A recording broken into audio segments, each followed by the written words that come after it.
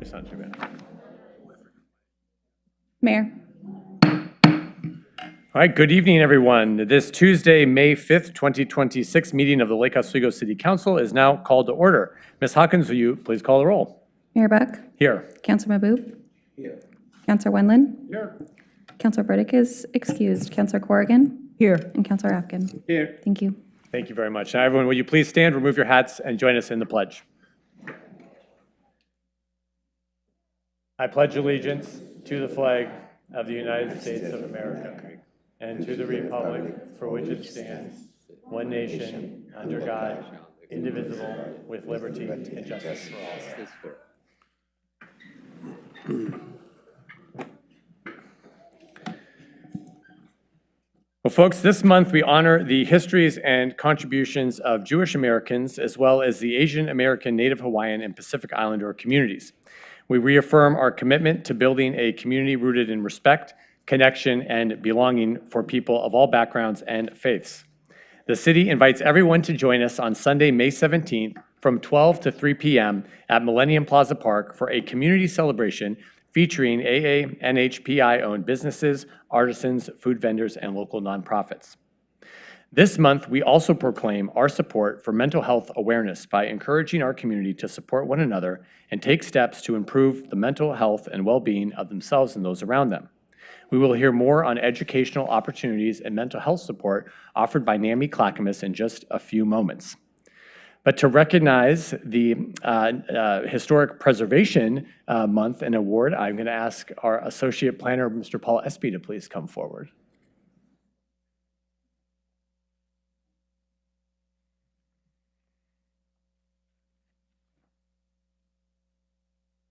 Hi, Mr. Espy. Good evening.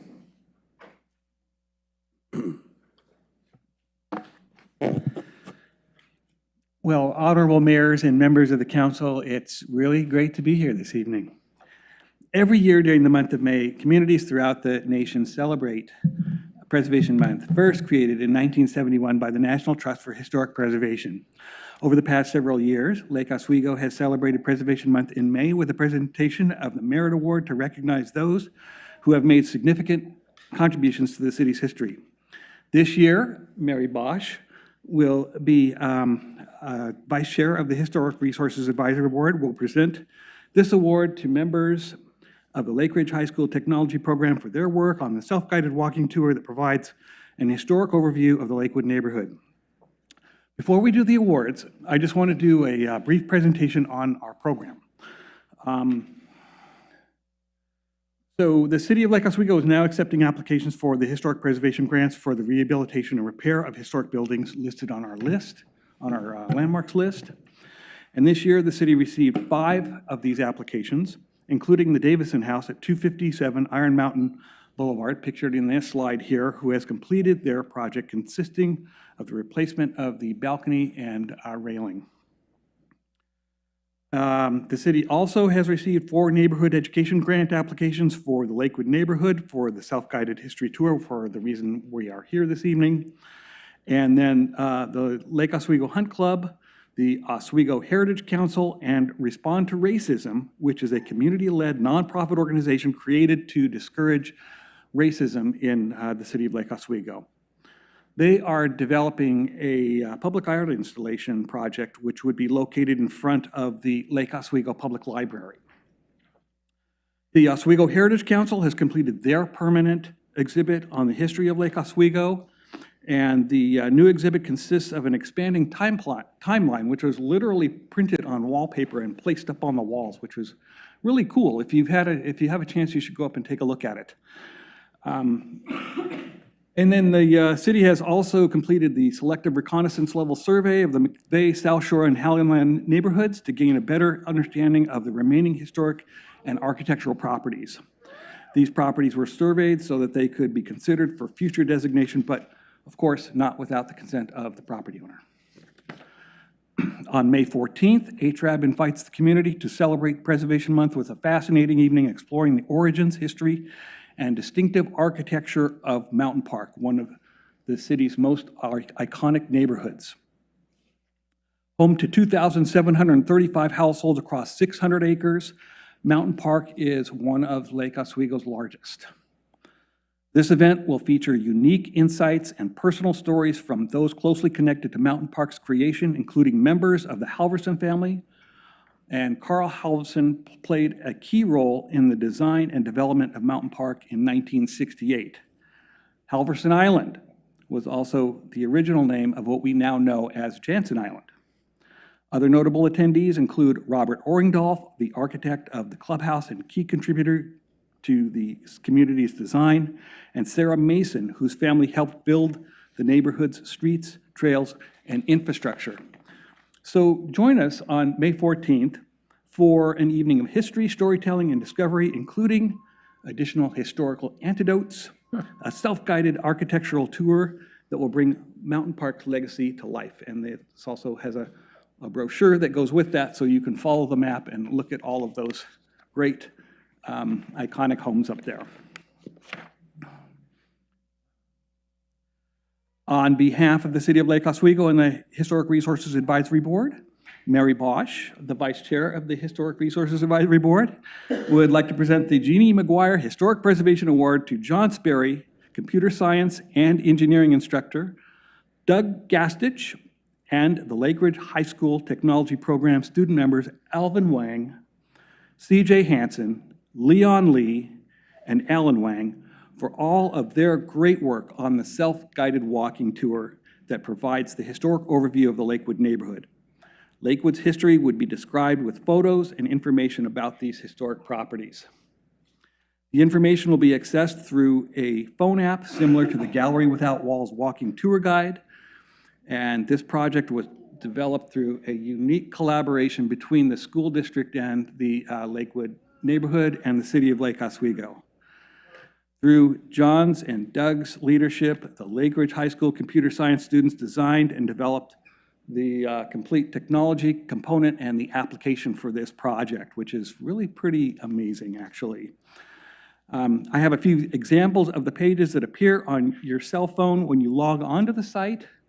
And Mary, if you can chime in, you can feel free to chime in on any of the stuff since you did so much work on this. The only thing I want to acknowledge is we had a Lake Oswego business owner, Doug Gastick, with Germinate app development, participate and provide some deep technical consultation, all volunteer, hundreds of hours of volunteer time.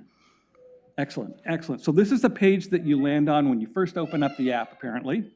And then this is where you go, I think on the second page, or it's part of the first page, I'm not really sure, but that provides an overview of the available sites. And, it's a work in progress, so they're still loading up the photos as we speak. So we just wanted to give you an example of what this would look like once you hit the QR code on that app. And then this is an interactive map to access the individual properties. And now I'd like Mary to come on up, and she's already up here. Do we have the awards? We do. And present the awards. And I can get those. I can't say enough about the time and talent of this dedicated team. Really, we started work on this over 2 years ago.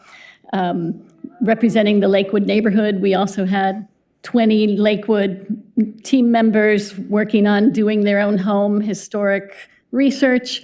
And the hope is that now that the wheel's been invented, we will be sharing with other neighborhoods the opportunity to also highlight the historic homes in their neighborhoods. So send us your recommendations.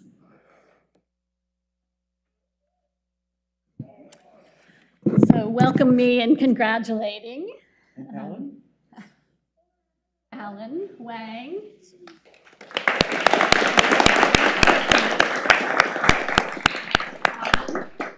Wang.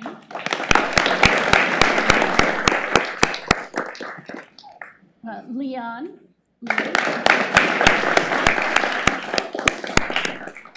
C.J. Hansen.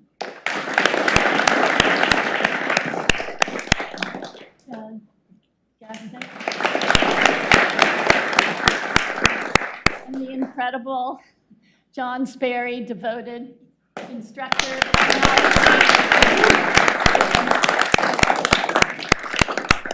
so grateful to you and honor all your work and look forward to spreading the word like wildfire as soon as the app is ready to download. So thank you. Can't wait. Glad I had enough Thank to you. pass out, you know. Congratulations to you all. Thank you very much. And Mary and I Paul, think this thank you. team represents sort of the tip of the iceberg, but this is the core, hardworking students, weekends, nights, through time, not just the occasional volunteer. So Very we're just cool. so grateful. It's a preservation award unlike we've had before. Good job. Yes. It's very creative. Yeah. Good job, you guys. Thank you. Thank you very much.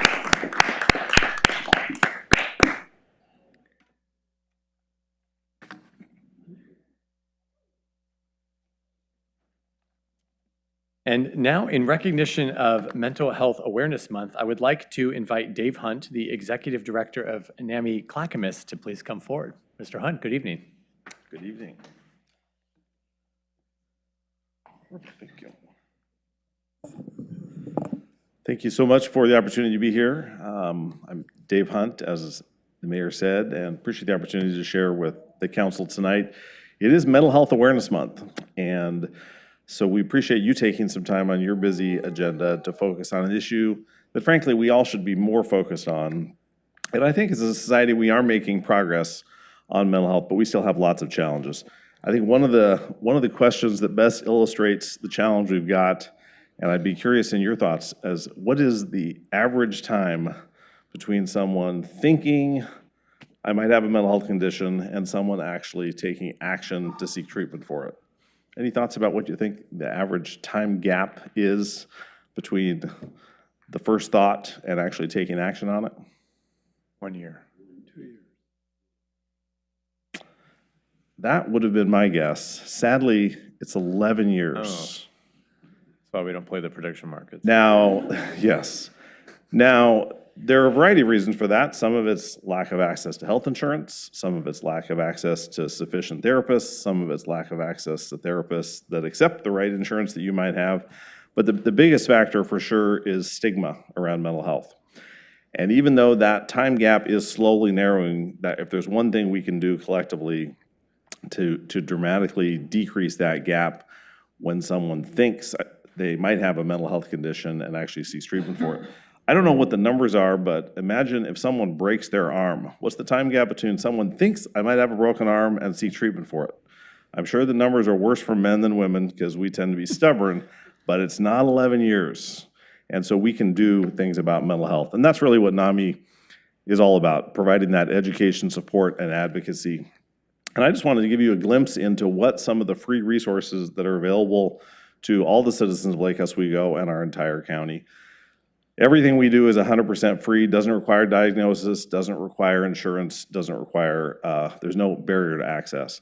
We do a lot of classes. Probably our most popular class is our family-to-family class, which is really just life-changing for family members of those with a mental health condition. Not only to get some good information, it's an 8-week class and they get good information about it, but they're also all of a sudden in a group where they walk in thinking, I'm the only one who has a family member who's struggling with this. All of a sudden, everyone in the class has a family member who's struggling with mental health. So those are, we're actually right in the middle of a cohort. The peer-to-peer one is online right now. The family-to-family one is meeting in person. That will change up based on what people signed up for. We have a ton of support groups. I won't go through them all. Some are open to all. Some are specific to a specific cohort. Some are in person. Some are virtual. But we've just had a dramatic expansion in the number of peer support groups of people really wanting a group either as a peer with a mental health condition or as a family member where they can get access to support and encouragement. This has been a dramatic change for us in the last couple of years. We're now doing in the Clackamas County Jail 3 days a week of mental health classes. Plus last year we started a weekly men's support group in the jail. And next month, we will start a weekly women's support group in the jail. That's really been life-changing because there is such co-occurrence between the criminal justice system and mental health conditions. We also have weekly volunteers in the Clackamas County mental health courts providing resources for family members. So the focus on the criminal justice system has been a real increase for us in the last couple of years. We also have 3 staff who are available for free peer support. They're trained peer support specialists. They're not therapists, but they are trained peer support specialists. And again, they're available to meet with people for free, no diagnosis, no insurance required. We have lots of presentations too. In fact, I've done a couple presentations in Lake Oswego neighborhoods this past year. But if you're part of a civic club or a neighborhood association or a faith community or whatever it may be, we're happy to come out and provide a presentation at a length you will dictate to us about mental health and resources that are available. Again, all of it completely free. I thought you might be interested in a few upcoming opportunities. Because all our services are free, we really rely on, last year we had 131 volunteers, and we also have a few events each year. We just completed our comedy night in March, which was great.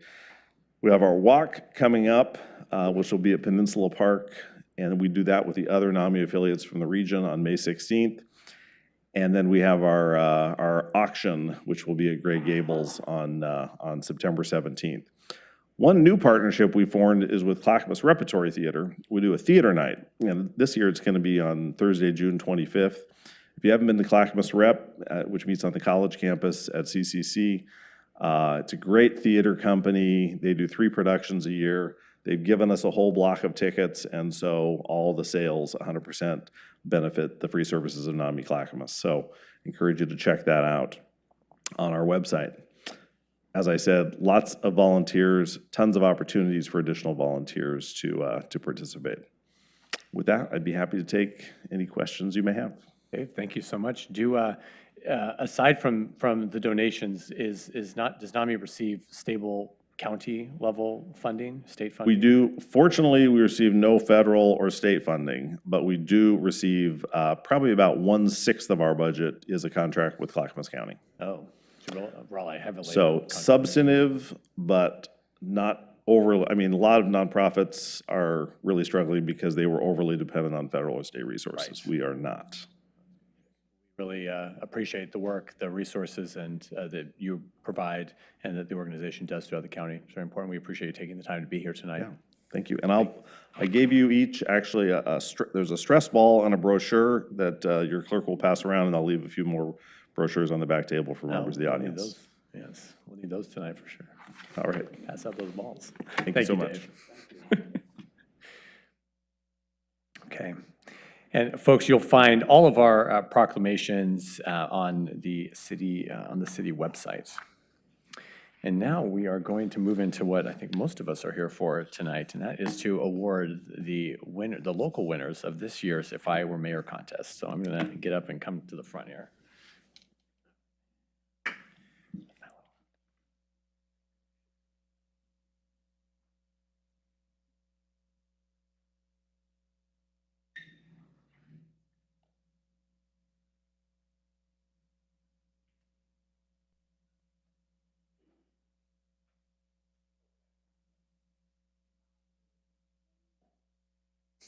Thanks, Laurel.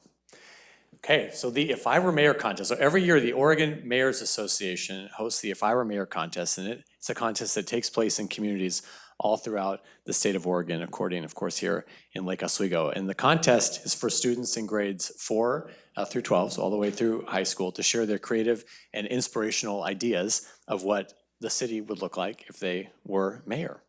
And this year, Lake Oswego received over 60 very creative and interesting entries.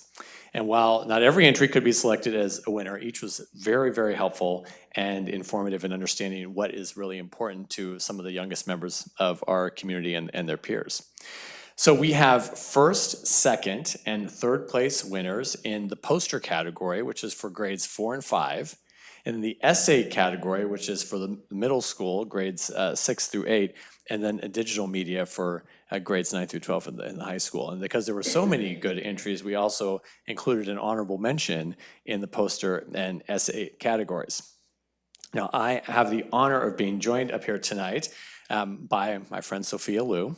Sophia is a past winner of the If I Were Mayor contest in 23 years ago. 2023. When you were in middle school. and now she's in high school. And she's a junior. That has happened. And she is involved in her school's student government, the Speech and Debate, Ethics Bowl, Science Bowl, DECA clubs, as well as the LOHS student newspaper, Lakeviews, and our city's Youth Leadership Council, and volunteers at Lake Oswego Middle School Speech and Debate Club and summer camps in her free time. And that's all she does. And we were so glad to have her help judge as a winner, judge this year's contest. And thank you for being here tonight to help present the winners. So the winners, I'm going to call you all to come forward and join us here in the horseshoe. We have Zaki Taylor, Jacob Plett, Archie Parker, Colin Sun, Clara Watson, Lila Cooley, Grace Malachai, Keenan McGee, and Vedant Ramakrishnan. Come on up, everyone.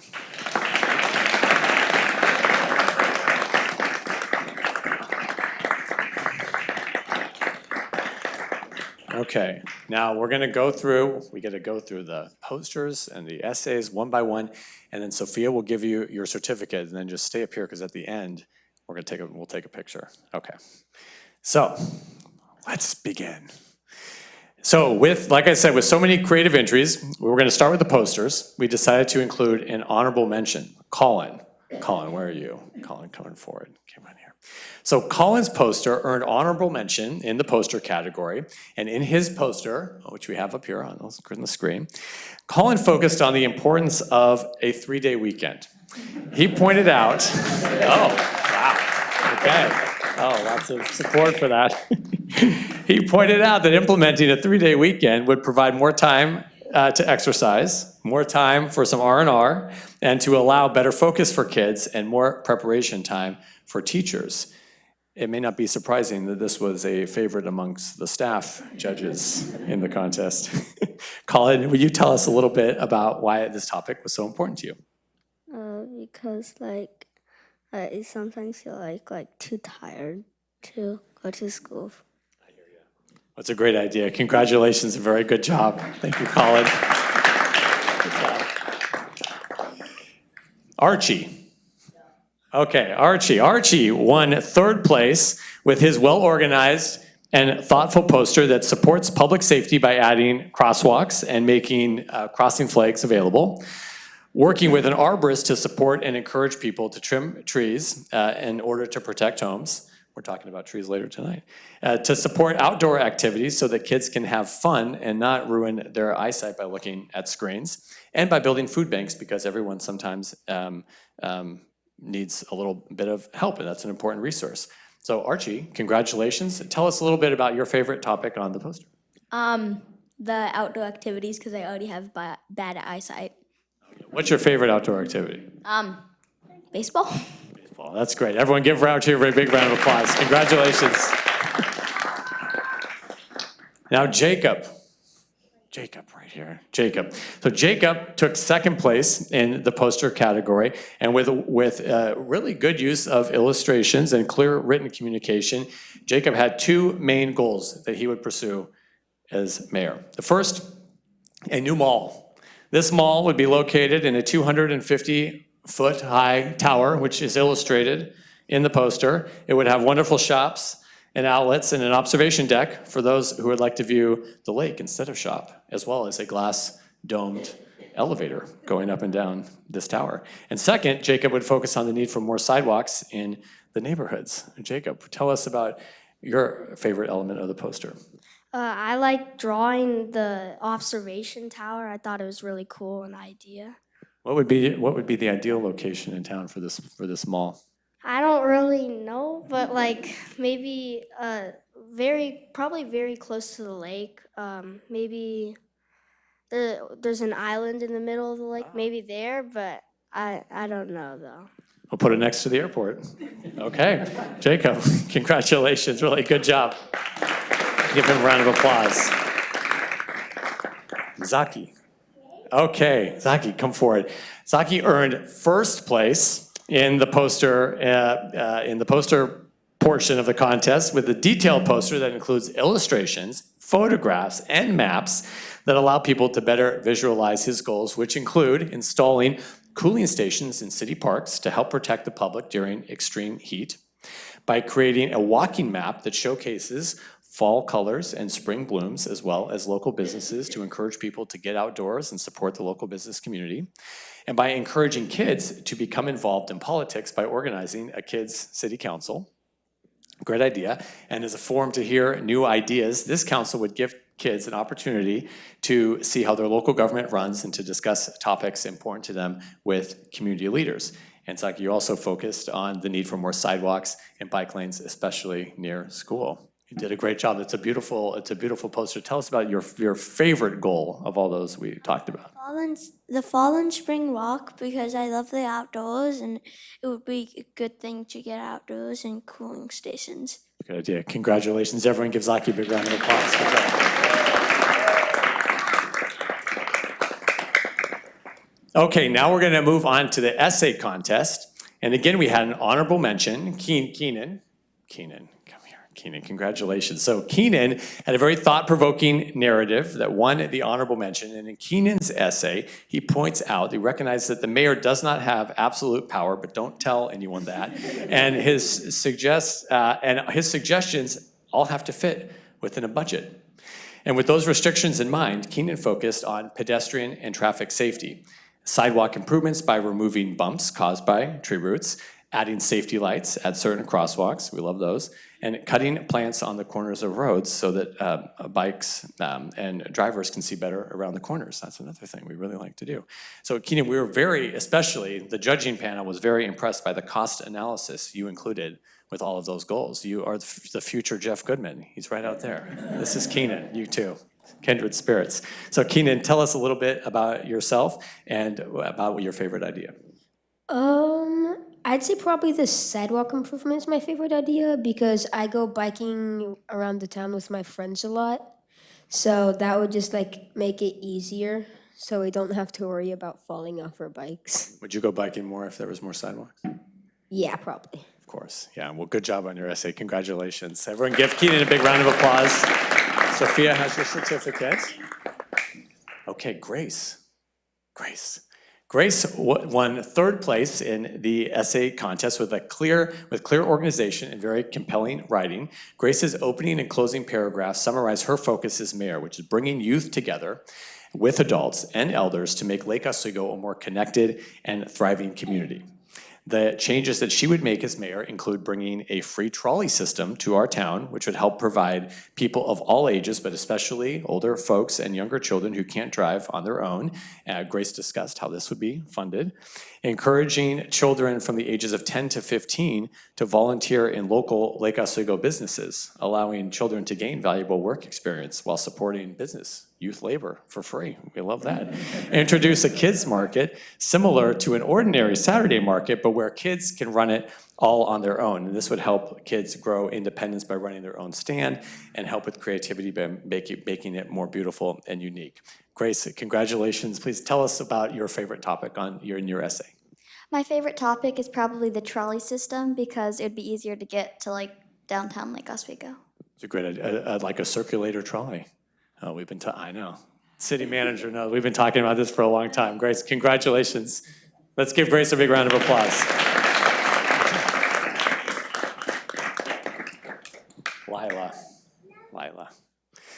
Lila took second place in the essay contest, and her essay focused on one innovative and rather attainable idea, a Mend and Lend program.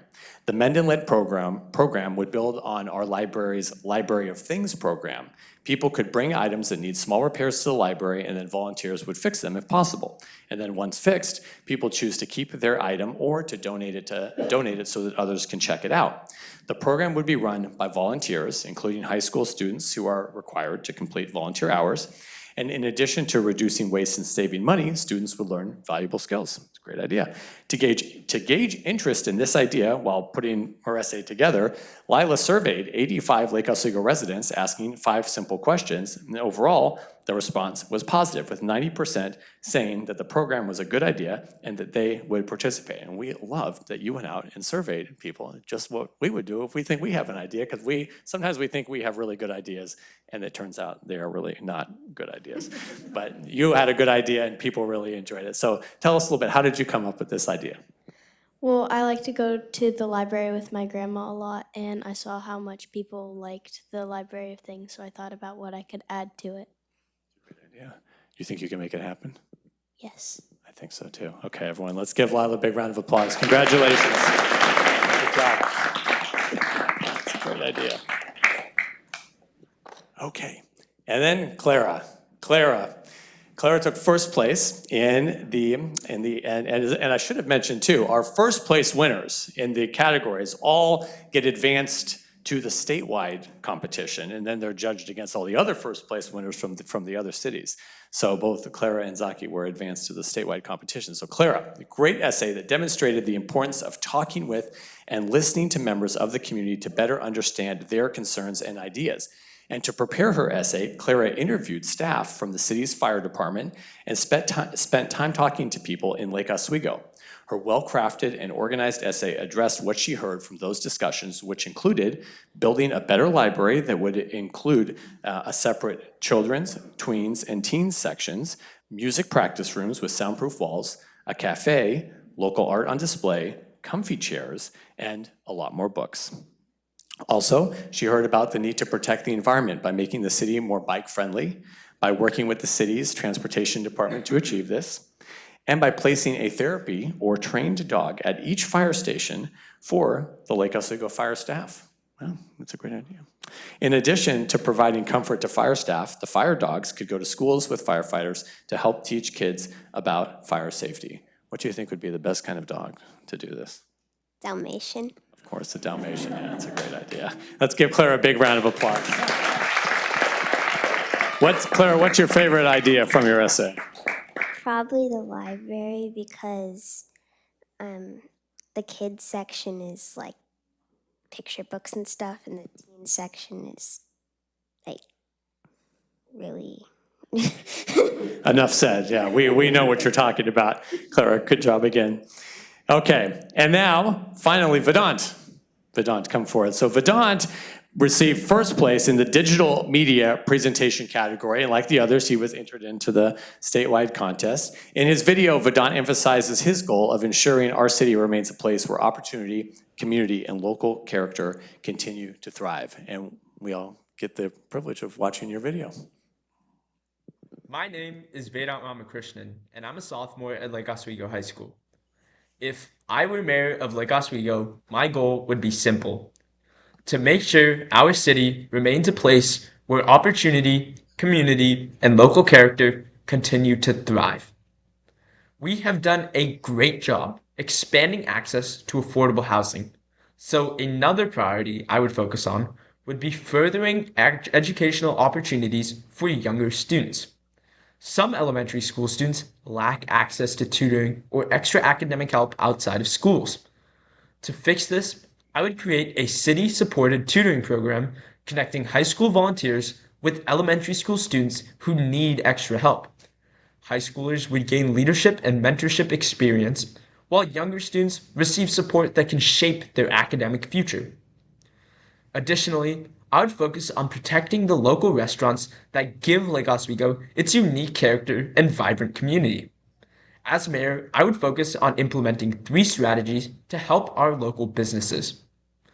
First, I would strengthen collaboration through the Lake Oswego Chamber of Commerce, so restaurant owners can advocate together for fairer policies and incentives. Second, I would create an annual Lake Oswego Restaurant Week to drive traffic, celebrate our local food culture, and help residents rediscover the businesses that make our city special. And third, I would start a student-led digital marketing program where high school students help local restaurants with social media and online promotion. If I were mayor of Lake Oswego, my focus would be clear: building a community that is more inclusive, more connected, and more supportive of the people and the businesses that make our city what it is. Thank you. Let's give Vedant a big round of applause. Congratulations, Vedant. Vedant, like Sophia, also serves on the city's Youth Leadership Council and has also been a youth member of our DEI Advisory Board. Okay. Now, like I said, we submitted all of our first place winners into the statewide competition, and we got some news. today, and it's pretty exciting. I have a couple pieces of news. First, Clara in statewide won second place overall in the essay contest. Congratulations. It's a big deal. They're competing against all the other cities throughout Oregon. And Zaki won first place in statewide competition. Congratulations. So you both win additional cash prizes that they are going to send to me, and then I will give to you. Yes, I promise I will give it to you. So congratulations to you. Let's give all of these folks another big round of applause.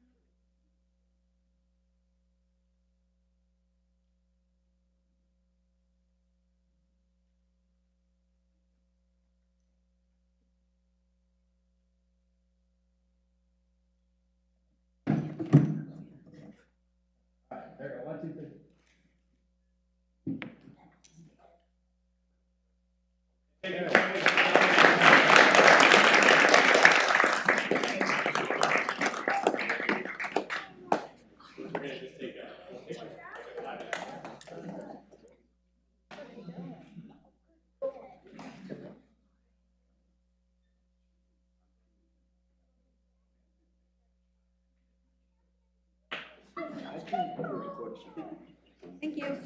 Thank you very much. Nice to meet you. Oh, we always win something. Yeah. Just in case you have any questions. For the record. Thank you very much. Nice to meet you.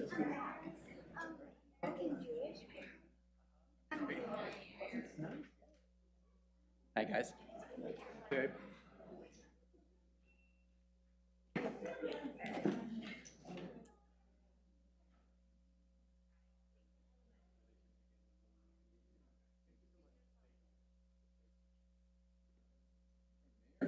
How are you?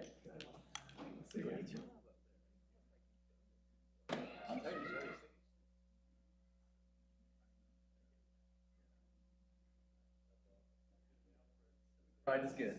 Oregon City and Albany. Here's competition. It is. Hey, how's it going? Comes a statewide candidate.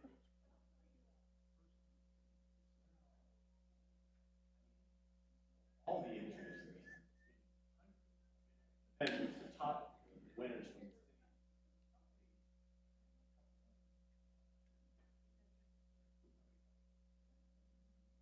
Participation from Lake Oswego. Well, if there's one.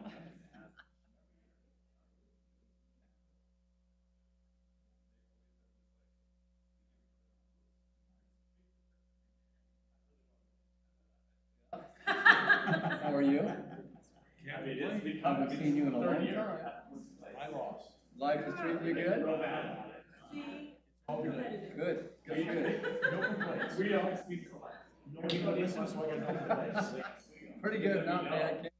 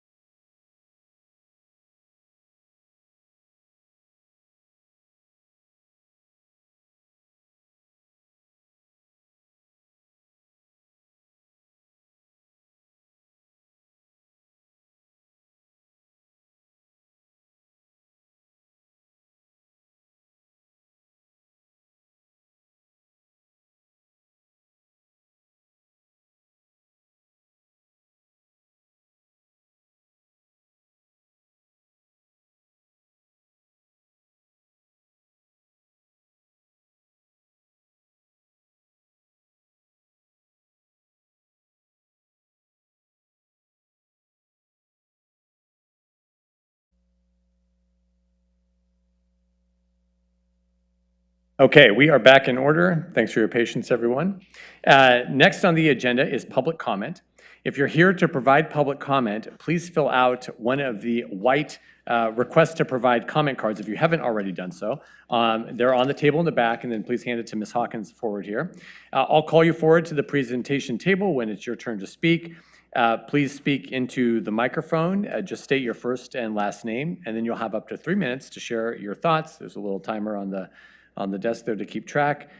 Please keep in mind that the timer lights on the presentation table, they will indicate how much time you have remaining, and that when the time is up, the light blinks red, and we appreciate you keeping it to that 3-minute time limit. So first, though, we have someone on Zoom, Nolan Wenker. Yep. Mr. Wenker, good evening. Can everybody hear me okay? Yes, loud and clear. Okay, perfect.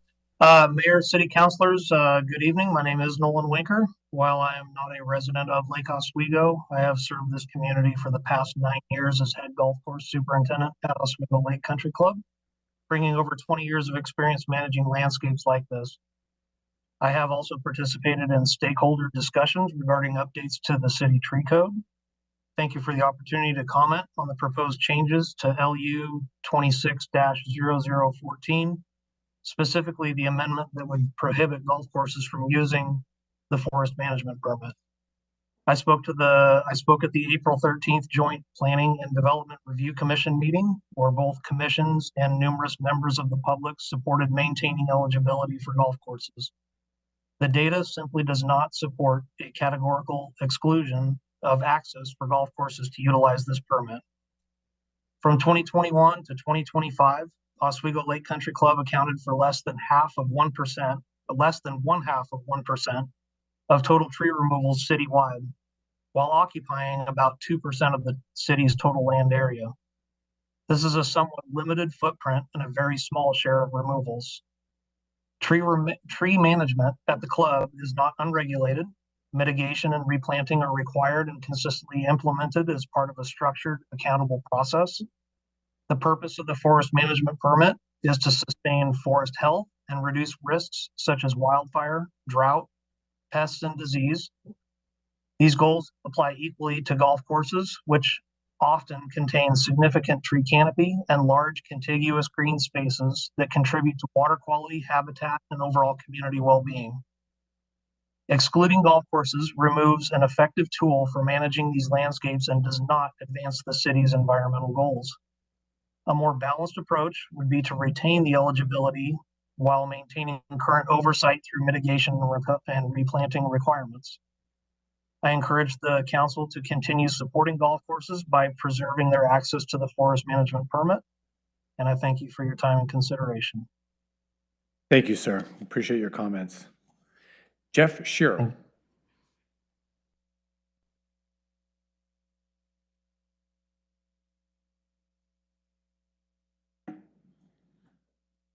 Good evening. Good. Good to see you. Good evening, Council. My name is Jeff Shearer.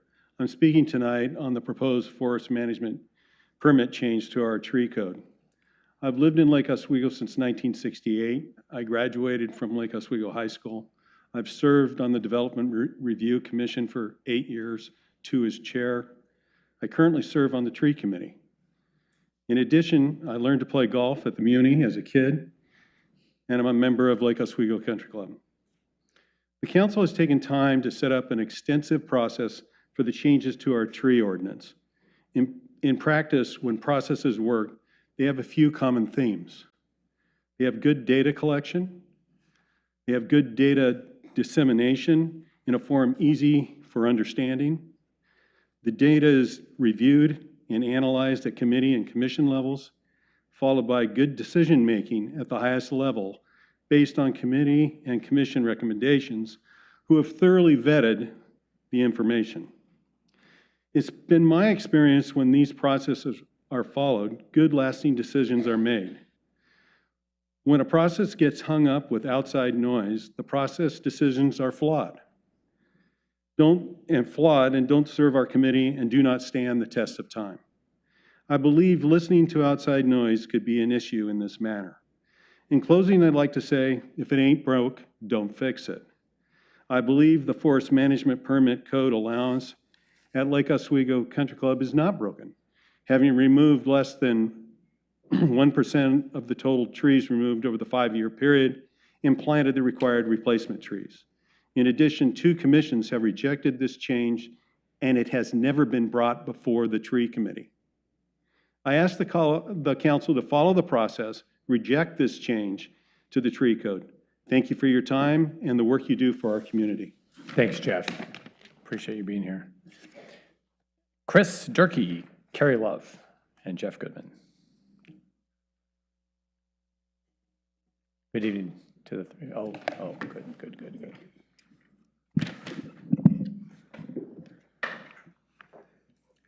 Mr. Mayor, councilors, city manager, staff, I'm Chris Durkee, 2356 Glenhaven Road. With me are Carrie Love and Jeff Goodman.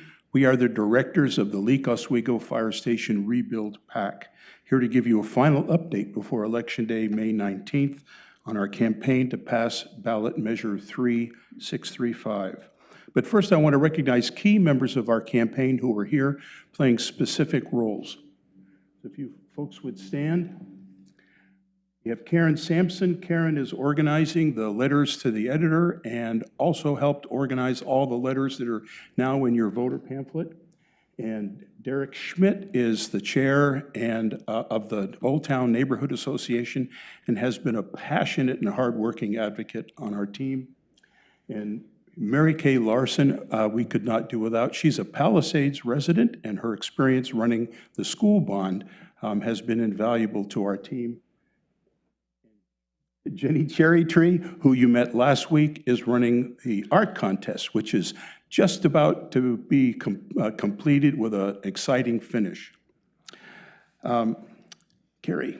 Thank you. Thank you again for having us. All of the marketing messaging that we've been working on is now focused on yes, of course, vote yes on the measure, but also urging our residents of Lake Oswego to turn in their ballot. You'll see that across all of our venues, meetings, social media, website, print materials. Our 2 mailers will touch over 10,000 mailboxes between now and Election Day with that message. Again, the art contest had over almost 50 entries for LO students, and the judging is complete, as Chris mentioned. Thank you, Mayor Buck. And the winners will be announced at the Saturday Farmers Market at the opening market.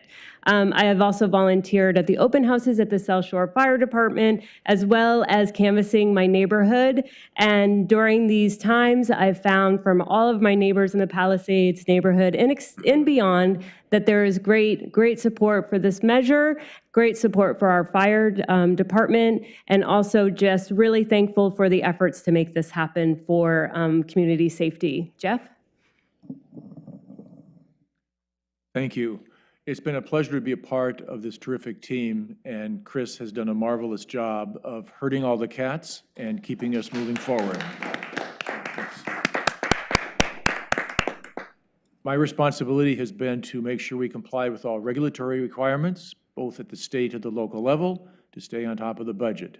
Our budget was approximately $14,200. It came from a wide variety of sources and ranges of dollars with a wide range, but it reflects the community support for what we're going to do.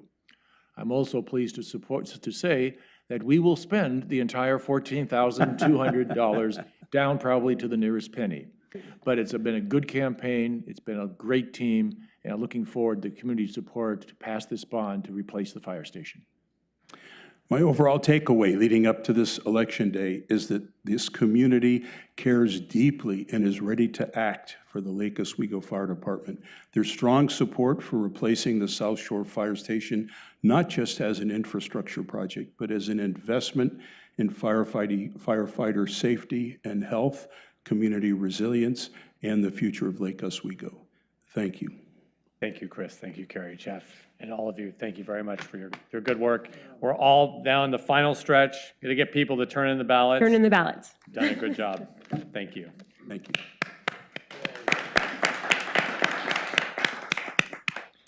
Okay, Janet Paul.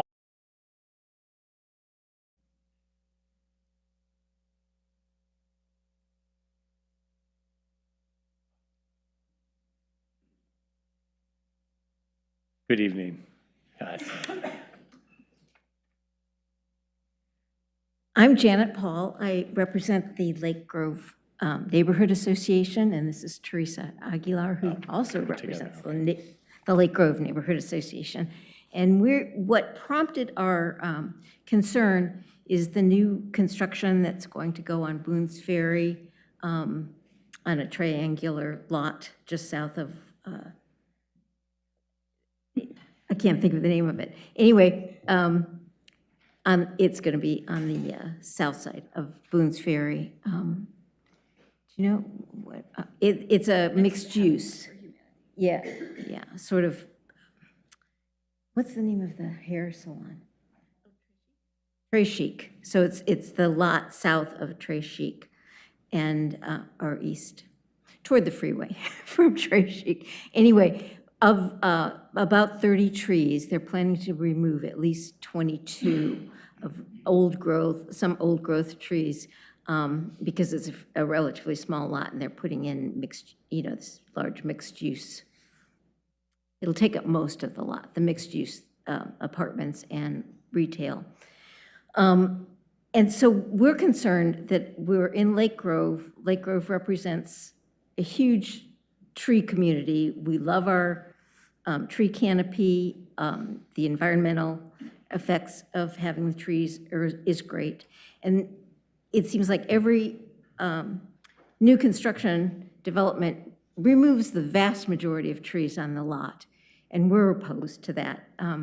We think that most buildings, homes and buildings, can be designed to allow trees to be maintained on the lot. And basically, that's why we're here. And we've talked to the design committee a few weeks ago, and we're hoping to get the council to support us in just making sure that we don't remove all the trees from lots and allow our canopy to stay, the environment to stay, the wildlife that has homes in the trees. It just is important to maintain the greenery in Lake Grove. Otherwise, we have to change the name from Lake Grove to Lake No Grove. So anyway, Teresa will say something now. Yeah. Yeah, I have a public comment on there, so my time looks like it's going. Hi, I'm Teresa Aguilera. I am as Janet said, I'm speaking as a resident of Lake Grove and a board member on the Lake Grove Neighborhood Association to express concerns our neighbors have brought us about large and small developments leading to excessive tree removal. And that's changing the character of the neighborhood. Removal for safety is necessary, of course, and housing and development drives a lot of the loss, though, that we would consider not optional. We want progress. We love our neighborhood being mixed use. That's one of the things that brought me to that neighborhood. However, economic and housing factors are just a couple of threads that build the tapestry of a strong, attractive community. Walkability, bikeability, the AARP livability index, these things are all measures that are important and aim to make spaces feel good to be in together, and that's what we are really after here. So I'm here because none of the indices that I just mentioned can fill in for the personal testimony of residents, and all our residents can't make it here, so I'm here to speak on their behalf. Since joining the board of the LGNA last October, I've heard from no fewer than 10 households about this matter, and a lot of them this week. In customer service and tech and business, I know that one complaint represents about 26 others, that people who haven't spoken up. So I can understand that there's a lot more out there, people who are concerned about this. Lake Grove itself only has about 700 households. So that's a large proportion of our constituents that I would presume are concerned about this issue.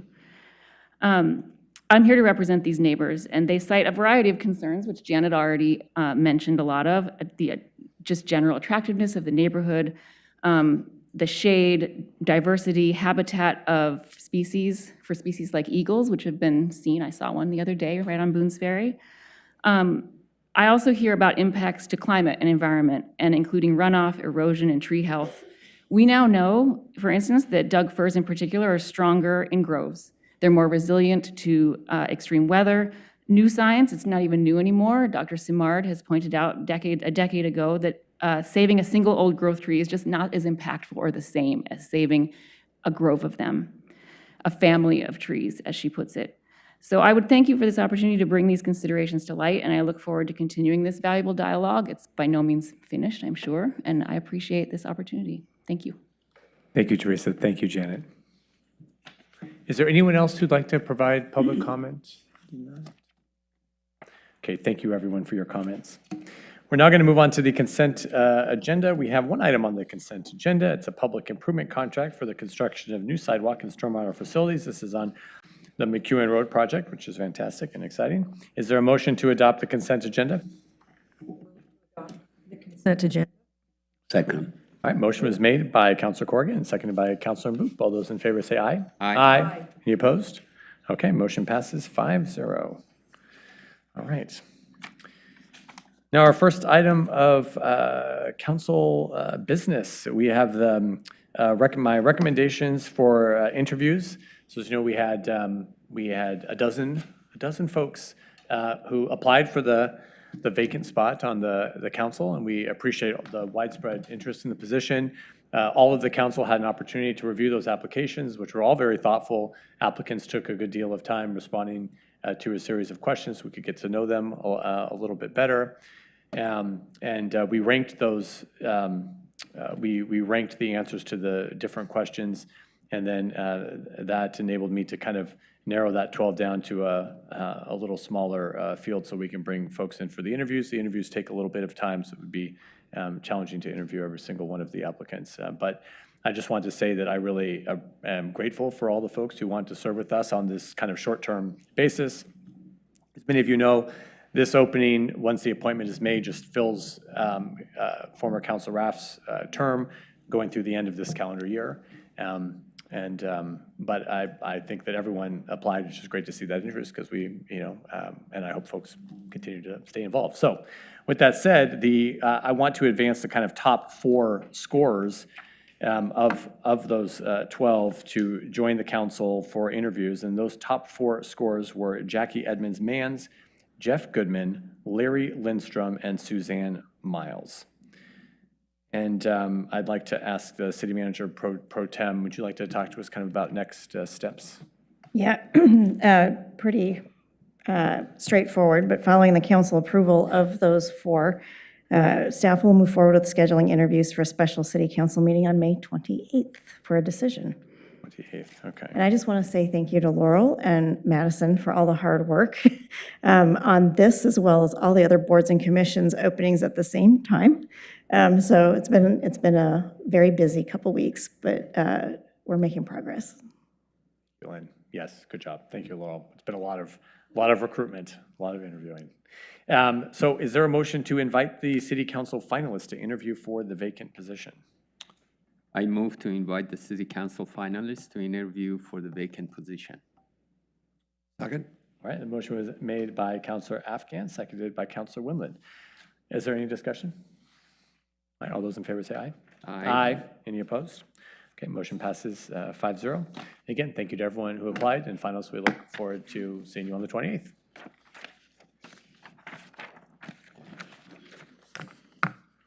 Okay, so now we are going to hold a public hearing regarding Resolution 26-13. This is the standards and procedures to be used for the recruitment and selection of a city manager. And I invite our Assistant City Manager and HR Director, Ms. Phelan, and Brian Cosgrove from GMP Consultants to come forward. But before we begin with their report, I'll ask Ms. Tatoyan to please review the hearing procedures for us. We will now open the legislative public hearing on the standards and procedures to be used for the recruitment and selection of a city manager, starting with a presentation by staff. Testimony will then be received by the public. So at this time, we're ready for the staff report. Thank you, Mayor. Good evening, Council. My name is Megan Phelan. I'm Assistant City Manager and Human Resources Director, and with me here this evening is Brian Cosgrove from GMP Consultants.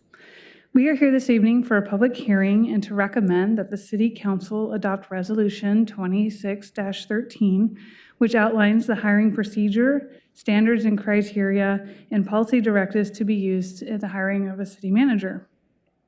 As mentioned just a moment ago, we have selected GMP Consultants as the executive search firm to conduct the city manager recruitment, and Brian Cosgrove, sitting next to me, will be our lead recruiter. In summary, the hiring process begins by advertising the position to solicit applications from qualified candidates. This will include advertising with professional associations, internet job postings, and direct contact with potential candidates who meet the criteria for the position. Once the position is closed, the recruiter will review all applicants, and based on their professional judgment, they will prepare a recommended list of candidates for the City Council to consider in executive session. Upon review of the recommended list of candidates, selected candidates will be invited for an interview with the City Council, as well as possibly with city staff and members of the community. The City Council may invite certain candidates for subsequent or final interviews with the City Council. A comprehensive and complete background check will be performed on any final candidates. The City Council, in an open public session, shall then select the final candidate to be appointed the city manager. It is important that throughout the entire process, the city will honor the commitments of confidentiality of candidates to the fullest extent possible, subject to the requirements of Oregon Public Meetings Law and Public Records Law. The hiring procedure, standards and criteria, and policy directives for the city manager are provided as a draft, but may change in light of public testimony and/or through City Council consideration and discussion this evening. GMP Consultants has conducted stakeholder interview meetings with the mayor, city councilors, and city staff. From these meetings, GMP has prepared a job profile brochure to advertise and recruit candidates for the position. A copy of that job profile brochure was included in the City Council meeting packet, and I'd like to invite Brian to say a few words. Good evening, Mayor Buck, members of the council. Good to see you again. As Megan mentioned, we did stakeholder interviews with all of you and with some of your key staff, and those were conducted on April 13th and 15th. And from that, we put together the profile that's before you tonight. Assuming that you approve that tonight, then we will launch this advertisement beginning tomorrow. And then it will stay live for 5 weeks. And then after that, I will do the first screening of applications on the 14th of June, and then select some semi-finalists to bring back to you the week of June 28th. We will, I believe, have that conversation in executive session. Is that correct? Okay. Yeah. And then after that, we will have you narrow that field down, and we'll schedule final interviews. And I believe the dates we have selected for final interviews are July 23rd and 24th, which I think will be ideal for candidates, especially if you get some from out of state, because that'll be a Thursday and a Friday. So that'll be, I think, better for just scheduling purposes.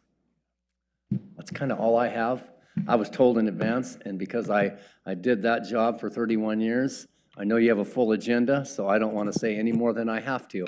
Other than it's been a pleasure working with you all, and I look forward to continuing on with this process. And as always, if you have questions throughout the process, feel free to go through Megan or the mayor, and I'll be happy to respond. So that's all I have. Thank you. Thank you, Brian. Thank you, Brian. Thank you, Megan. Lastly, Council, before we move into the actual public hearing, I just wanted to mention that when the city manager position became vacant, I conducted a salary survey for the position to make sure that we were within market, and we want to always make sure that we're current with our salary ranges so that we can be competitive.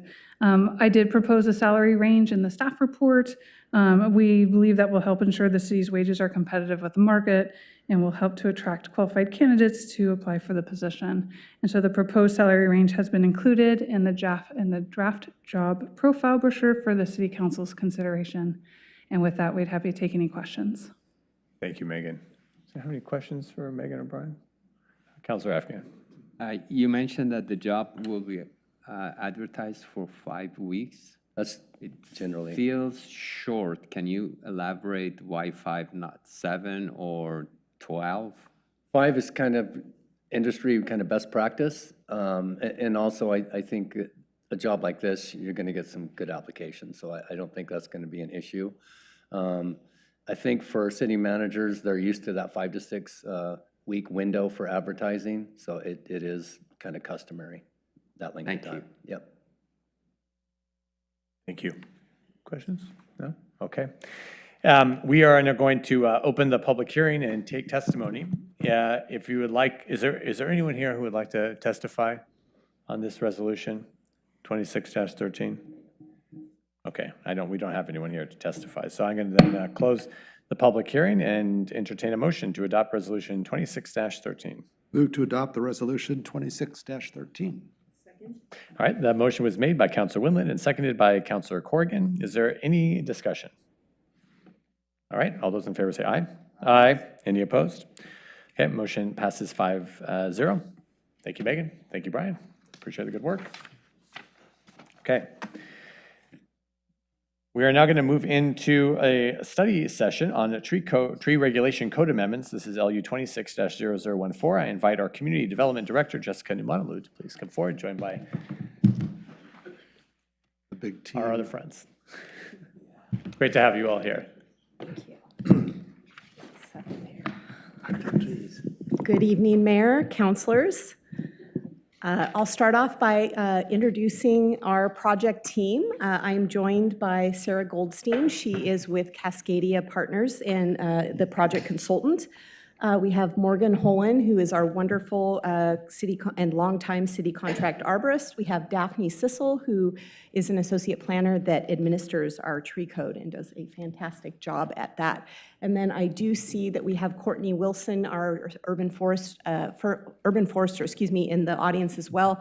And she has joined our project team since she started with the city last year. And I just wanted to make sure we didn't have any tree task force members. Jeff Shear is here, thank you. Jeff Shear is one of our tree task force members, so I want to acknowledge him. And then a special thanks to Councilor Wendland for being the council liaison to the tree task force and coming to our meetings and providing his input and guidance. We really appreciate it. Fun. Trees are always fun. So I just have some brief opening comments before Sarah begins the presentation. This is the fourth study session that the council has had on the tree code amendments, and we just have 4 light policy issues for you to discuss tonight. Not really, but we do need your direction before we finalize the draft amendments before the Planning Commission hearing in June. And we did begin this project a year ago this month, and it is on schedule to be completed in July, which we are very much looking forward to. And as was recommended in the Urban and Community Forestry Plan, as well as directed by Council at the start of the project, I just want to remind you that this is not an overhaul of the tree code. Really, as much as people love to hate the tree code, it actually is pretty effective, and that was what we found in sort of investigating out in the public, as well as during the Urban and Community Forestry Plan process. It's pretty, we have a 53% tree canopy cover. I know we cite that a lot, but it is something to be very proud of, and I think one of the highest tree canopy covers in the region. The project objectives are specifically to improve regulatory clarity and efficiency, support sustainable forest management, and ensure compliance with state law. And we do have a list and attachment to your report, all of the key issues, along with a kind of a chart showing which objective each of those key issues meets for the project. I do want to make you aware of a state bill, another state bill that just recently passed in the last legislative session. It's HB 4037.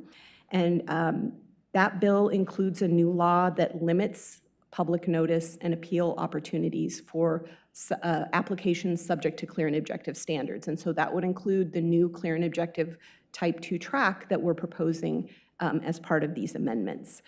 The bill will become effective on July 1st, and it will only allow notice to properties within 100 feet of the site, and it will only allow applicants to appeal a staff decision or a decision of a hearing body to the Land Use Board of Appeals. I want you to be aware that the draft amendments have not yet been updated. We're still conferring with our city attorney before making those updates because it happened so recently. But that will be updated before the Planning Commission hearing in June. And do please keep this in mind as you go through your first policy discussion, which will be on appeals of Type 2 applications. And then finally, I just want to acknowledge the many comments that we received on this application for the Oswego Lake Country Club. We did receive a lot of comments as well as part of the Planning Commission and Development Review Commission study session. And it's about the Oswego Lake Country Club and their ability to maintain eligibility for the forest management permit. We do appreciate the input. In hindsight, I don't think it was that I framed the policy issue correctly. And so tonight, what we're going to do is we're going to reframe that policy discussion and really focusing on the criteria that applies to all forest management permits, rather than focusing on whether golf courses should be eligible for this permit type. So I just wanted you to be aware of that as we go into the presentation moving forward. And so with that, without further ado, I will pass it off to Sarah. Thank you for having us today. We're looking forward to getting council's direction on these topics. Here is the agenda for today. First, I'll give some background on the project and a high-level overview of the key code amendments. You received draft 4 in your meeting packet, and it's very dense. So we're gonna just give you kind of a high-level overview of some of those changes. But most of our time today will be spent discussing those 4 policy discussions outlined in your meeting packet with the small changes around the forest management permit. So our objectives today are to review and understand the project background, goals, and timeline, and understand the draft and alternative policies for the 4 key code amendments. The first policy area is the appeals process for specifically the discretionary type 2 applications for tree removal. So again, not all tree removals, just type 2 discretionary. Second, maintenance responsibility for trees in the public right-of-way. 3, forest management permits criteria, and 4, hazardous trees on private property. So we'll discuss the policy options and look to council to provide a policy direction for the final draft code. So Jessica already briefly covered this, but just to put this slide up to ground everyone in the project objectives and outcome, the project objective is to amend Lake Oswego's tree code and tree-related provisions in the Community Development Code as recommended by the Urban Community Forestry Plan, which is a guiding plan for this project. And the outcome will be to preserve the city's wooded character and promote sustainable urban forests while supporting responsible development and complying with state law, namely the clear and objective standards for needed housing. And this project will integrate best practices in urban forestry and enhance the clarity and efficiency of tree regulations through meaningful community involvement. So speaking of the meaningful community involvement, at the beginning of this project, the team reviewed current tree regulations and developed a list of key issues by bringing a list of key issues to a number of groups. We brought these lists of issues to City Council, to the Tree Task Force, which is an advisory body of 14 people that regularly interact with the Lake Oswego Tree Code, like developers, tree professionals, neighborhood representatives. We engaged with city staff through 3 group interviews. We conducted 7 stakeholder focus groups and engaged the public in several different methods through an online open house, but also by tabling at the Urban Forest Summit and tabling at the Lake Oswego Emergency Preparedness Fair.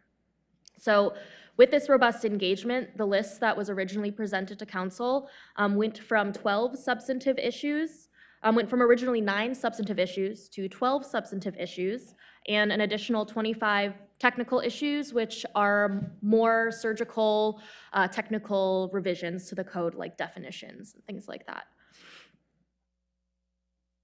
So here is the project timeline, and we are, again, almost towards the last stage here. With this revised list of key issues, the best practice research was conducted where the consulting team looked at peer jurisdictions, what they were doing, and looked at alternative approaches to the current code to address these key issues. We brought these alternative approaches to the task force, and it became clear that we needed to provide some more concrete code concepts for how we were going to approach some of these really big substantive issues, like the clear and objective standards. So code concepts were developed, and the last time we were here, we presented you with 4 of these code concepts, and you all provided really great direction for us there. So today we're going to be reviewing the draft 4 of 6. City staff and the city attorney reviewed the first draft. Tree Task Force reviewed draft number 2. Draft number 3 was brought to 2 work sessions. One was a joint work session with the Planning Commission and the Development Review Commission. And the second work session was with the Sustainability Advisory Board and the Parks Board. So both of them reviewed draft 3. We made revisions based on feedback, and draft 4 is what you received with those revisions incorporated. So after today, we'll take your direction and revise draft 5 that we'll bring to the tree task force one last time before hearing and adoption. So in total, the draft includes 33 primary amendments that consist of 12 substantive changes, so those bigger changes with more policy implications, and 21 technical updates. These technical updates, again, are kind of smaller tweaks, but this doesn't mean that they're not significant, as we'll talk about today.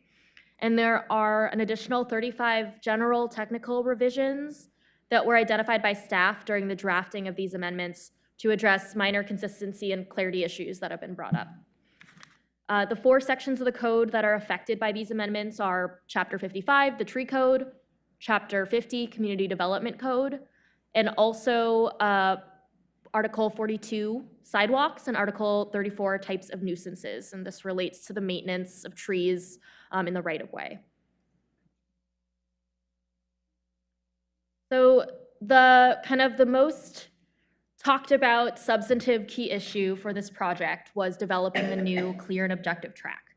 And so this is one of the most major changes that you're seeing in this draft. We created a 2-track process for tree removal for type 2 permits. So again, there's a lot of different permit types. There's 9 different permit types, and this is just for type 2 removals. So there is the existing discretionary track that applies to type 2 removals that are not residential development. And the residential development can also opt into this track if they would like. So developers can still opt into this track. We're just providing them 2 potential options. And this would include removals of trees over 15 inches DBH. We're going to say DBH a lot. That's diameter, breast height. And generally retains the existing criteria with some updates that clarify the definition around significant tree. The new clear and objective track applies as required by state law and establishes minimum retention standards based on either tree count or total diameter, and applicants are given an option for how they calculate. We also added an allowance under the discretionary track to deal with trees that may not qualify under a hazard permit, but may be moderately hazardous. This gives more opportunity to applicants to address semi-hazardous trees without just opening regulatory doors for widespread removal for residents who perceive that a tree is risky. So the current code does not allow removal if there's a significant negative impact to the following criteria: erosion, soil stability, flow of surface waters, protection of adjacent trees and existing windbreaks, or the character and aesthetics of a neighborhood. And so this is discretionary, and this is remaining as the code for the discretionary track. The proposed amendment and the proposed clear and objective track is a clear and objective standard that is putting forth the concepts that we presented to council in November. And the applicant can choose between one of 2 calculation methods for this total retention. The first is based on total trees, and the second is based on DBH. This excludes dead, declining, EAB susceptible, invasive species, fruit trees, hazard trees, or emergency trees. And in our review, we landed on 45% for both of these calculations based on an analysis of tree removal data from the past year and feedback from the Planning Commission and the DRC and the Tree Task Force. If for some reason the developer can't achieve this 45%, we're still keeping a fee in lieu. So for instance, if they're a little short, they can pay into a mitigation fee if the minimum standards cannot be met. And we have not, the mitigation fee has not been set yet by the team. It's to be decided. Sarah, can I ask a Yes. question? Going back to that new hazard or allowing for the removal of moderately hazardous trees, is that a form of type 2, the hazard tree? Oh, it is a type 2. Yeah, it would be added as one of the, I think it's an alternative. It's an exception, excuse me, an exception that would allow the removal if they can demonstrate that the tree is moderately hazardous and that there are examples of similar trees failing in nearby, or Megan, or Morgan, you probably have the Yeah, top of your mind. or if there's no abatement options to reduce the risk to low. Yeah, it can't Basically. be achieved through pruning or maintenance. The resident would have to hire an arborist that would do an evaluation, and moderate risk and severe risk and mild risk are all official. It's, yeah, low, moderate, high, or extreme. So currently, to qualify for a hazard permit, you have to rate high or extreme under that standard methodology. So this process allows folks an alternative when the tree rate's moderate and, you know, they're really worried about it. So is the process then just including moderate in the same current process there is for the high and severe risk?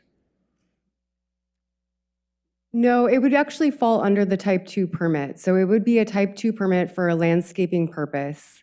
And if the removal were going to have a significant negative impact on the character or aesthetics of the neighborhood, they would have to address the exceptions criteria, which then, as the code amendment is drafted, it requires you to have a tree risk assessor qualified arborist fill out the hazard evaluation form, demonstrate the risk potential is moderate, describe that there are no reasonable abatement options. And it can also help if there is a history of failure of similar trees in your immediate area. Having that documented is another way to substantiate that moderate risk. Does that make sense? Yeah, no, I'm confused about what, so, you know, and we all know how this came about. These are the trees, folks said it's really difficult to remove hazardous. We know that they're on their way to becoming hazardous, and there's very oftentimes no way to abate it. But we require it to, you know, reach this severe point, and arborists were even saying it's hard to remove the trees, so that hard to climb them, to remove them. So, we're on the right track. But I'm just wondering, why do we have this under the type 2 process? Because what else are they supposed to do with it? If we determine that it's hazardous, they have someone come out and score it, just like they would have to do. I mean, unless I'm guessing the thing is just obviously hazardous, like it's tipping over, you can just see it with the naked eye. Well, if it really is hazardous, they can just get a hazardous tree permit. So the problem today that we have is someone might apply for a hazard, they don't qualify as a hazard, and then they come in for a type 2 and they don't qualify as a type 2 either. Right. So we still push them into the type 2, but we now provide this criterion that says, well, if it doesn't if it's not high enough to be a high or extreme hazard, which is the criteria to issue a hazard permit today, if it at least qualifies as moderate and it can't be abated and there's a history of failure, then they have this avenue to get it removed for landscaping purposes, but for the fact that it is moderately hazardous and cannot be abated. So it gives them a path that doesn't exist today to remove that tree under a type 2. Why not just make it like a current hazard tree then? I think it doesn't align with best management practices for tree risk assessment. Moderate risk trees are not all that uncommon, and so the threshold that the city has for a hazard tree is rating it high or extreme. And that the whole methodology is very standardized. I mean, these tree risk assessor qualified arborists go through 3 days of training, they have to pass an exam, they have to maintain these credentials over time. And so, you know, we're trained to use this methodology to determine what that likelihood of failure is, what's the likelihood of failure impacting a target, and assigning a risk rating to that. So I think if the city were to redefine hazard tree as a moderate risk tree, that would be opening up to so much more removal. Are all communities valued the same way? In other words, everyone has to have an extreme or high? No, I think, you know, different communities, different jurisdictions define hazard trees in different ways. I think Lake Oswego is one of one of a handful that I can think of locally here that does use the International Society of Arboriculture methodology for high or extreme risk. Right, but I guess my point is are we an outlier where we only allow high or extreme? No, I don't think that's unusual, no. Okay, so it's sort It's of often defined in standard- different terms, but the threshold for a hazard tree is a high threshold in any jurisdiction I do work Anywhere. in. Okay. I'm just trying to doubt, so this is just so you go out, you have the arborist come out, first of all, just like you would be required to for any hazard tree, unless, again, it's obviously, it's half falling down. Right. You get the arborist to come out, they say, well, it's a moderate risk. Okay, but then you say, well, is there anything, so in some cases, you can mitigate the risk.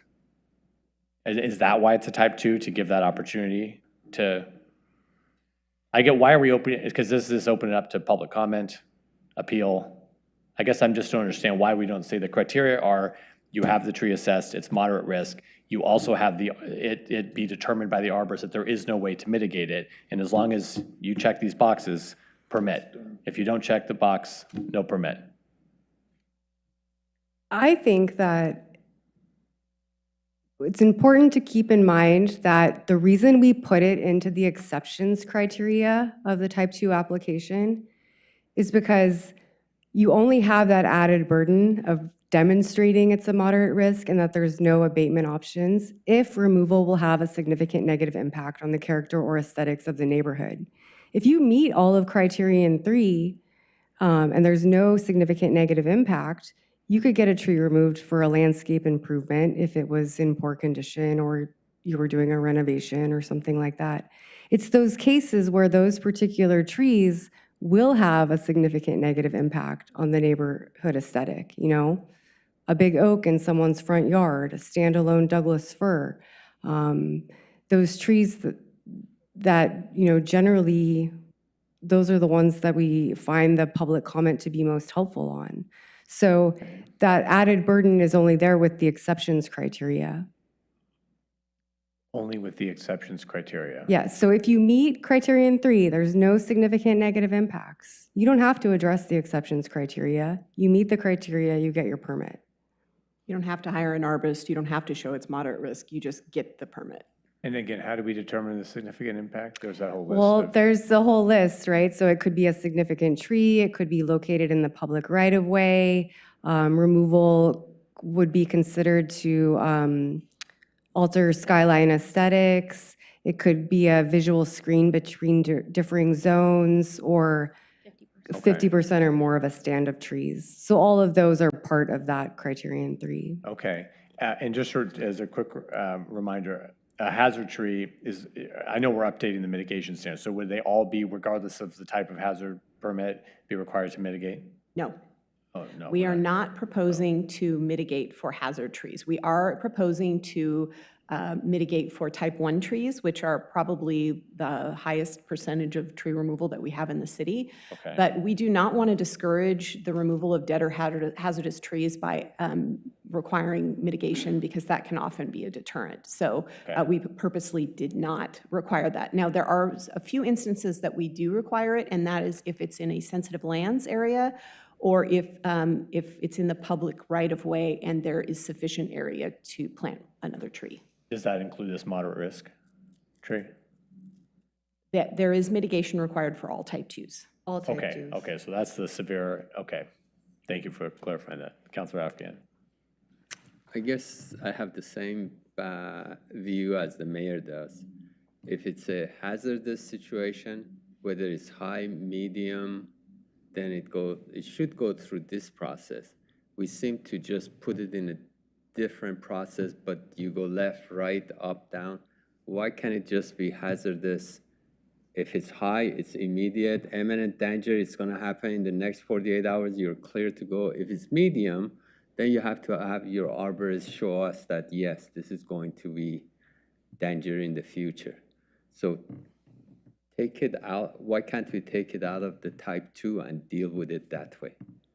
I think just as, I don't want to repeat what Morgan said, but, our concern is that if you kind of open up our hazard to moderate risk, there's a lot of trees that are moderate risk, and so this could significantly increase the amount of trees that can be removed.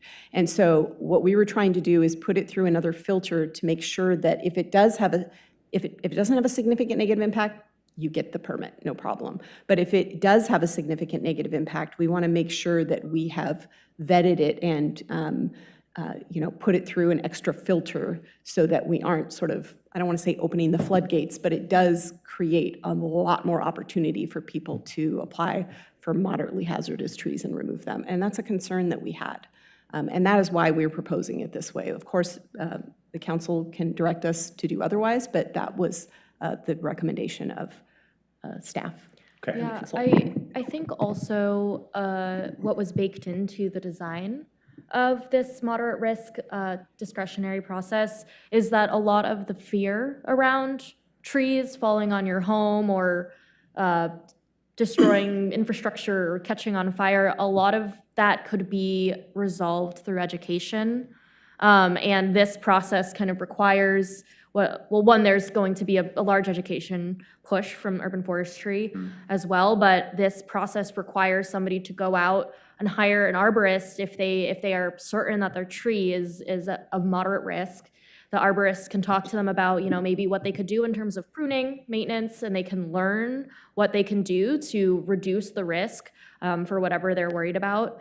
And then they can, it's also kind of a learning process and just another step, because there's so much, they're not misinformation, but there's a lot of confusion around trees and their potential risk to people and their houses and sheds and things like that. Okay, thank you. Thank you for explaining all of that. Let's shoot through it. Mr. Mayor, can I finish my thought there? We have a fear that a whole lot of people are going to step forward and want to cut their trees. And then the other side has a fear that it's going to come down on their house and kill their kids and family members. And I don't see us being able to close this gap. And I think we talked about this before.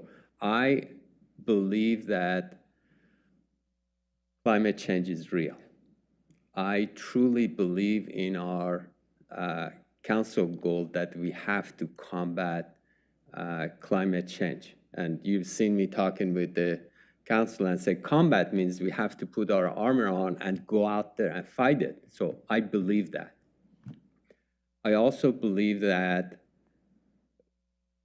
we have to be flexible, and whatever anybody wants to do, if it impacts any other residents, then we step in and make sure that the process is fair and equitable.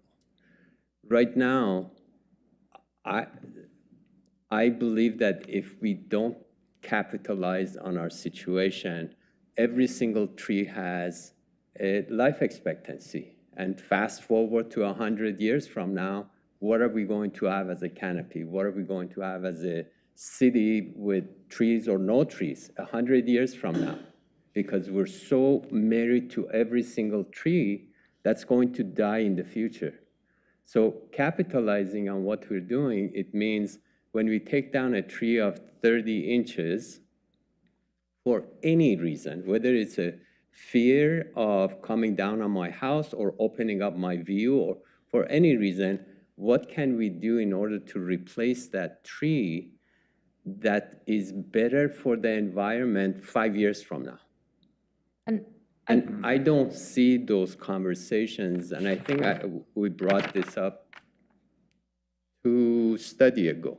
So if somebody is, and I've had at least 4 people approaching me over the last 3 years, and their fear is that this tree is going to come down on their house. And we sit here and say DRC or City Council says you cannot cut this tree. At the same time, a developer comes, they clear the whole lot. That's not fair and equitable. So I want to stay with the process you've put in front of us with These are the 4 questions we have for you. Great. But every time I step into this conversation, my thoughts on my values and my thinking about this whole thing is preventing me from staying quiet. So where is the fair and equitable? I know that when I built my house, we had a sick tree, 30 inches, cut it down and didn't have a place to put another tree. So here's $200. That is not fair and equitable. Yeah. Thank you, Councilor African. I want to keep us on track because this is one of the topics you, we're Mr. Mayor. discussing. But thank you for making that.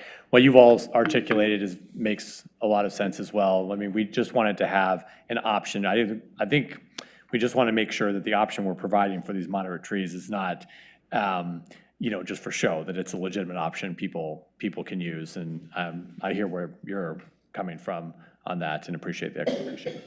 Thank you. Can just one more quick thing though, on the clear and objective track, so is that, for clarification, will those permits be subject to review, appeal? For the clear and objective track, we cannot provide notice to more properties than are within 100 feet of the site. And so we have a question into our city attorney's office, like, I don't even think we can post a sign on the site for that. I think public comment is allowed, but only the applicant is eligible to appeal under HB 4037. Okay, if the city denies, they can appeal. The Correct. applicant. The applicant can appeal if the city denies it. Okay, thank you. That's helpful. Thank you. And I hear your concerns, and I actually think that we're going to be touching on some of those pieces as we walk through the policy discussions today. We have a couple. The last policy option today is talking about, when your neighbor on your private homeowner neighbor has a dangerous tree and they're not doing anything about it, and we've kind of carved out a new process for that. And there are a couple amendments as well that are aimed at reducing the discrepancy between developers and residents and trying to put them on a little bit more even playing field, especially with the mitigation trees. And so the mitigation for the discretionary type 2 moderate hazard trees, that is an advantage, the mitigation of that, instead of having the moderate hazard trees fall under the hazard permits. And so that is to encourage continuous replanting when possible for the purposes of climate change and maintaining and increasing canopy. But I will move us along to our key takeaways here, some other notable changes that are included in the many amendments in this draft number 4 of the code. There are program-specific permits for use in sensitive lands, and we discussed this with the Parks Board and the Sustainability Advisory Board. There are simplified permits to allow for proactive removal of trees that are susceptible to emerald ash borer, EAB, which is a very high concern for parks, city staff, and many arborists alike in Lake Oswego. And the amendments also address expanding mitigation requirements and tree planting requirements as well. So I will cover each of these 4 policy discussions similarly. I'll go through them each the same way. First, I'm going to provide some context and considerations for each, as well as the policy options that we included in your staff meeting packet. And after that, we'll pause for questions and discussions before we move to the next one. We're looking for clear direction on what changes should be moved forward to draft 5. So first, should the appeals for discretionary type 2 permits continue to be heard by the Development Review Commission with further appeal to council, or be heard by a hearings officer with no further appeal? And this was one of the code concepts we brought to council last time we were here in November. And so we already had a preview discussion about this. So currently, notice and appeals, the notice and appeals process for type 2 removals is 3 weeks. And if there is an appeal that pops up, it currently goes to the Development Review Commission. When they make their decision, it can then be further appealed to council. And so you've all received some of these over the past few years. We pulled data from 2020 to 2024. So there have been approximately 3 appeals annually. And 8 of those in that period of time, for those of you who've been on council for a while, only 1 out of 8 were appealed to council after the DRC's decision was overturned. No, 8 were, 8 were appealed to council. 8 were appealed to council, but only 1 of the decisions was overturned. Yes, thank you. And that was partially. So policy option A would be to keep the existing process where the appeals for the type 2 discretionary applications go to DRC and then council if they're further appealed. And some advantages of this process is that it maintains this quasi-judicial appeal structure that the public is used to. The public has been doing this for a while. There wouldn't be any changes to this process. And this provides multiple opportunities for public review and input, as well as higher public accountability, trust, and transparency.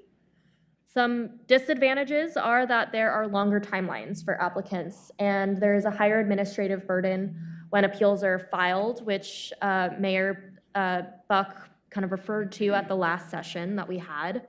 And as noted from the previous slide, there was only 1 instance in the past 5 years that the hearing body overturned the staff decision. This is often a very contentious process. And also, as we've been discussing with House Bill 4037, there would be a greater disparity between the appeals process for the discretionary track and the clear and objective track, since now with House Bill 4037 for the clear and objective track, the applicant is the only one allowed to appeal and is the only one with standing to appeal for the clear and objective track. So with this new House bill, it increases the difference in appeals between those 2 tracks, and this also addresses kind of putting developers and residents on a similar playing field. And we've heard that they want kind of less disparity for those 2 groups and the 2 processes of discretionary and clear and objective. The policy alternative, option B, as drafted, responds directly to the key issue identified at the beginning of the project, evaluating the appeals process to reduce delays and conflicts between groups. This amendment changes the review body for the discretionary type 2 tree permits from DRC Council to a hearings officer that will be appointed by City Council that allows for more flexible and timely scheduling of hearings. And the hearings officer would have the final decision on discretionary appeals instead of the City Council to reduce appeal timelines and remove the second round of appeals. Some advantages of this are that it's a little bit more streamlined and more efficient. It improves procedural equity between the 2 tracks, the discretionary and the clear and objective track, while still maintaining an appeal opportunity by the public for the discretionary track. This will reduce staff and council workload. Hearings officers are also independent and impartial professionals that are trained in the code and how to make these decisions consistently, that have experience with evaluating applications for compliance with criteria. Some disadvantages that we've heard about this and some disadvantages to this alternative are that it eliminates council oversight on tree decisions. It may reduce the perceived public access to decision-making, and the hearings officers are very focused on code and evidence, so this limits the considerations that they might have regarding neighborhood context and community values compared to when it's presented at a hearing body and there's public comment. So we Mr. have, Mayor, can we ask a question? Well, she's going to finish then. yes, I'm opening it up to questions now. All that I have as a note on this slide is with those thumbs up, we're showing that those 3 advisory bodies have provided direction that they support policy option B for the hearings officer. The tree task force was officially polled and they had a unanimous consensus for a hearings officer. The Development Review Commission and Planning Commission didn't do an official vote, but they did very much support the hearings officer, especially the DRC. Great, okay. Councilor Group and then Councilor. Yeah, like everybody knows my position about this. It's for me, a hearing officer, it's not the number like 8 appeal, 1 overturn, it means it's not efficient. It's we live in a democracy, and the people have to have some sort of power in the decision making in their community. Like you cannot have someone come out there, and it's all the idea. It's sort of like what is reality or what is I have all the knowledge. They cannot, one officer cannot have all the knowledge the community that lives here have in their trees, in their neighborhood, that they come. We've seen it, our Supreme Court is destroying laws that are not, it's just because it's political. They go to this side, they destroy all these laws, but we know it's not normal. So I cannot trust in all objective any officer that we have here. I like public oversight. This is their city. They have to have a say. We cannot, if it's what all this, that I respect people on the tree code, I respect the DRC and everything, but on this one, they got it wrong. There have to be DRC, or maybe they just, no one wants, these are hot potatoes, no one wants to be there to discuss them. But it is necessary in a democracy that ideas clashes, that people bring their oversight. It's all this because, oh, it's fast, we want a developer, I'm losing money, but it's worth it.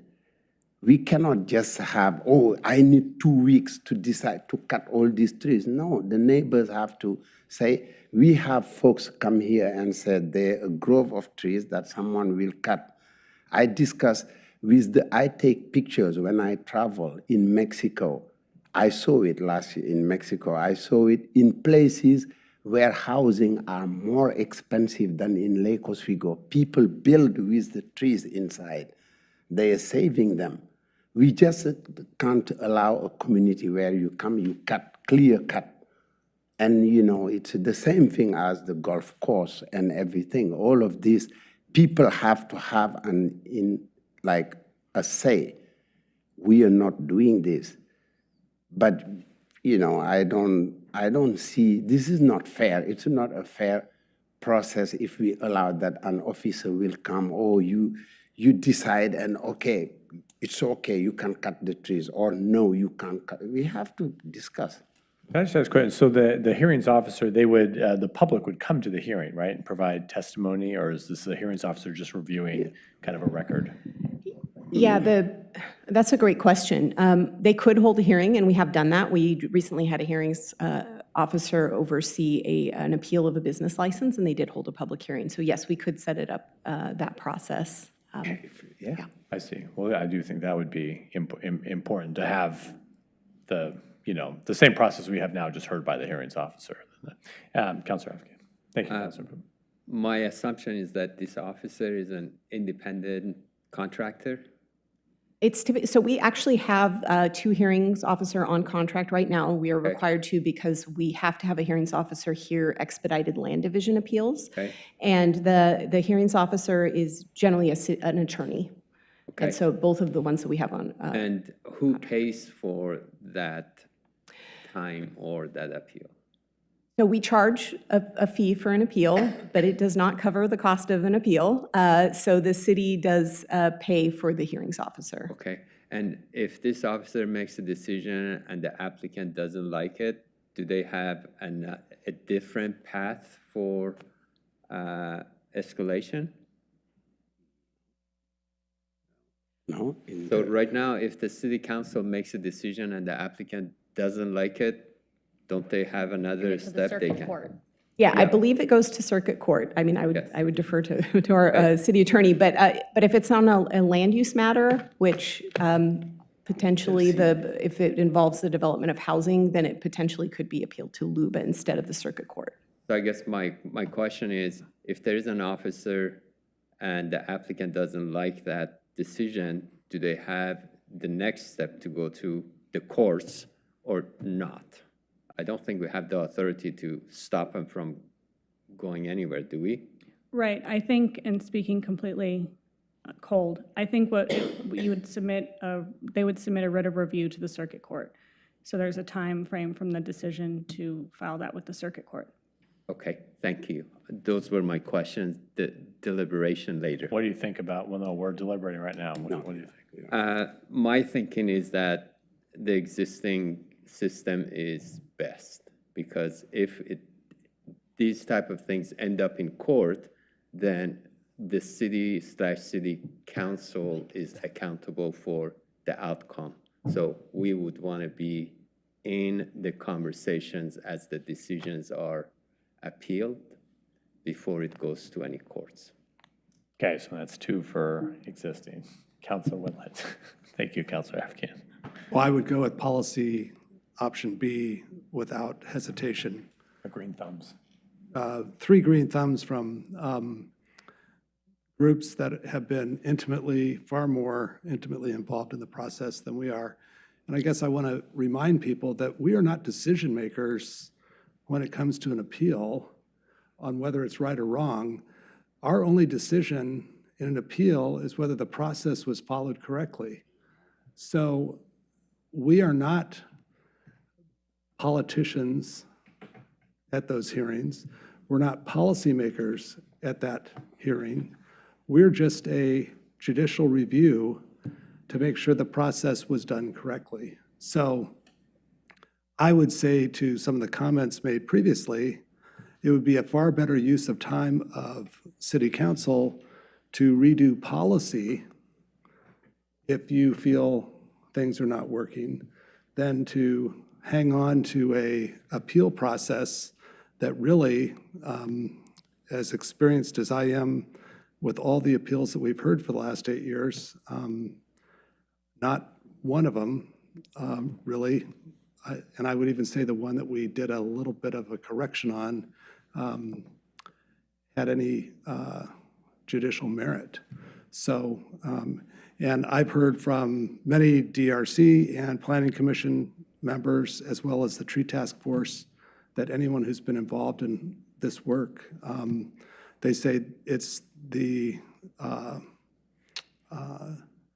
least fun part of, and the most time that these people have to spend on things that should be fairly obvious. And I would say that the hearings officer is far more experienced than we are in making sure that the process was followed correctly. So that's where I'm at. I would imagine that, thanks, Councilor Wendland, that we would see less, we don't see that many appeals to begin with, but all the ones we've seen, except for one I can remember where the person said they were allergic to the tree, I think it was a denial, and they appealed that denial. And we affirmed it. But it's all development related. And I think with the clear and objective path, folks are following that path will just have less, the discretionary trees will be more of the ones that don't get appealed. They're probably most of the removals in town, actually, that no one, so it's always with the addition of housing, that's when people come and appeal. Because I don't know if they're really appealing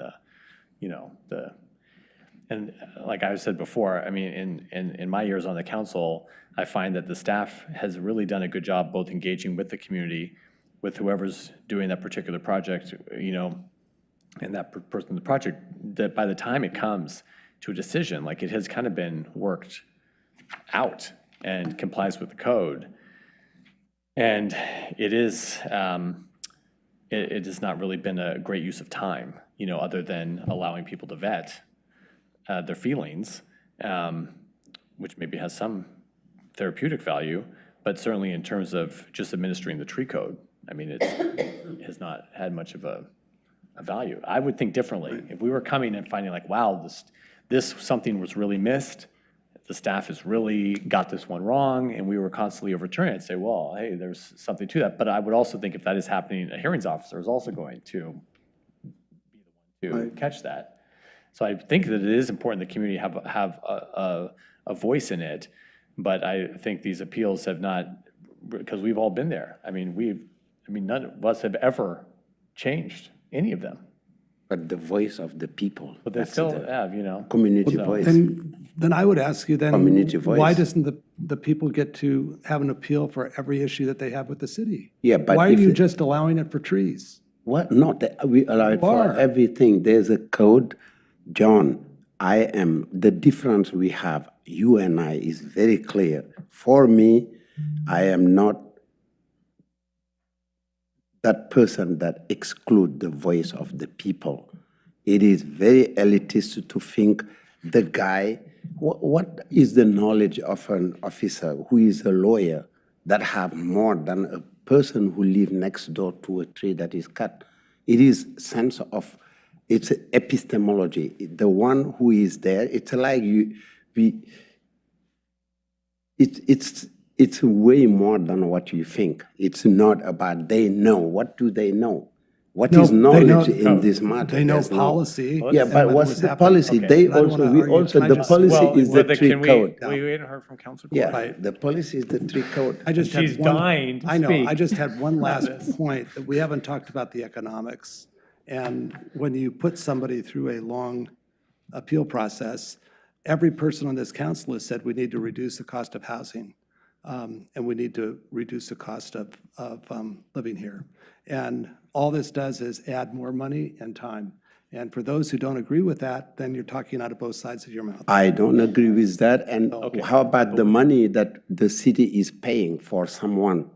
Well, Why the is the city's- city paying? The city is paying Yeah, for someone to sit here no matter you what. said we pay for we are paying for the. What, you think No, she's not, sitting here not, for free? no, no, I'm not saying that, but for the person we get. They're all paying No, for it one way or you the other. cannot. Okay, Councilor Booth, This I is- know, we hear you. Yeah, this We is hear you. capitalistic view that I am We're very against, cheap. big time. It's You get a very, 5 for 1 very here. dictatorial. Councilor Corrigan. Okay, so what you have to say is right, and what you have to say is right. And where I'm coming from is trees are a very high value in this community. I've lived here 35 years, and we heard our previous, the public comment, Lake No Grove. I mean, that's a reason people live here has a lot to do with the trees.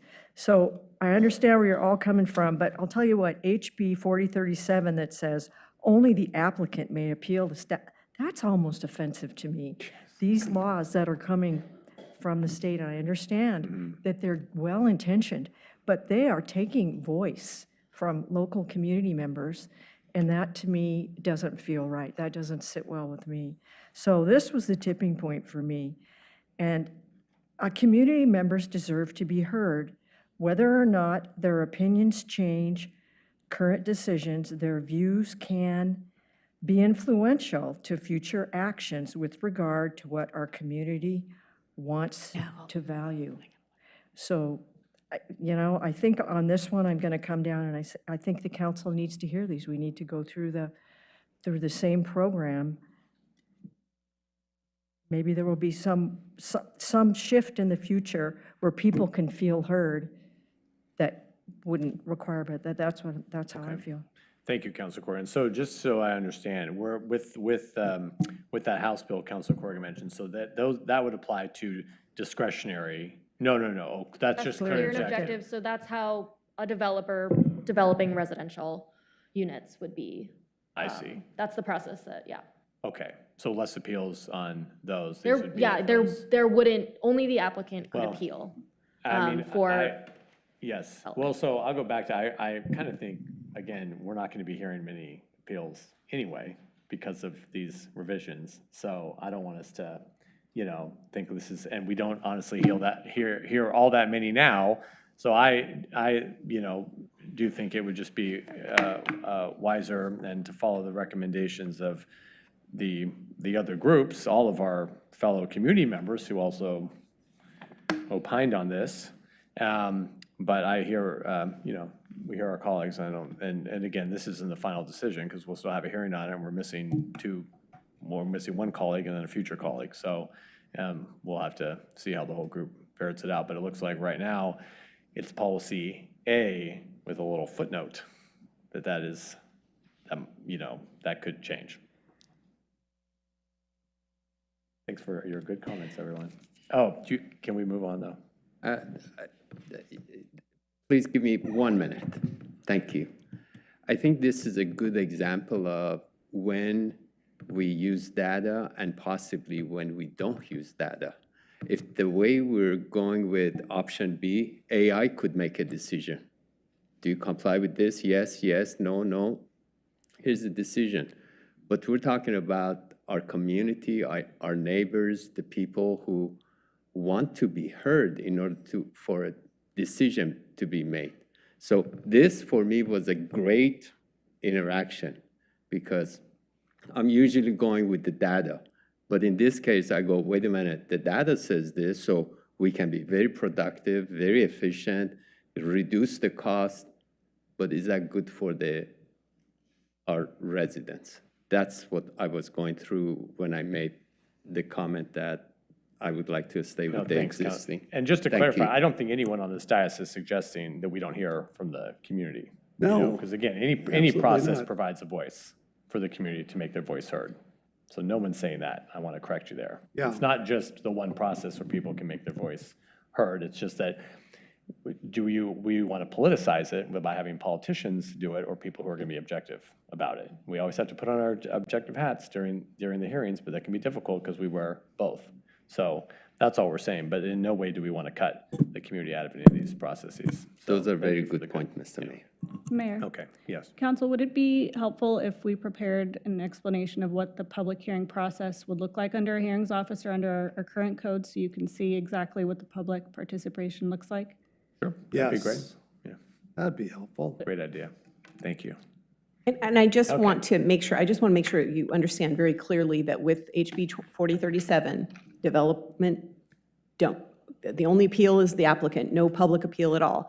The discretionary, you would still put them through the staff decision, the DRC appeal, and the city council appeal. And so it just kind of increases that disparity between those two processes. And that is something, and the only reason I'm bringing it up is something that, a theme that came up over and over again in the public comment was we feel like developers get treated differently. And that just magnifies that a bit when someone has to balk at all this extra appeals they go through that a developer doesn't have to. Now, again, I'm just letting you know that for informational purposes. More equity-focused No, I'm just, 2 mouths. it's not like, it's maybe the first time that I see John agreeing with Salem. What the governor signed in April is also, and it's like you, I feel hurt, and I think the governor doesn't have the right to exclude people from what is happening. And this is pressure of the construction lobby. Those are the politicians. We are not. The politicians are Tina Kotek and his folks out there who are putting, this is shameful to have this 4,037 house. It's shameful. It shouldn't be signed. And all those house built folks, the Democrat, Republican, or all those folks, they are bought by lobbies. We know that. They go in Salem. Here, there's no lobby. This is the community that's talking, and we're listening to them. We are not politicians. They are. And this is shameful that I'm the only one that appeal. What is that? Exactly, like, what is that? Okay. Thank you all for the good comments and discussion. Okay. One technical question. What's the average length of time for an appeal? Would it be changed either under A or B? Length of an appeal, it's all dependent on timing for the DRC scheduling, and then, so it's months. 6 months, probably? That's on the longer end. 3, I think, would Or be 2. more, 2 or 3 months to DRC, and then if they get further appealed to council, it can be up to 6. Yeah. And I've seen longer. I mean, I've seen just because of timing with council, sometimes it's gone over to 8 months, so it can be quite the process. Okay. So you're stalling a project. We know the arguments. Okay. I know, we know. Okay. Just making It's sure good that people points. know there's Everyone's time good points. involved. Okay. Yes, we know. I know, I agree with you. Yeah. I know, outnumbered. Next. Thank you for your discussion. So I'm hearing that it's pretty split, and so that means that the direction here that we're hearing is that we need to go back and kind of develop some more information around what a hearing would look like around a hearings officer, and potentially the project team will consider some other avenues before we come back to the council with this again. But for now, we can move on to City manager, no, the thing is option A for what is happening. There's no, the majority of the council decide option A. There is no coming back. So this is a study session. No, but it's a work session, but that's in the work session what we decide in our work But we're session. there's gonna be a public hearing on it, so, you know. Yeah, of course, That will but be the yeah, I always Or do you favor, not but wanna we have a are, public yeah, hearing? but this is, I love public I hearing. know. Yeah, Okay. but we need to say what is the summary of the debate, that's it. Mayor, council, I think what we've heard is that you do want a little bit more information to come back on what does the process look like, but we're clearly hearing right now on the council that there is a leaning towards option A. But new information will always be coming before you. And we're missing 2 members. Along with the public hearing that's still coming up, so. Is that a good summary? Yes. Okay. All right, so we'll move on to this next policy topic, asking council, should the code clearly state that abutting property owners are responsible for the maintenance of trees in the public right-of-way? So under current code, responsibility for tree maintenance and the removal of dead and hazardous trees that are located in the public right-of-way, so namely street trees most of the time, this language is ambiguous in the current code. And as a result, the city receives numerous requests from private property owners to trim and to remove trees along their property frontages. Although the city has periodically performed trimming and removal of hazardous trees in the right-of-way, the volume of requests that the city currently receives exceeds the available resources, and they cannot address all of these requests coming in from residents in a practical or equitable manner. And so this is being addressed in the code amendments because one of the key issues identified in the beginning of this project was to clarify street tree maintenance responsibilities, and this was also a key issue in the urban community forestry plan as well.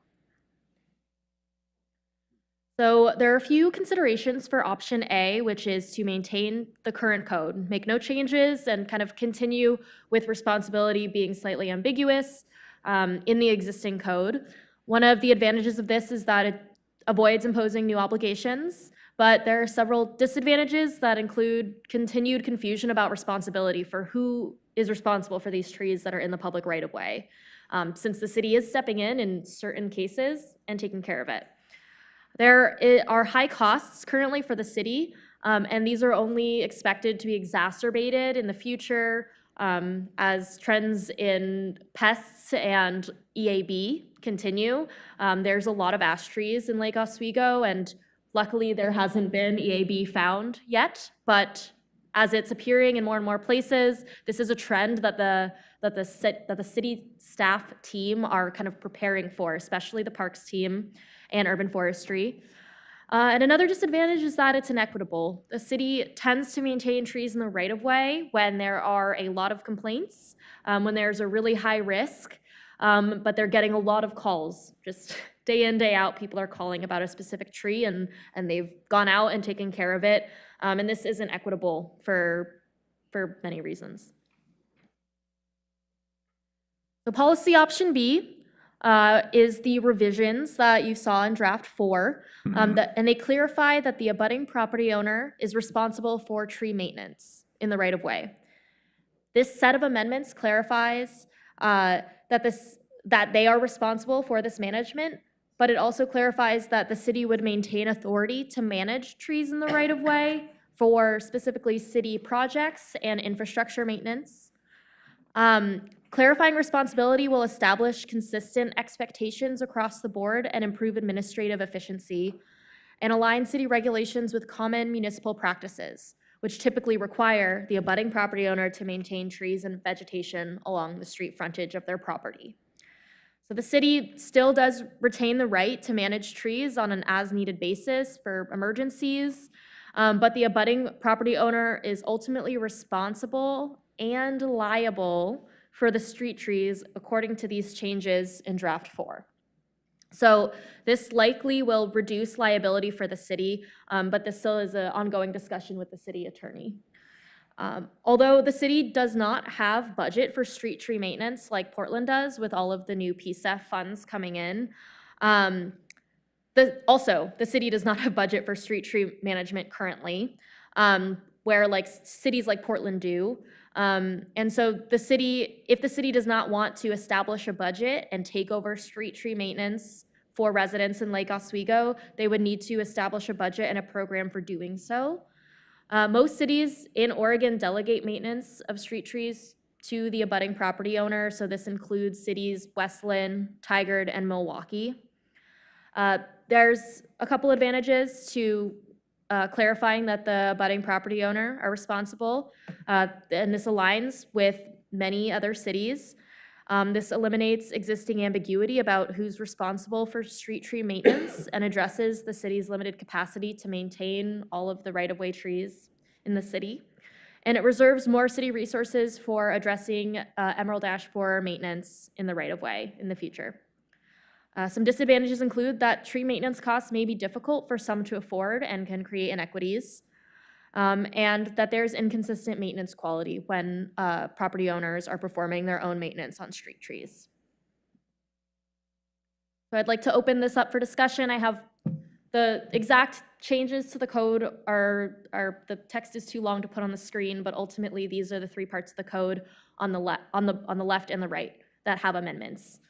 So policy A is no changes, and policy B would have these high-level changes in the title of the code, but then there's also changes to each of these 3 sections in the draft. Mm-hmm. I have a thought on this to share with you guys. So I think I like to distinguish, because we have these, right-of-way trees. We know there's right-of-way and then there's right-of-way. So we have the city-built right-of-way, sidewalks with like street trees and in like whether they're in the sidewalk, in the infrastructure, and stormwater, planters, et cetera. And then we have the right-of-way that is really, functions as a private frontage, and it's technically right, it's never been developed, undeveloped right-of-way. And so I do understand that we have folks who will call, they'll have a tree, they'll be one of the ones who understand that that's actually right-of-way functioning as their front yard, and they'll say, hey, there's a tree, and they'll ask the city to do the maintenance on that tree. I think that the responsibility should kind of follow the function. So if the area is functioning as private frontage, I think that should be the responsibility of that property owner to maintain it. But if it's city-built infrastructure, then I think the city should be maintaining that infrastructure, street trees, sidewalks that are. There's one thing is I hate we're putting in all this infrastructure. I hate for saying, oh, we're putting this in and enjoy that response. And sometimes it's already kind of, it's supported, but sometimes people, so I'm wondering if there's a way to kind of break this up in between against the city-built infrastructure and having the city maintain the responsibility. Because I know other cities do it. They make people pay, and it's expensive to maintain these sidewalks, but I'd like to see, I think we can do a little bit better than that. But then not taking on responsibility for trees that are really just, in the front yard that have been there. Mr. Mayor, could you give an example? Well, I'm saying, so an example would be the city builds a sidewalk and it had maybe inputs in sidewalk trees. Yes. And I'd say the city should, if that tree in the sidewalk dies, or if that tree in the sidewalk buckles the sidewalk, the city should maintain that tree, replace that tree, and help keep the sidewalk in good repair. That would be as opposed to an undeveloped right-of-way, so you have just a front yard where it's just never been developed, there's no sidewalk there. It functions as, it looks like front yard, and there's a tree there, but technically, it is in the right-of-way. I think those should be maintained by the abutting property owner. Okay, understood. Thank you for the examples. That would be. No, currently, the property owner next to the sidewalk owns making sure the sidewalk is safe and the trees are trimmed. So you're suggesting we, apart from that. I think the trimming is one thing. Okay. But I'm talking like, because trimming is easy, you know? And Okay. sometimes the trimming comes from, Yes. it could come from the right-of-way tree, or it could come from the private side Yes. over. So I think it's important to maintain that. And that is helpful, because you can imagine the keeping sidewalks sidewalks. cleared, huge undertaking. But for the city as an entity to do that is a huge thing. But when everyone pitches in and does in front of their property, their business, By the way, I'm not disagreeing. I'm No, trying it's a to good get question. clarification. But when it's like the tree dies, and or the sidewalk buckles, well, that's a larger project. And I think that the city should maintain that in city-built infrastructure. That's what I'm saying. But what do you think about that? Mr. Mayor, can I add some yeah. additional information for the council to consider?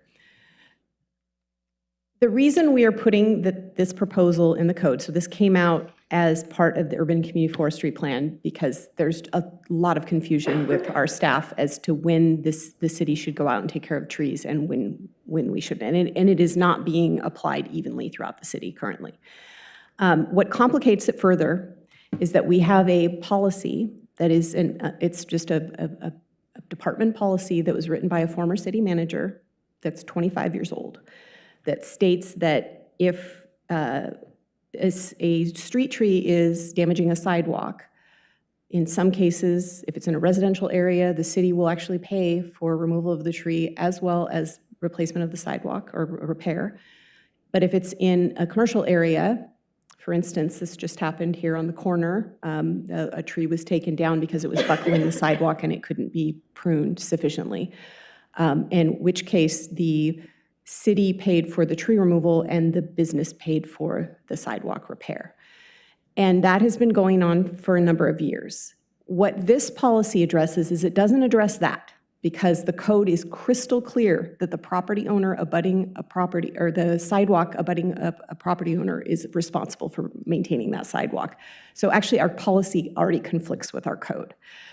It doesn't say anything about maintenance of trees in the right-of-way. And so what we want to address doesn't have anything to do with sidewalks. We don't want to get into that. What we would suggest is that we would come forward in a separate study session if you want to talk about that policy.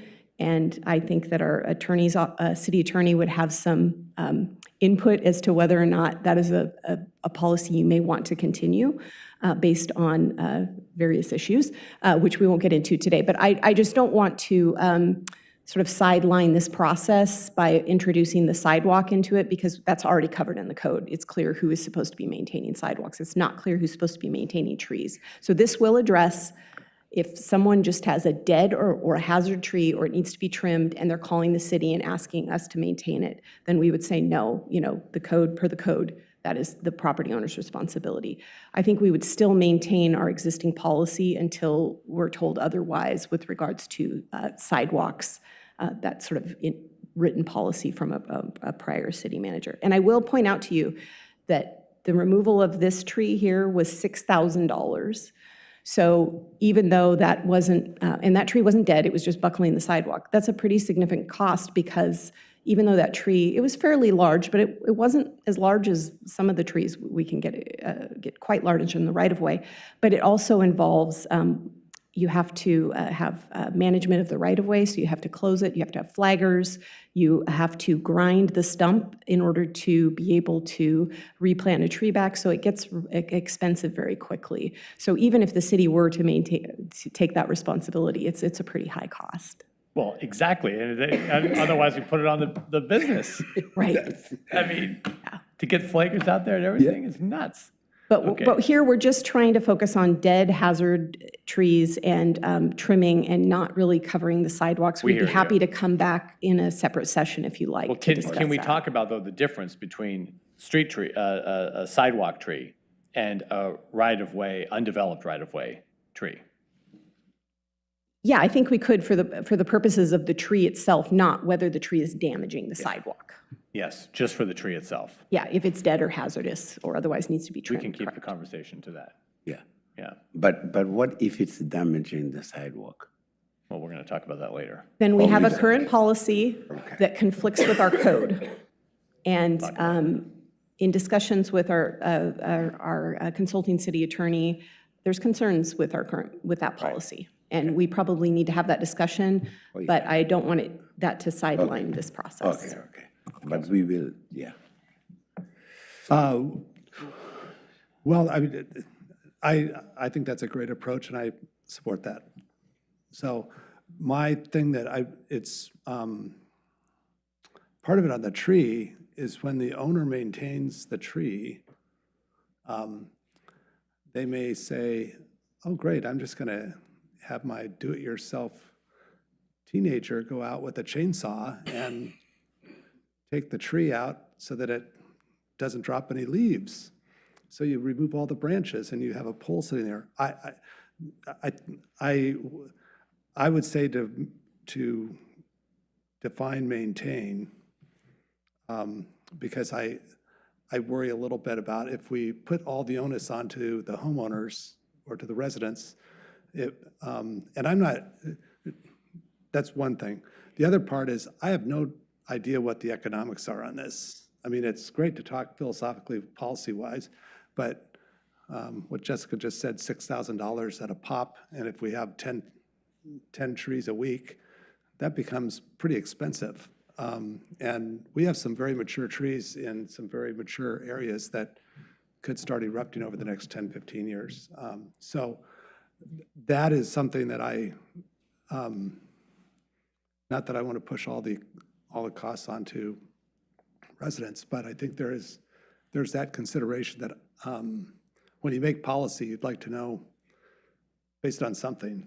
And so I don't know whether it's, and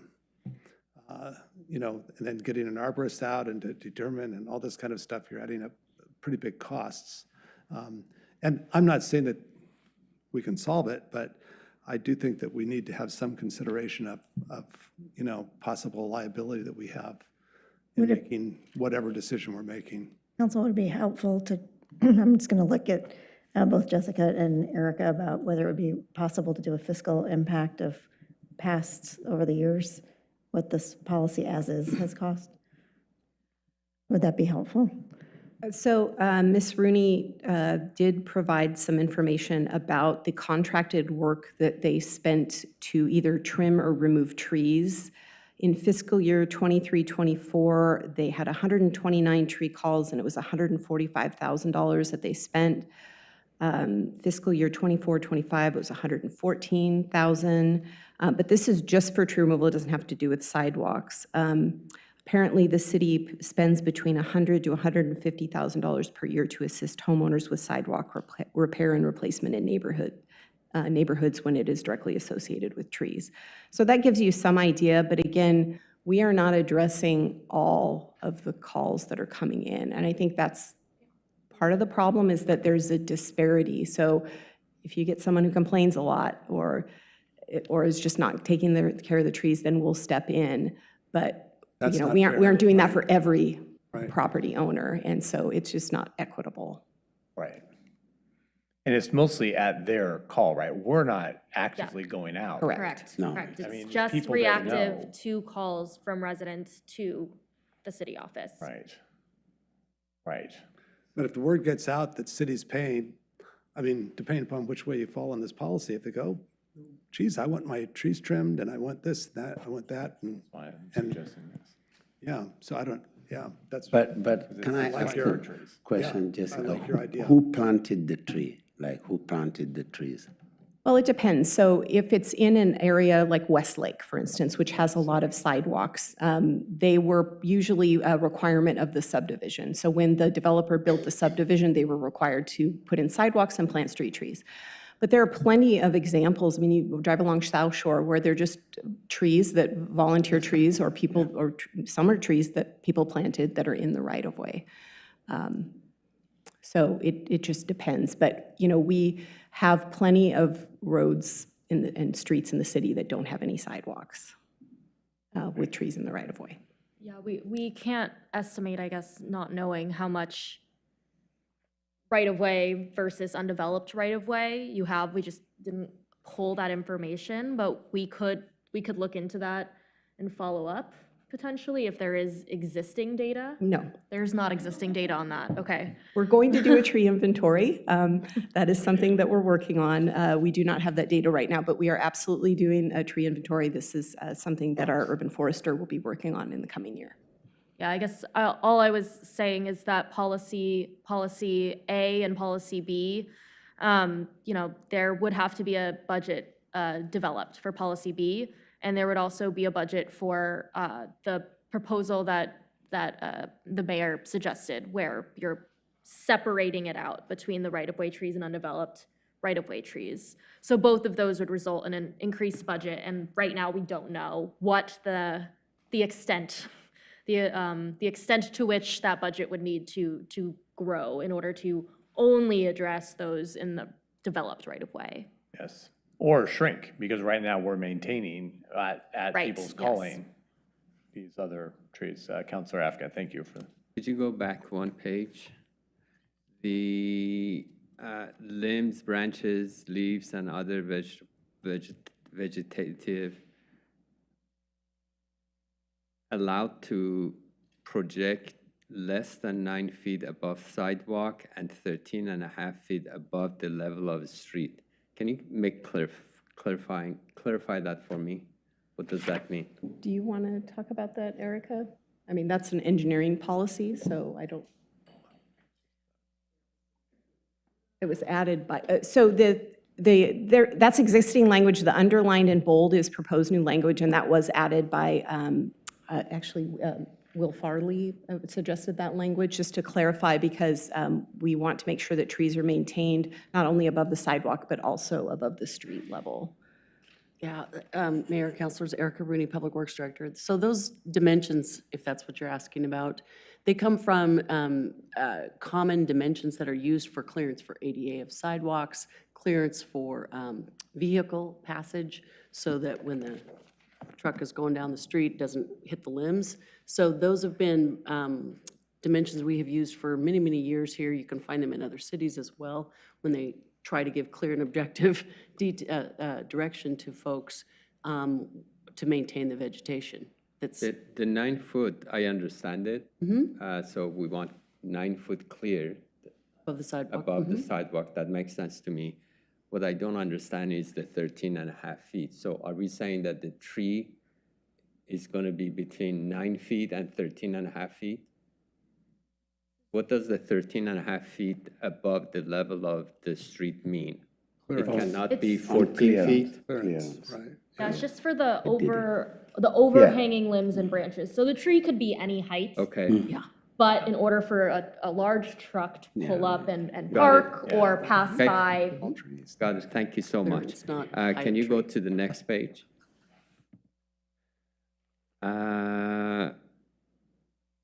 The last sentence under option B, a notice to repair or maintain sidewalk or street trees. It's very, very subjective. I know you say how to deliver this, but as a homeowner, now I'm supposed to repair the tree and then maintain the street tree. I don't know what that means to people.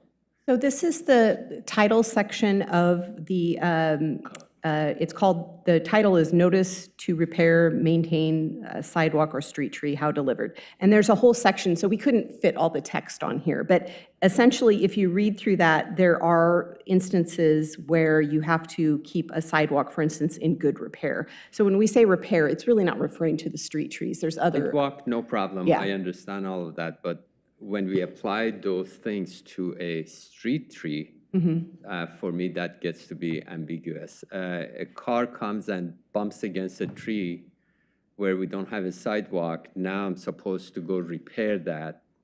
It's like, it doesn't make sense to me. No, the car have insurance. If you come to Old Town, there is a tree that's outside of the sidewalk and a car can go right into it. Outside, so in the Yeah. developed, well, the city would, under what the. There's a proposal- sidewalk. Yeah, There's a green space. yeah.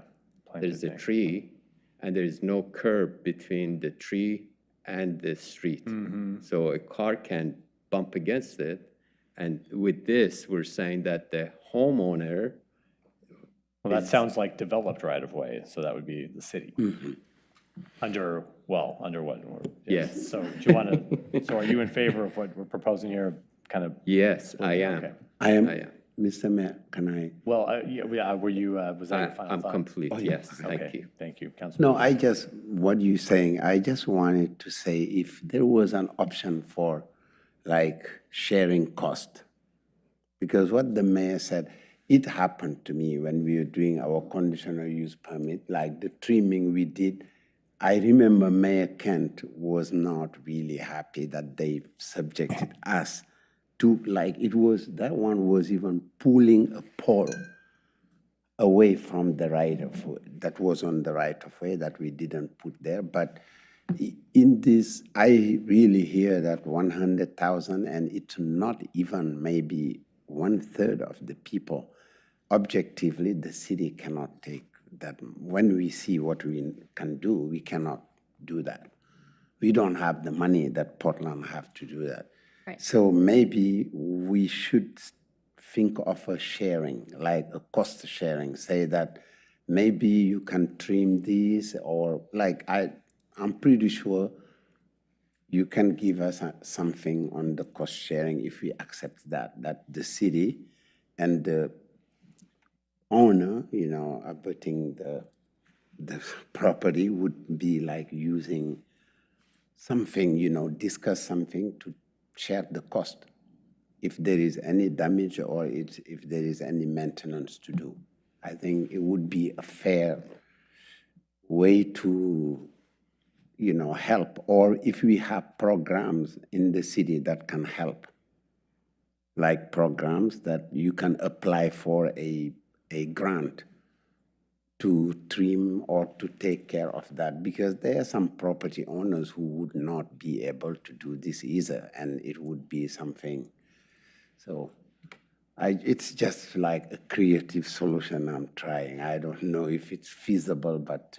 Are you more concerned about the city incurring the cost or the homeowner? No, I'm in both, honestly, both. Like, we have to be objective also. We defend our constituent, but also the city, we know what we have in terms of, if we talk to Erica, engineering, we barely can fix, barely can build some. Well, I guess we're trying to kind of split that through this where, you know what I mean? Yes. So the cities, right now, it's kind of, they're doing everything. They're the only one doing, but. Yeah, trees that function like private trees are maintained like private trees. And trees that function in the right-of-way are maintained by the public.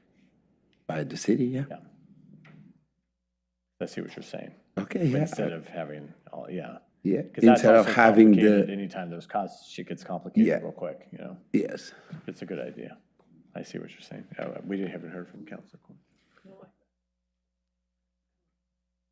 So I'm in agreement with if we have trees, your proposition, if we have trees that are being used by property owners as their trees, then that's one thing. And if you've got something that's really in the right of way, that's a different thing. So if we could, I really think what's bad is ambiguity with these big trees, or trees that's the real problem. So I think that the proposal that you put forward makes sense. Okay. Sound good? Oh, okay, what did they hear? Here. I think They'll be back.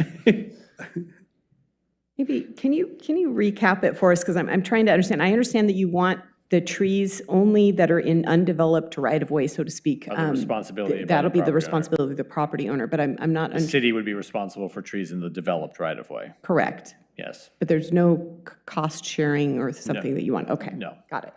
Thank you. Great. Yeah, thank you. Unless you have money to spare. No, just kidding. Want to donate it? Yeah, if you want to donate. So we're moving on to policy topic. There may be exemptions or special cases, like if we walk through first edition, there may not be a sidewalk, but the tree may be in the right-of-way. So we should also look at some of those examples for the study session. Those would mayor be- says no. Most of those would be undeveloped rights-of-way. There's a few sidewalks along First Edition, but most of them would fall under the undeveloped rights-of-way category. So in the case that we were just suggesting, who would be responsible for those trees? Homeowners? A budding property owner. Okay, thank you. So just to clarify, so if the development put in sidewalks per the, and the homeowner would be responsible for it. It's only if the city put in sidewalks. Not the way you have it, like, for instance, in Westlake, there's lots of sidewalks in Westlake. Those are all built as part of those subdivisions. The city didn't put it in, although the city required them to be installed. Right. Yeah. Right. So what is, I mean, is Westlake responsible for any trees? Right now, it's ambiguous, but No wonder the Like as an proposal. HOA. the proposal, we would help maintain those trees Okay. if they're dead or hazardous. Just, only if they're dead or hazardous. That's key. Yeah, Well, the there's maintenance, remember, we're saying the maintenance is still the abutting, because that's the easy Right. part, get the loppers out, you know? There's 3 parts of the code that there's edits that all fall under this category, Right. and some of them are more extreme, like a dead or dying tree, removing it. Some of them are less extreme, like trimming the tree from the sidewalk. It's good. The city's been doing a good job getting people to do the maintenance. And, you know, we've run up against those, we had that separate discussion where if they don't do it, then we will go out and then Right. charge them for it. So maintaining the trees and the shrubs and everything is still with the property owners. Yeah. If the sidewalk gets crooked and it's a We're trip not talking hazard. about the sidewalk. But we're not talking about the sidewalk. Thank you for the Talk about it correction. later. That's a goal for next year. Yes, thank you so much. All right, thank you. So we're on to the third policy topic, and this is the one that we received public comment about from the golf course. Should the minor forest management permit criteria be revised to require a clear connection between tree removal and forest management objectives? So the intent currently of the forest management permit is to sustain forest cover and health and assist property owners in managing forested properties on specifically lots that are a minimum of 1 acre in size that contain at least 1 acre of tree canopy. This permit type was added to the code in 2015 in response to a council goal, and the purpose is to provide a more flexible tree removal permit process for large land parcels, focused more on urban forest management principles rather than regulating individual tree removal, while still maintaining the wooded character of the city. So there are 2 types of forest management permits. There are minor and major. The minor forest management permit allows limited tree removal per year without public notice or appeal requirements, and it's not tied to any specific forest management objective.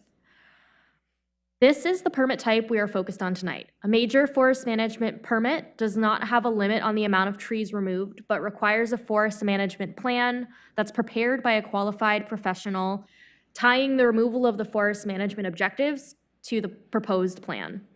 To date, no one has ever applied for a major forest management plan. During the update to the Urban Community Forestry Plan in the early study sessions with Council, there was a perception that there are many loopholes in the forest management permit type that allow areas that are normally considered to be a forest to qualify for the permit. Golf courses were cited as an example. So there are an average of 19 trees removed per year since the forest management permit was added in 2015. And for context, between 2020 and 2024, an average of 2,930 trees are removed annually from the city. Removal of 19 trees per year for the forest management permit removals.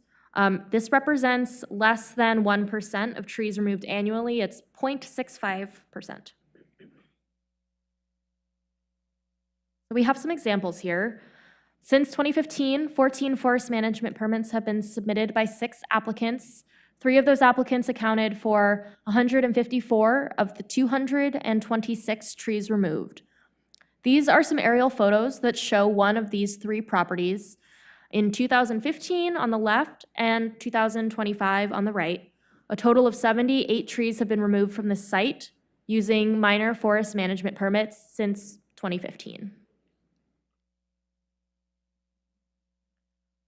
The second example here are from the Oswego Lake Country Club in 2015 and 2025. A total of 63 trees have been removed from this site under minor forest management permits in this period of time. How much? 63.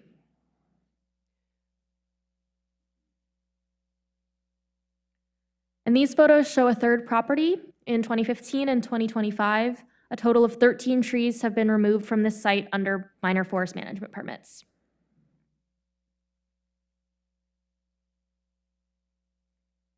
This map shows private and public properties in the city that are at least 1 acre in size with 1 acre of tree canopy.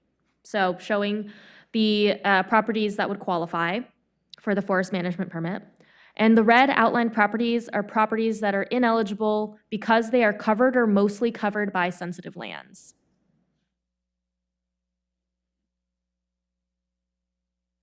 Give you a moment to review the map.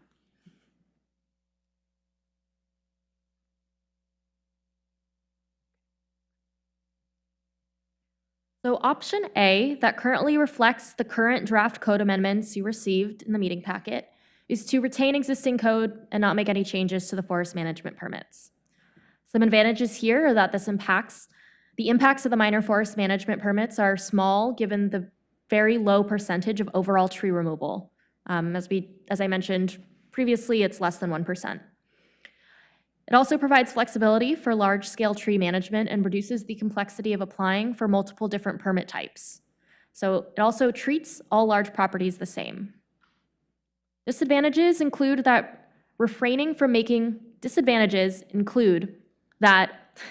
it lacks alignment with the intent implied by forest management, that the public may continue to perceive a conflict with the use and the intent of the forest management provisions. And this reflects concerns that I mentioned earlier were discussed in a meeting with council.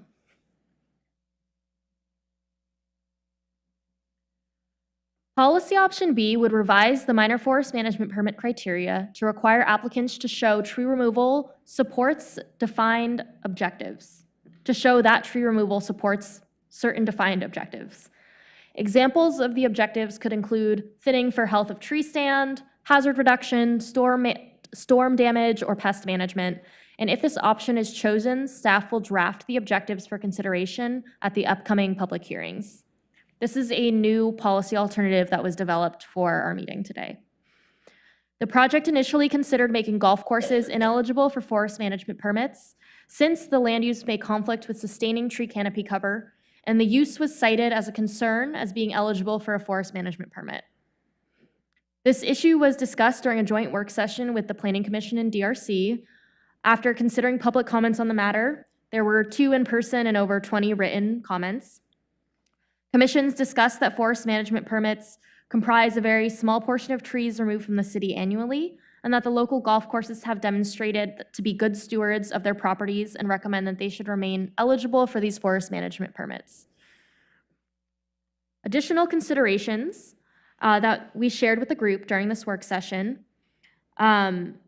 additional considerations for this policy option B that we did not go over with the Planning Commission and DRC, since this was not one of the policy options at the time, is that this aligns permit use with forest management objectives for all applicants, directly addresses concerns about the intent and potential misuses of this permit type, and it allows golf courses to remain eligible for this permit type. Some disadvantages is that it would add review complexity and potential subjectivity of meeting forest management objectives, and also that it requires a separate Type 2 permit for tree removal of non-forest management objectives, even though removal impacts are small.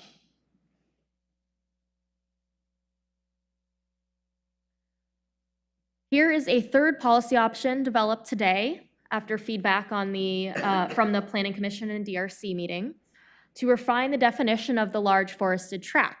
So this policy option would revise the definition of large forested tract in the code to specify that to count in the minimum 1 acre of tree canopy, clusters of tree canopy must meet a minimum size threshold to be determined. This would prevent single trees or small clusters of trees from being counted in this 1 acre canopy minimum that currently is required for forest management permits. If this policy option is chosen, staff will draft a minimum cluster size for consideration at the public hearings. This option could also be combined with the previous option, option B, but that would further limit eligible properties that may have trees or small tree clusters scattered across a large site, like the apartment complexes or golf courses. Some advantages of this policy option is that it better aligns eligibility with what is commonly understood as forest, and it limits use of permit types on dispersed or ornamental tree groupings. Some disadvantages are that it would likely exclude all or a portion of some larger properties that are currently eligible for the permit. And legitimate forest management issues can also apply to dispersed and ornamental trees, and this would remove flexibility of that. So here are those 3 policy options. On the right there, policy B and C should both be highlighted in yellow. These are options that we did not present to the DRC or Planning Commission. They voted for no change. They didn't vote. Sorry, I misspoke. They had a consensus that there should not be change and provided us direction to remove the provision to disqualify golf courses from the draft code. And so we made that change for the draft that you saw. We are now presenting policy option B and C as new options that have not been reviewed by any advisory bodies, and we'd like to hear your feedback on this. Thank you. I think I remember I was on the council back when we, passed this forest management program. It was the last time we did the tree code update, and I don't think that the intent was really to help folks who really wanted to actually log their land, which again would not be that many folks, but to actually do legitimate forest management. And I don't think at the time they envisioned the way that it's been applied. But at the same time, I think that we have seen some good success with the way it's been applied as well. It's provided some flexibility,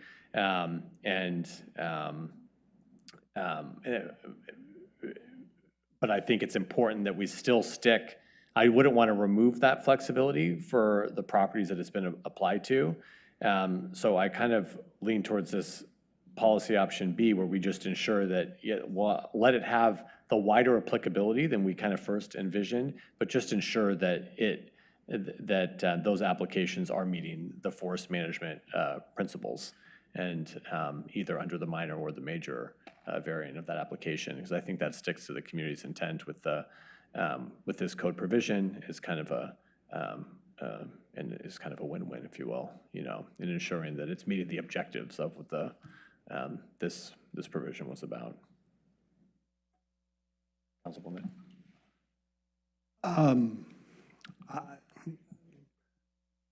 I say no change.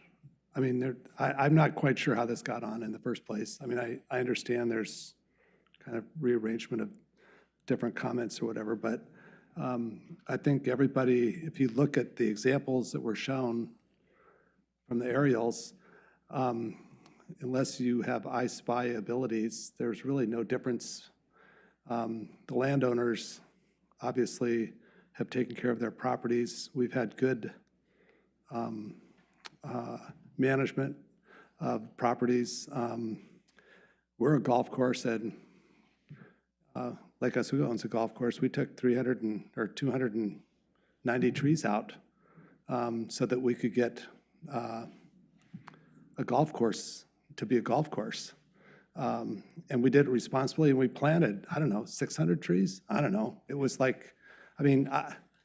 guess we're just trying to narrow things down to where we're making policy that's what if. Well, we have decades of experience of people taking care of things, and so I say it's encroachment, and I say no change, but I'm sure I'll probably get outvoted. Not necessarily true, Councilor Mboop.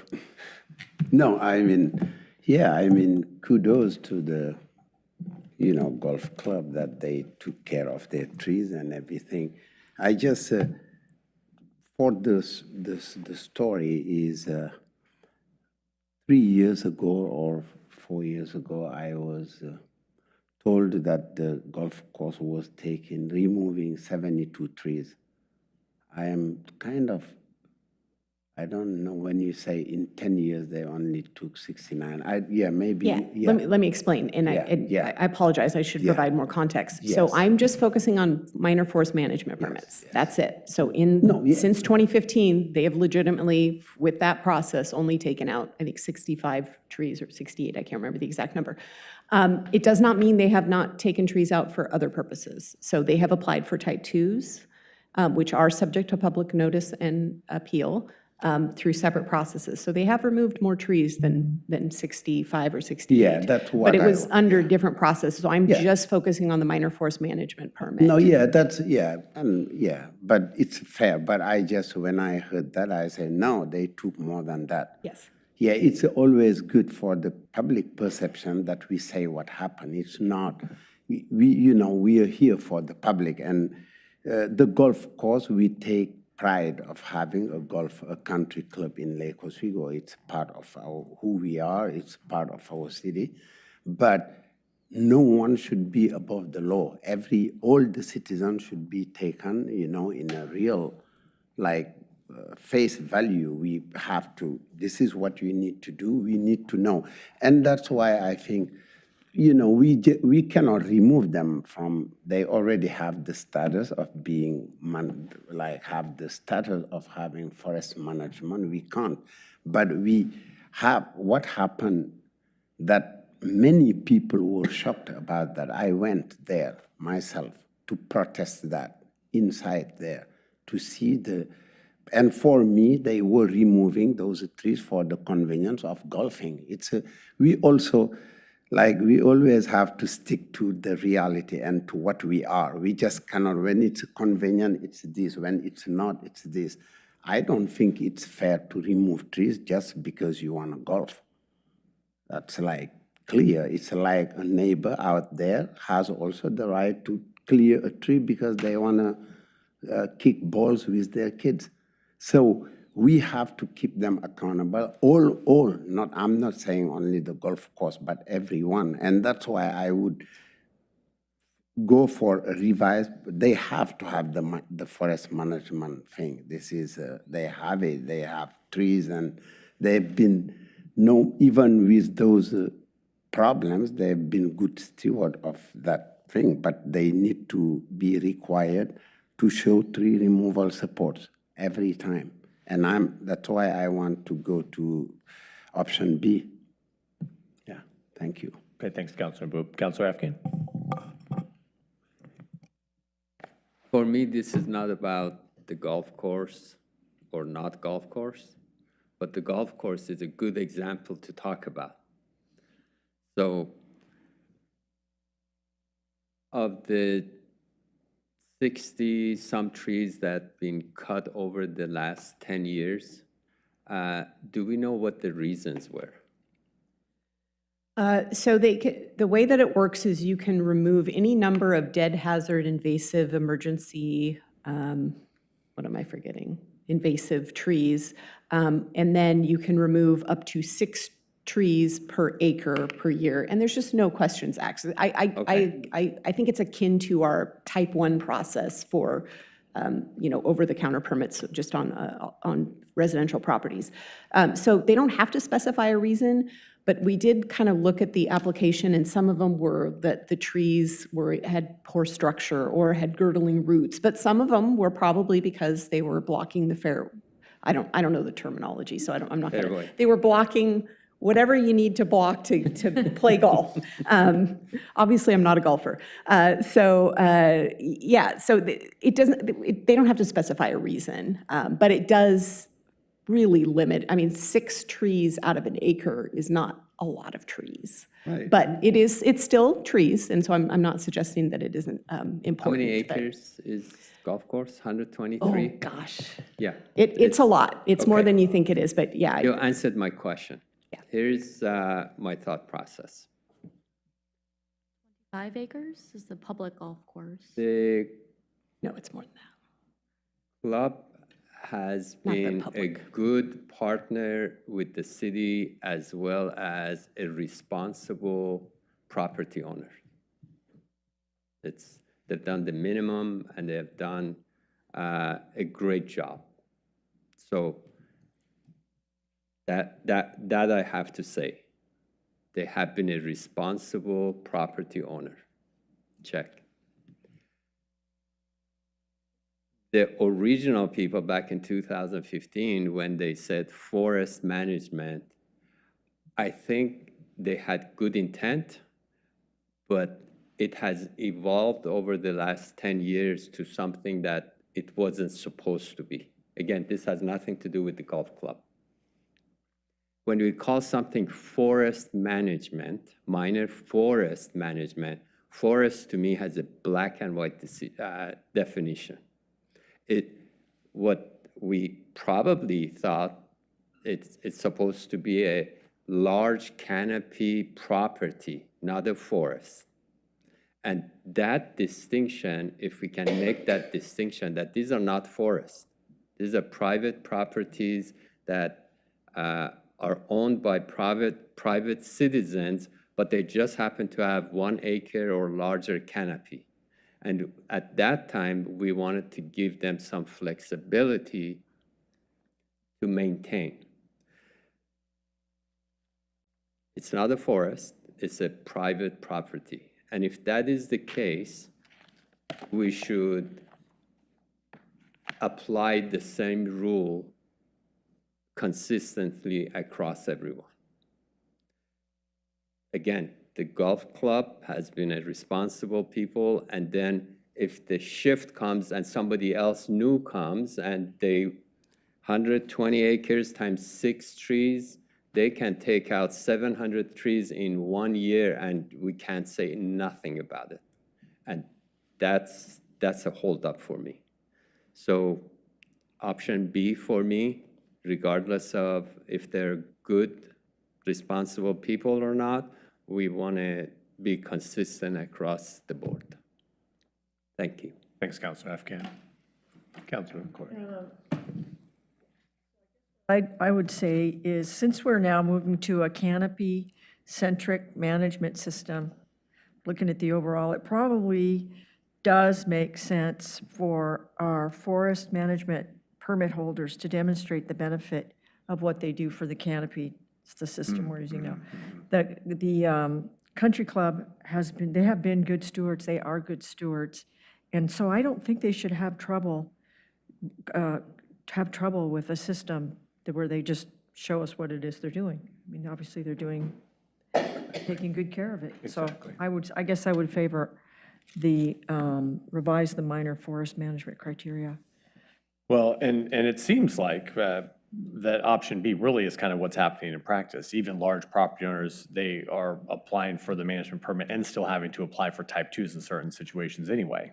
So I think this clarification, though, just better aligns the intent of this code with what's going on in practice. So I think you did a good job coming up with these options here, because it's also doesn't just remove this from the handful of property owners who have been able to take advantage of it. And so it still allows folks the flexibility with the large land and trees for that more streamlined management while meeting the intent of the code and the broader community objectives. Okay, thank you, everyone. Last issue. And I just wanted to add like that. It's the definition of the forest would be very important also to put, because when you drive on the golf course or you go there, there is no forest. That was my confusion. I say, where is the forest? You can have trees or unless the definition of forest depends. In my place, it's a forest. We can apply the thing. We have 2 acres of forest. It's dense. Over there, it's not a forest. That also is something we have to, when people write letters that we receive, that we also think. The only reason I lean with this, I'm not, is just, Someone, for some reason that I don't understand, gave them the identity of a forest that, in my view, is not a forest. It's a golf course. A golf course is not a forest. Maybe you folks have like you have criteria that you use to define what a forest is, but the golf course is not a forest. Maybe you give them that in order for them to have some, and for that reason, that's why I'm saying that, okay, let's use policy B so that we can check what they're doing. But it's not a forest. It cannot be considered as, because any property like that can say we are a forest. It is not a forest, and that's the letters I receive. I'm responding to that. There's no forest. That's Thank you. Yeah, thank you, Mr. Enchanted Mayor. forest. Thank you, Councilor Boop. Councilor Afghan. I did say this is not about the golf club. Now I want to turn it about the golf club. They have a fear of something. And when I read everything in the documentation, I didn't understand the fear. I don't know if we know what their fears are. And if so, as the mayor said, streamlining the process for this area, at least we can address those fears.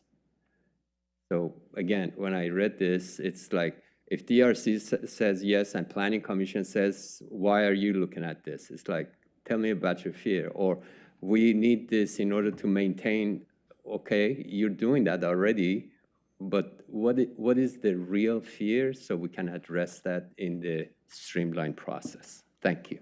Thank you, Councilor Afghan. Last comment from Councilor Wetland. Well, I mean,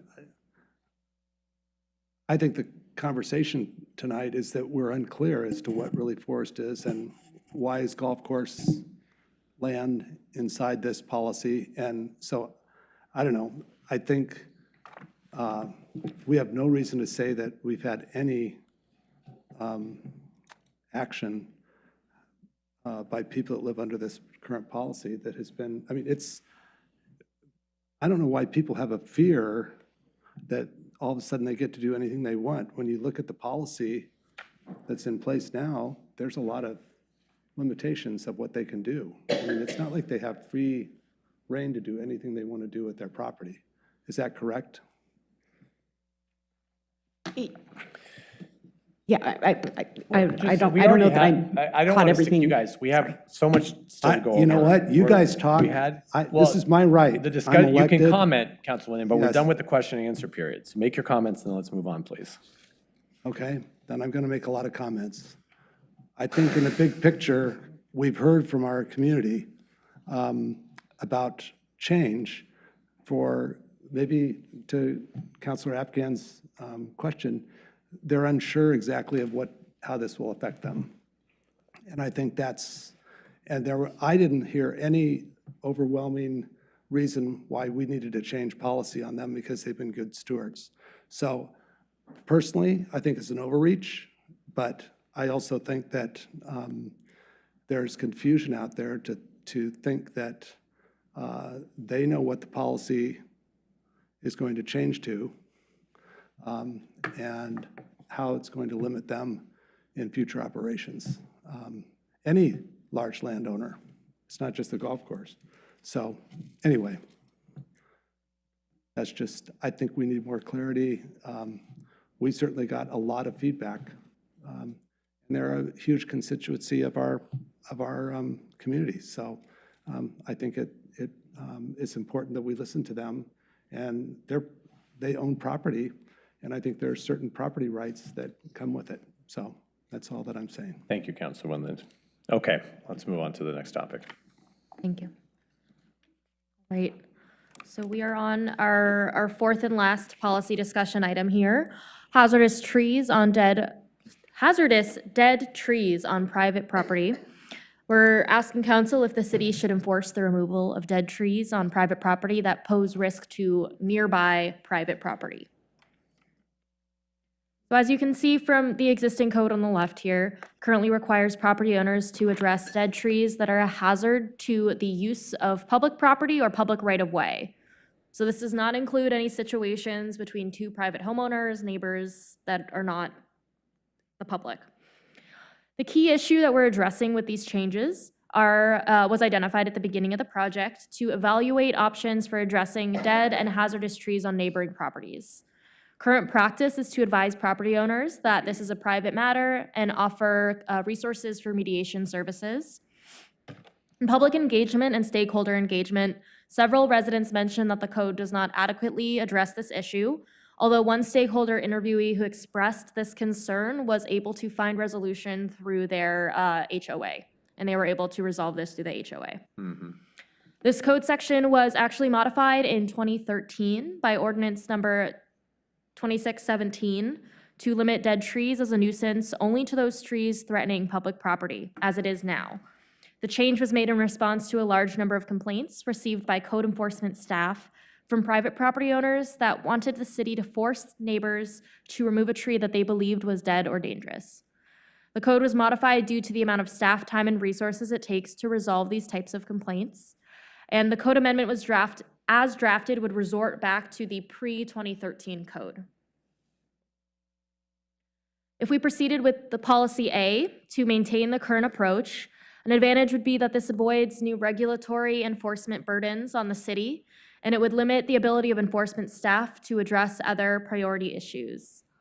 But it would also continue the reliance on private resolution and could result in potentially unsolved safety risks. Policy option B expands the responsibility to private property owners, and this update gives the city the authority to require private property owners to remove dead trees that are within striking distance of specific types of buildings or infrastructure. And this establishes a process for addressing dead and potentially hazardous trees on neighboring properties. Non-dead and potentially hazardous trees would still be addressed through methods that don't involve the city. Upon receiving a nuisance complaint for a dead tree on private property, the city would need to contact the property owner, arrange an inspection, and determine if there is a dead tree within striking distance of a target, and if the nuisance condition is met, the city would order the removal of the tree. Some advantages of these changes are that it addresses public safety concerns that we heard, and it reduces the risk to neighboring properties, as well as providing an enforcement mechanism, which was asked for by residents. Some disadvantages include that increased enforcement responsibility reduces the capacity of code enforcement staff to address some of their other priorities. And if there's noncompliance, the only tool to address noncompliance is a citation. This process takes months, so if this tree is dangerous, the issue may still not be resolved through this enforcement mechanism. There's also a potential cost burden on property owners. A particular concern are those that cannot afford to pay for the removal and for the citation fine. So I have the two policy options here side by side, and we'll open it up to questions and then discussion.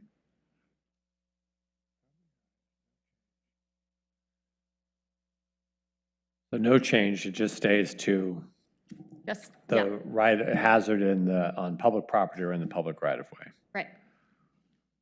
Well, could you talk to us about the concerns you might with the enforced removal?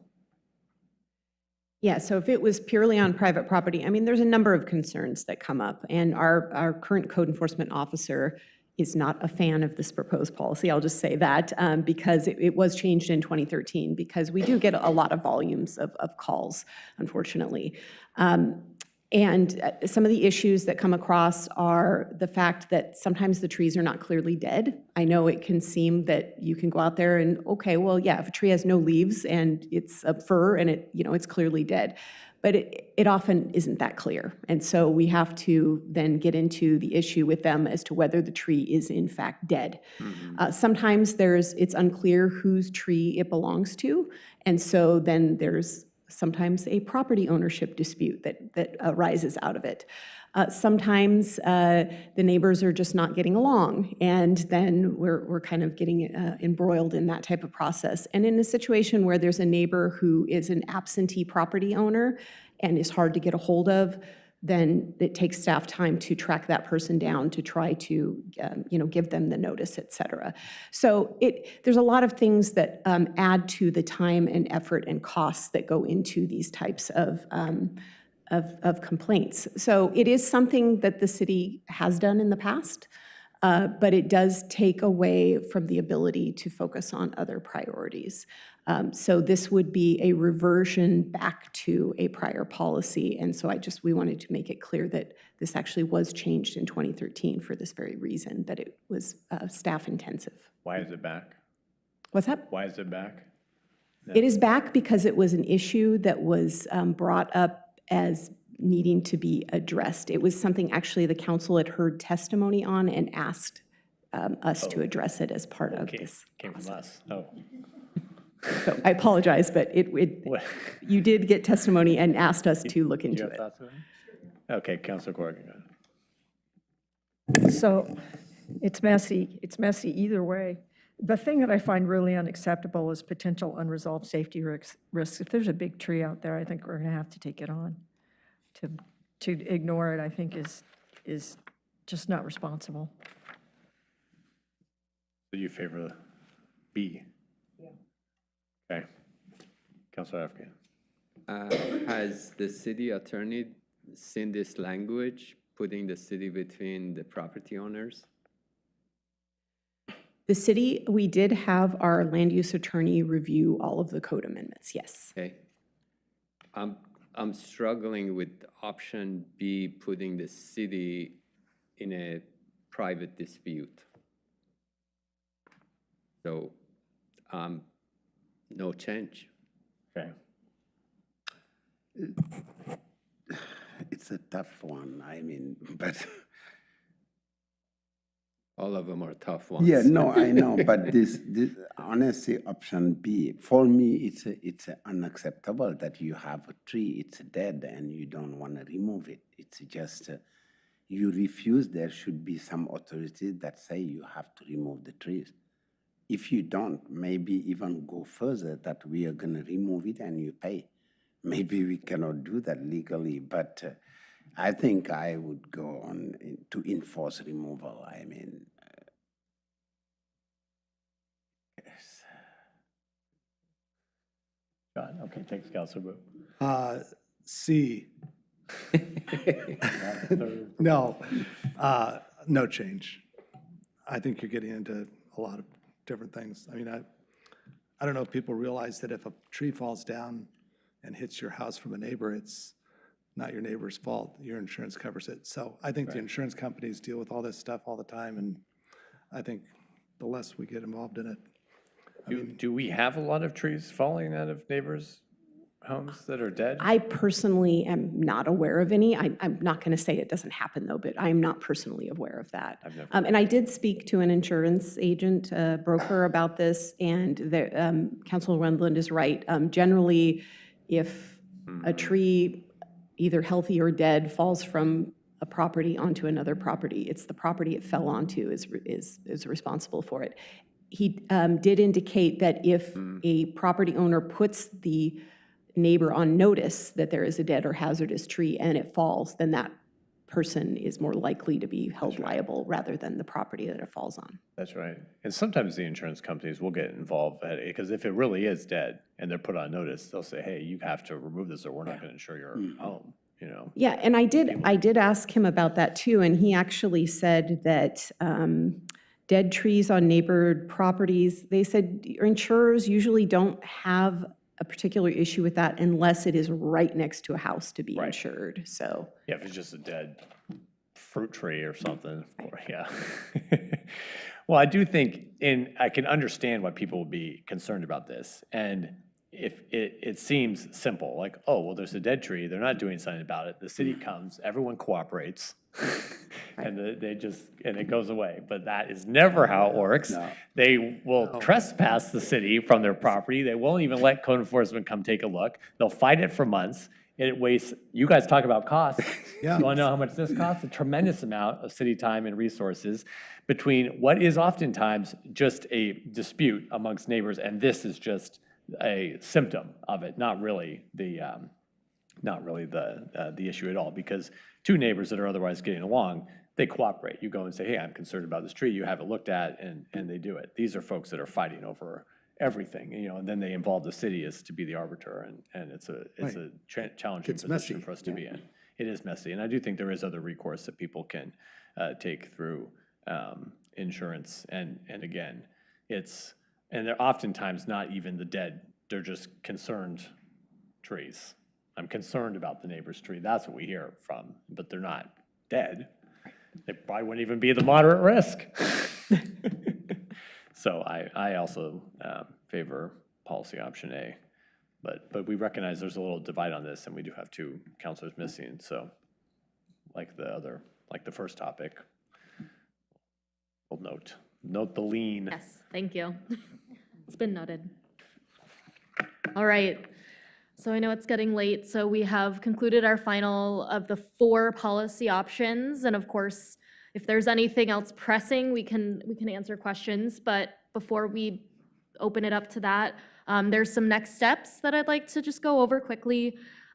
There is going to be the final tree task force meeting. That's our advisory board on the 20th of this month, and we will update them on the direction we got from council today, and we'll update them on any changes that we're making before hearing. The Planning Commission hearing will be on June 8th, and then we will be coming back to council in July. Okay.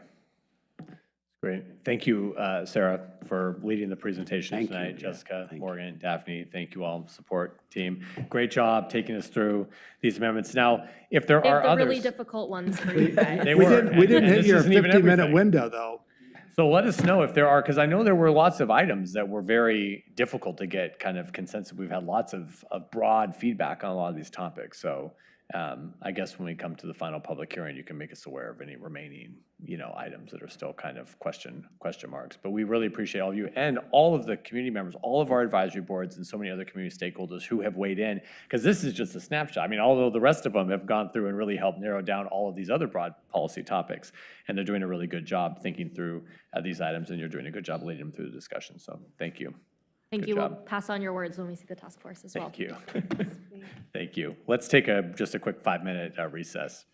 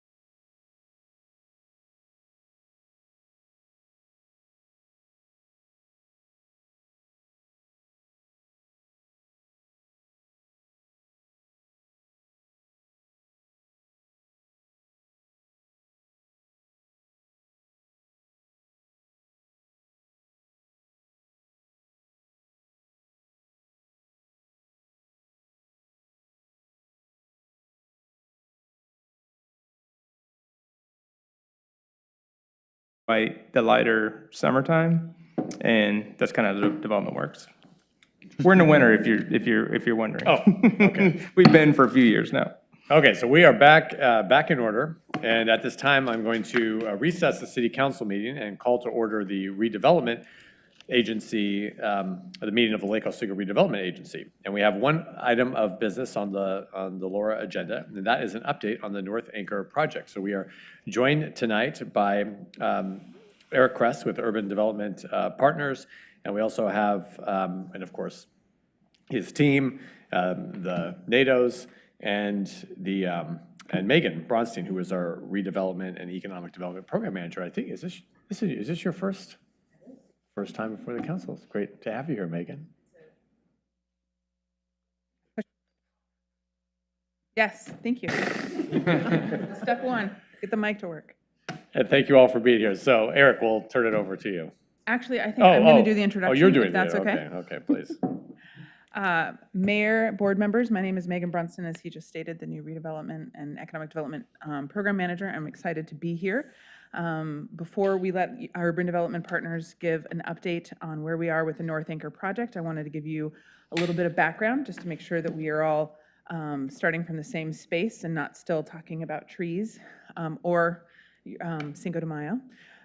So just as a reminder, where we started was the LORA board when creating the East End Urban Redevelopment Agency, or plan, excuse me, had identified that they wanted a boutique hotel and they wanted mixed-use projects, specifically along B Avenue. The LORA board went out and purchased property to implement this objective, and then in 2021 signed a DDA, a disposition and development agreement, with Urban Development Partners. This was the second group that they were hoping to partner with, but luckily is the one still working with us today. Since 2021, the DDA itself has been amended 5 different times. The first few were to extend the timeline just a little bit, 6-month increments for those first few. However, when we got to amendment number 4, we ended up extending it for 2 years. The reasons for the 2-year extension were that they had just met some wonderful partners on the hotel side that they wanted to create a joint venture agreement with to help with the equity. They wanted to then partner with that new joint venture partner and go out to find the rest of the equity and the debt partners that they were going to work with, and they needed time to do that. They wanted to value engineer the design so far, make it hopefully a little bit cheaper, so a little bit less funds that were needed to go into it. And they wanted to proceed with due diligence regarding the acquisition of each of the 3 properties. A few months later, UDP came back, so now we're in October 2024, came back and gave the LORA board an overview of data as to really where was the market at that point in terms of what had happened with COVID and what had happened after COVID and where they were at that time, stating the financial markets at that time were still not back to the space where finding money was easy for projects like this. Skip forward a year, and the last time UDP was able to give this group a update was last September in 2025, and it was specifically to say that they were ready to purchase 2 of the 3 properties, and they wanted to do it a little bit out of time, and so that was amendment number 5 of the DDA. Since that time, UDP has actually purchased the 2 properties. Very exciting. They have continued to pursue financing and investment options that they're going to give you an update for today. And they most recently met with planning staff, specifically to discuss some modifications to the land use agreements or approvals that have been made for the multifamily buildings. The pre-app for that is scheduled in a couple weeks, so we don't have the final decision, but we did want to let you know that staff does believe that there is a path forward. If it is taken to, for those to be minor amendments, that would be staff level approvals. And so hopefully that will help the timing of getting construction started on the multifamily specifically a little bit shorter. But with that background, I then want to turn it over to Eric Kress, and so he can introduce his team. Thank you, Megan. Good evening. Joining me, I have Cody McNeil, Cody's over here. Cody McNeil, Will Nato, and Bob Nato. And we did lose our financing Nick Santangelo, our financing agent, he is putting his kids down, so got a little bit late for him. So I'm going to fill in for Nick. First of all, I wanted to acknowledge, as Megan did, this has been a long journey. We're still here, and we're still working, and we're still committing time and money to these projects because we do believe in them. I will say up to a couple years ago, our sentiment was that we might see some relief in interest rates or things will loosen up and development capital will become more available nationally. That has not happened. And then 2 years ago, City Council was gracious enough, and we're thankful for that, to give us a 2-year runway in which we not only did we make some changes to our hotel program, but we also changed our strategy for financing the property. Essentially, for the multifamily, we went a syndication route, which is a very difficult and long route, as opposed to finding a single institutional LP partner. Institutional LP partners are not active right now in development, period. They're just not happening anywhere, and there's almost nothing happening in Oregon when it comes to private institutional LP partners. There's 1 or 2 projects going on that I'm aware of in the multifamily space, but if you're not building a data center, which doesn't seem appropriate for downtown, it's very difficult to attract LP capital into hospitality or multifamily types of projects. So we'll talk a little bit more about that, but that's where we're at, and that's what those 2 years allowed us to do. So I'm thankful for that, but also agree that the timeline has been disappointing. We will share some good news today, and then also some good news, but not as good a news as we'd hoped to be at today as well. So maybe we'll start with I think we are going to start with the hotel. All right. I'll start by saying we do have a debt term sheet from a prospective lender, particularly as it with CPACE. Bob and Will have been really leading the charge with the CPACE work. And by the way, I should say this work in the hotel, we've spent about $2.5 million to date entitling and working on the designs of the hotel, and some additional monies with internal program design. And we've spent a lot of effort in financing, including with our partners here, the NATOs. Actually, Will's over here. Will, sorry, I keep doing that. Yeah, I think one of the major milestones that we've made for the capitalization of the hotel portion of the project is that as of last week, Clackamas County has authorized this commercial PACE program, the Property Assessed Clean Energy Program, which is a voluntary assessment program funded by private lenders that enables property owners to finance seismic improvements, energy efficient equipment related to the project, and other similar improvements, and essentially opens up another source of capital to finance the hotel. We've been working with Clackamas County staff since last fall, and they were very helpful in pulling out CPACE from a larger package of other economic incentives and expediting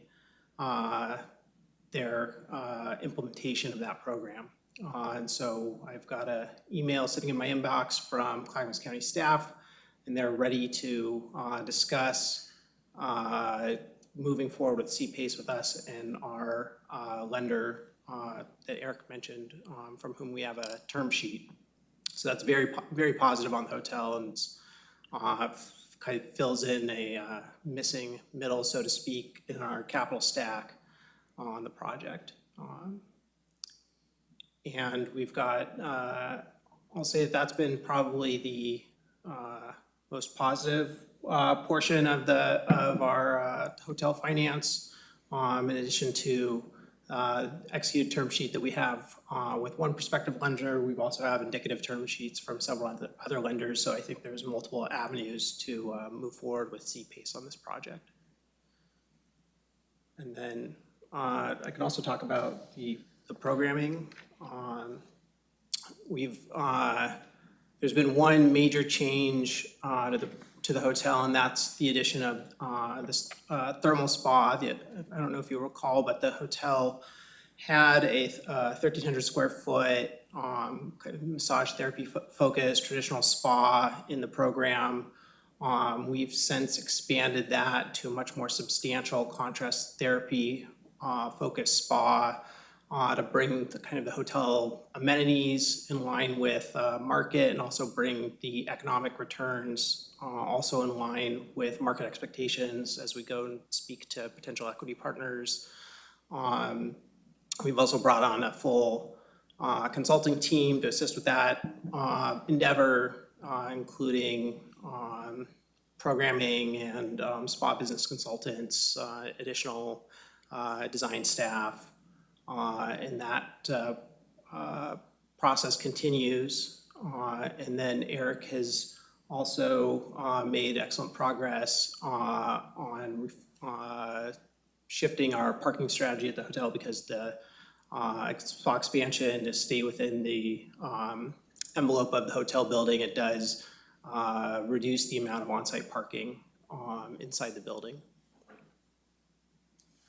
Yeah, I'll simply say we have a parking solution that works through some negotiations. We don't have a signed LOI, although we have a close to negotiated LOI to solve for the parking. I'm confident we'll get to a solution if we have the opportunity to do so, or when we have the opportunity to do so. In terms of timing, not much has changed in terms of timing. We need 12 months from equity commitment to break ground on hotel. We have one investor in particular who's interested and is looking at met him a couple weekends just the past couple months. He was out with a drone last weekend. A couple days ago, you may have noticed or not. So there is some activity, and we have strong, as Will said, lender interest. But it feels like we're at the spot where we were with the multifamily, 8 months ago, where we were starting to get interest from debt, a couple of debt providers, but equity continued to be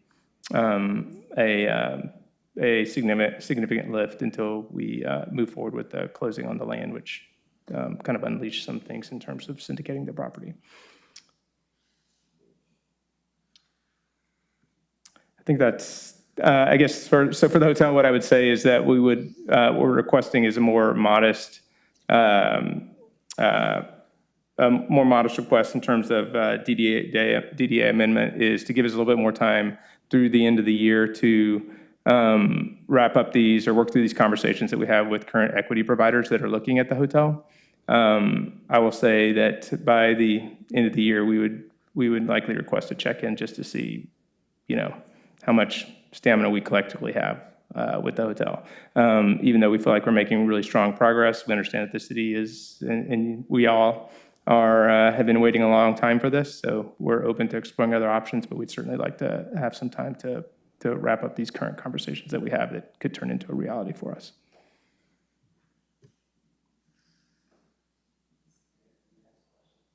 Do you want us to ask questions on the hotel now? Want to get through the whole? I would prefer to just push through the apartments if it's okay. That's fine. I mean, but I will. I won't say. Shut you down.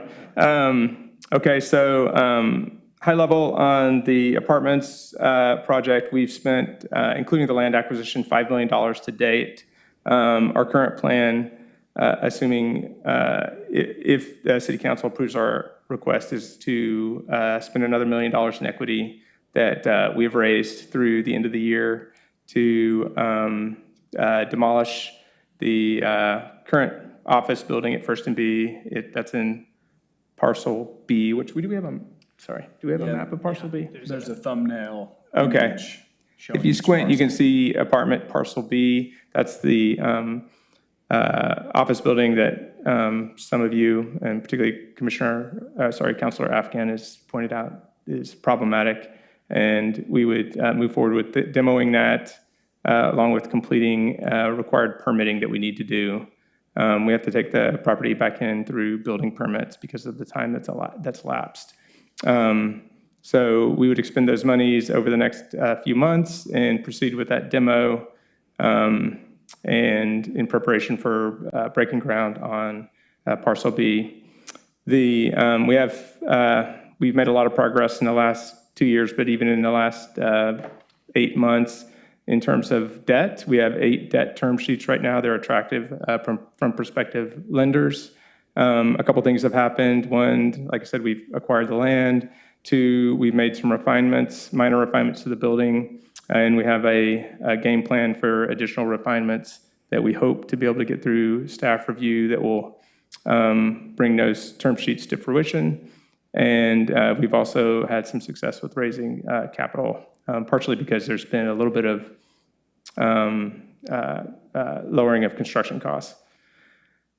I think are you up next to talk about programming?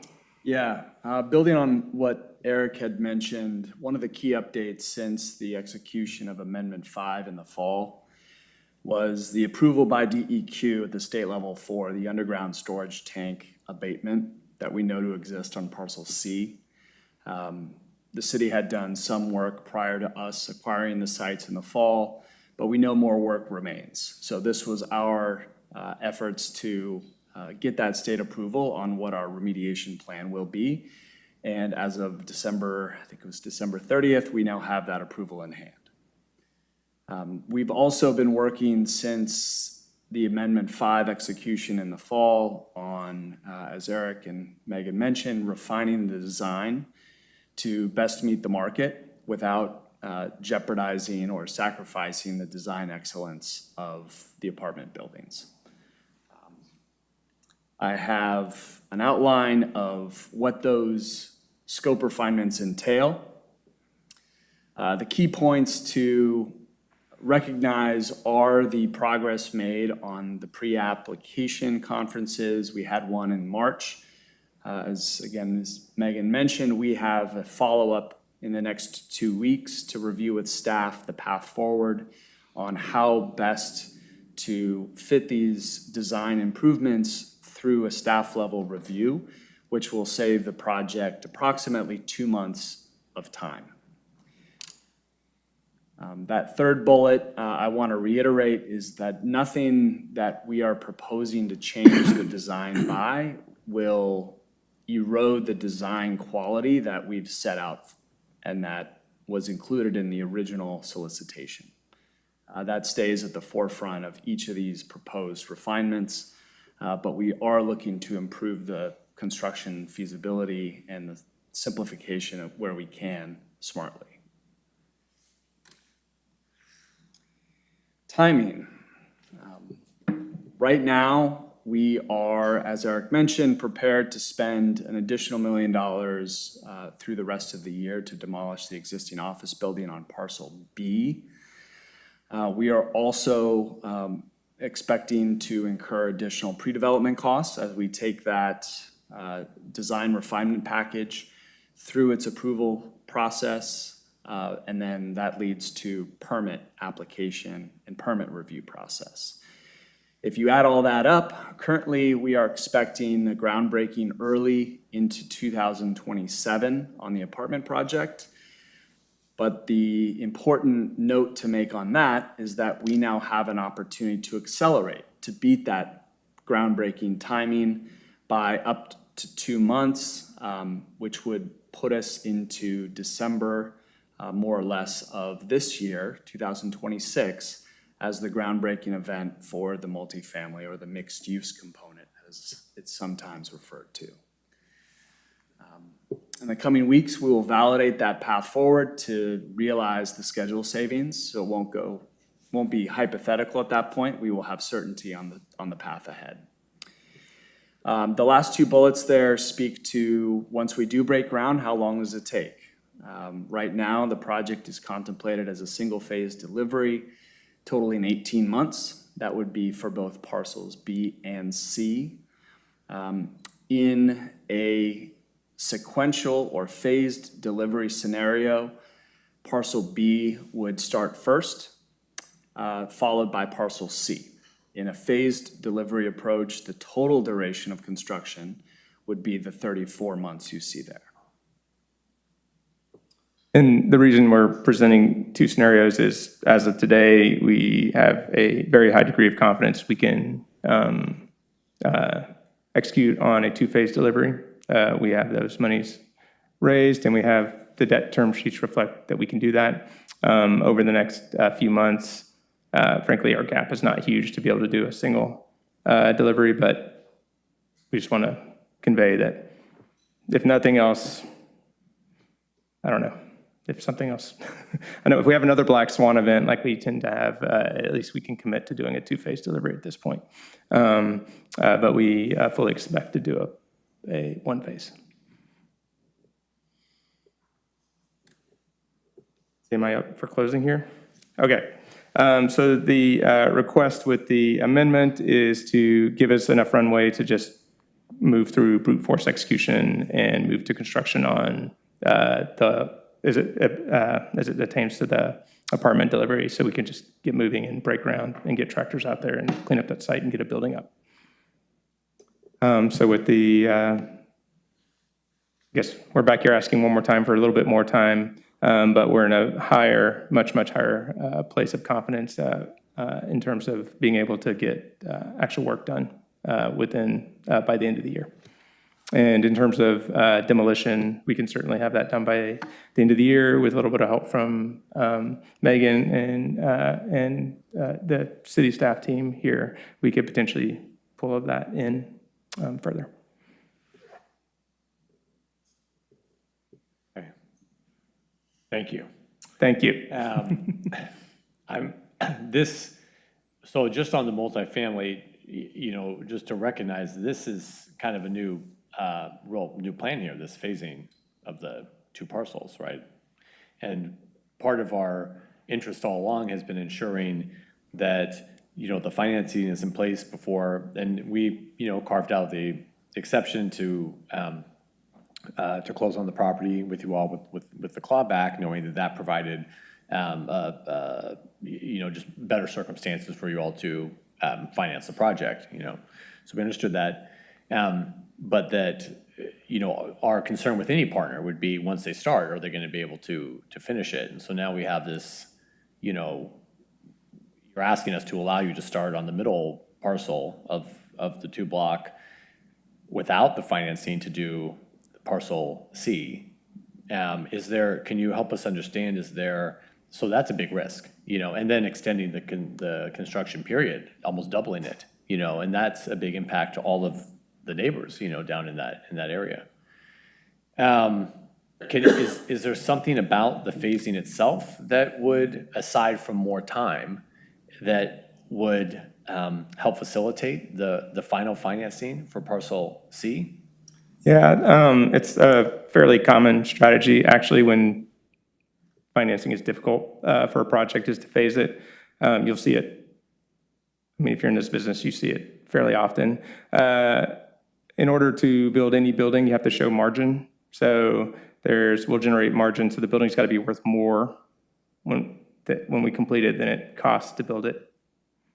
So that margin is posted up as additional collateral to start the second piece.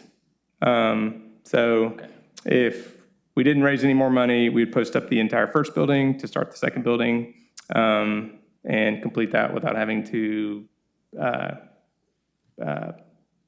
raise additional monies if financing continued to be difficult.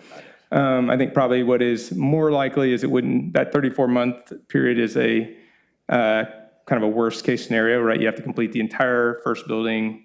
You're not doing any more financing work, and you're just moving on to the second building. That's kind of our worst case scenario that we're laying out. The best case extreme and the very worst case extreme, I expect we'll land at, my expectation is we'll start the project, both of them together. But there is a risk that we're not able to, so the mitigation for that risk is we'll start parcel B, and we'll continue to raise additional monies to start parcel C. Could be, I mean, if we're going at our same rate, we won't even have to phase the project, but if it's a little bit slower, we might start parcel C 3 months later. But we have an incentive to start parcel C as quickly as we can. It's not accretive for us to extend this out for 34 months. It's not a very big project. We have to staff it as if it were, and it's kind of like building two small projects. So it's not ideal for us, but that's the kind of stopgap situation if we're just not able to get additional equity monies for the project. Again, I don't expect that at all. Would it not increase the overall cost of the project? It does a little bit. It does, because you have more overhead over the longer period of time. A lot of that we just absorb as a company in terms of our staffing. But with the contractor staffing, there's additional overhead that we'll just anyway. That's contemplated in the plan. What about just operationally? Trying to lease out one building, the successes and the tenants on the ground floor with the, ensuing construction right next door. It's not ideal, but frankly, we deal with that all the time, working in urban environment. You guys deal with it, but I'm talking about the people living there and the tenants. I know, we work with tenants in that situation all the time. Okay. We built multiple buildings next to construction projects. We've owned multiple buildings next to construction projects. We've built next to multiple buildings. So that is kind of the urban environment. I mean, if that were a big issue, I would suggest that you do not build anything else in your downtown, because people are affected around the construction. So part of the process of what we do is we mitigate that impact. Yeah. You only work during certain hours during the day. Is one thing you do. It's part of city code, frankly. During the most intense periods of construction, you usually have to provide some concessions to those tenants that are nearest to the construction. It's not for the full period, but you certainly have probably a month or so where you have to do that. Thank you. Councilor Afghan, go ahead. The DEQ topic you talked about, is that the environmental cleaning plan that was approved, or did you get a permit to start cleanup? It was the approval of the plan. Okay. Yeah, And not the how long permit is that itself. good for? Do you know? I don't recall offhand, but I know that the permit is expected to follow in the coming 6 months. When you said you're ready to start demoing, were you referring to parcel A, B, C combination, all of them, or just parcel B? Just parcel B by the end of the year, so that we would demo that site and prepare it for construction. Yeah, I wouldn't commit to parcel C for a couple reasons, unless we were starting construction on that site. For one thing, we would probably use it for staging and a construction office, at least initially. Hopefully not for very long, but if that building is not demoed or being occupied, we can save some money by actually using it as an office. Okay. The hotel, the current contract is start construction in July. Do I remember that correctly? Yeah. Yes, okay. That's the current contract. All right. I'm wondering why you picked parcel parcel B to start construction and not parcel C. I confused all of my B's and C's. I'm wondering why you picked parcel B instead of parcel C. Well, for one thing, it's the building is a liability. The parcel B building is a liability. Because of the gas station? No, well, parcel B is in the middle. That's the big office building. That's the big kind of vacant office building there, not the gas station. Okay. Yeah, so that building is a liability. The gas station's less of a worry and is a little bit more usable as a staging site. Got it. This is a fun comment. talked with the previous city project manager about this. I've talked to this previous city manager about this, but I'm going to be on public record now, so I make sure you hear what I'm saying. Parcel C, where the dry cleaners used to be, there's a sign up there that says United States Post Office. That, I believe, is a piece of history of Lake Oswego. And if we can save that and use it someplace within parcel B or C construction, I think we have done ourselves a service preserving part of the history of Lake Oswego. If we cannot save it, no problem. But I think we should look at it and see if that's something we can do. Mr. Mayor, thank you so much. Thanks, Councilor. Happy to do that. Signs like that, actually don't recall the sign, but we have taken signs like that and used that as interior art in the lobbies and things like that in buildings. So it's nice. It's a value to the project to retain that as history if we can do it on the site. Thank you. Thank you. Councilor Woman. So we've talked about the apartment. So why don't you give us the kind of the current market conditions of building hotels? That would probably be helpful for us to know kind of, and where, I think it's good that you have had some wins, but my understanding is that it's not the greatest environment to be building hotels. Is that your experience, or? You want to speak to that? Yeah, I would say that's accurate. I was just reading a hotel market report forward-looking for this year, and it started out by stating that there are 16 full-service hotels under construction in the U.S. right now. And I think that in our discussions, of course, a high-quality project in any market is going to be attractive, and I think that we've done a lot of work over the last 2 years to improve the economics of this project, to de-risk the, especially revenue from the rooms department by adding additional amenities at the hotel. So I feel very good, and we've had very good conversations. I think the national perception of Portland continues to be challenging, especially with talking to lenders based out of the market. And the farther afield that a lender is from us, the more challenging those conversations are.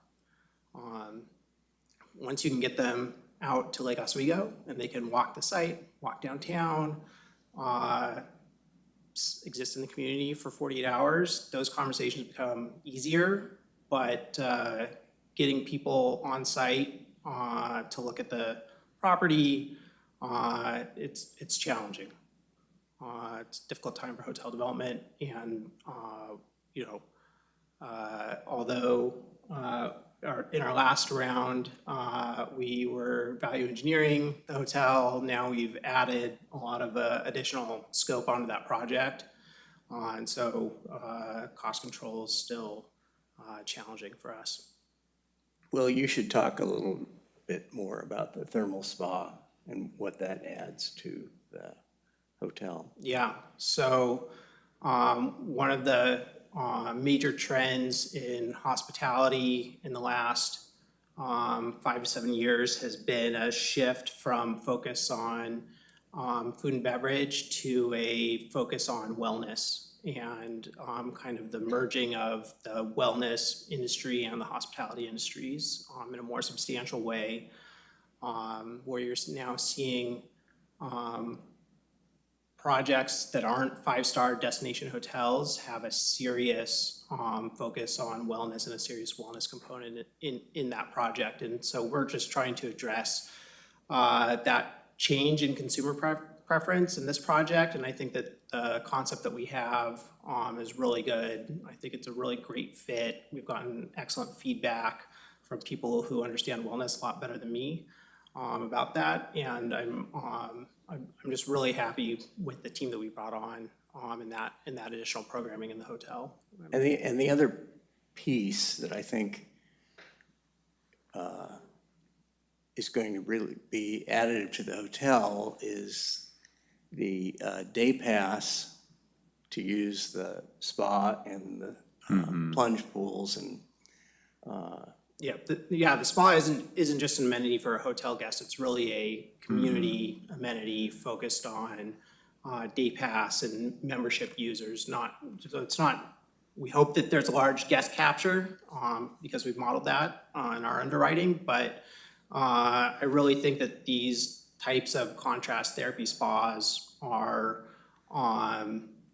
they're made or broken by their acceptance in the community. And I think that the one that we've planned for this project is really aligns with Lake Oswego. So in the change, is the room configuration fairly stable from what it was before, or are you changing that whole model as well? Got rid of all the cars.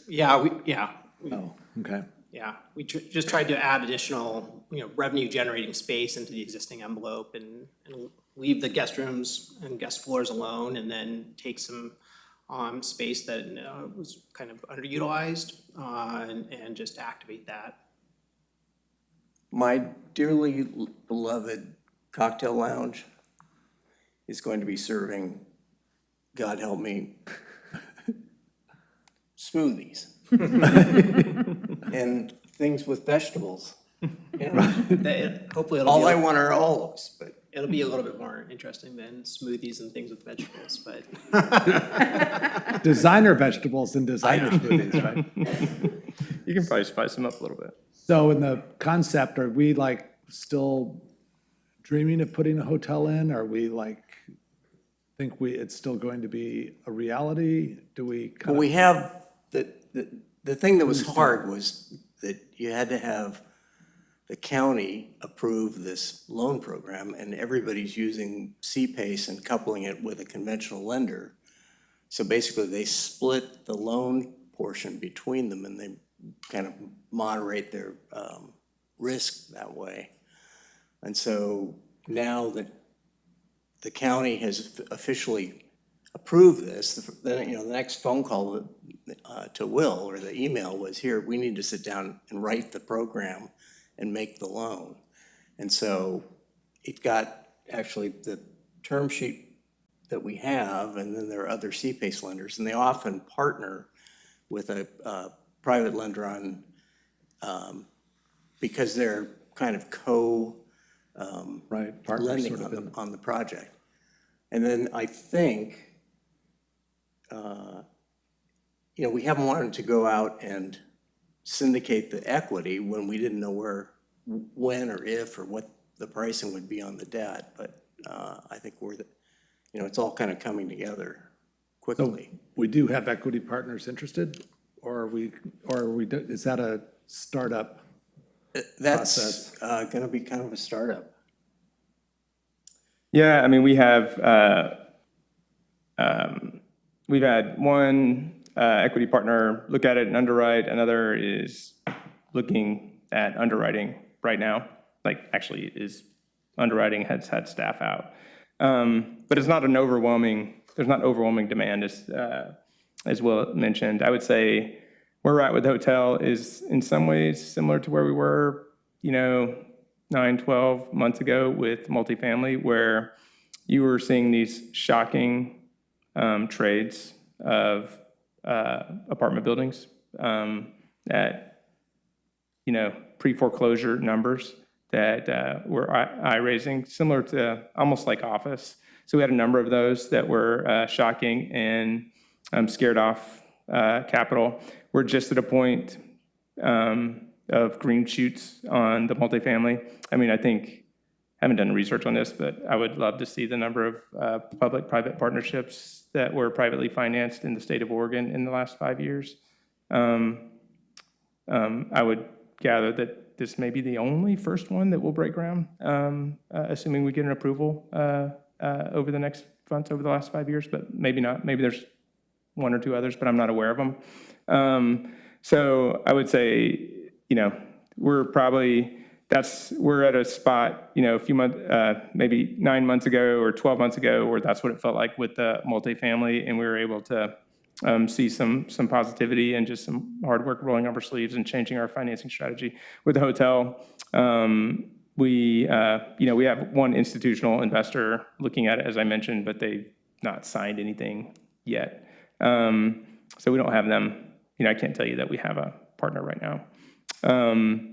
And with the debt in place, we can take, the remaining of the year to, similar to the multifamily, pivot on our strategy for how we capitalize it, continue to chase down this one large partner that has shown interest, and see if we can turn this into reality. I mean, we're business people, we run businesses, we can't invest in dreams, so we're spending time. I'd say it's more than a dream, but it's also not, like, I can't come here and say I'm, 90%, even 90% confident, but that by the end of the year we'll have this capitalized. But I do think that there's a reasonable chance that we can pull it together by the end of the year. But we're not, I mean, like I said, we're at the place with the multifamily, a number of months ago with the hotel now. So just last question then. So from the bigger picture, now that you have sort of these financing pieces in place, does that kind of tell the private sector or whoever's going to provide it, say, okay, this is more of a go of a project? And typically, I know things are not typical, but in the normal processing? 100%. The first thing they ask is, do you have debt? So the equity asks, do you have debt? They don't want to waste their time screwing around looking at a building that doesn't have a real term sheet. And we have not had that until more recently. We had a term sheet, but it was contingent upon CPACE approval.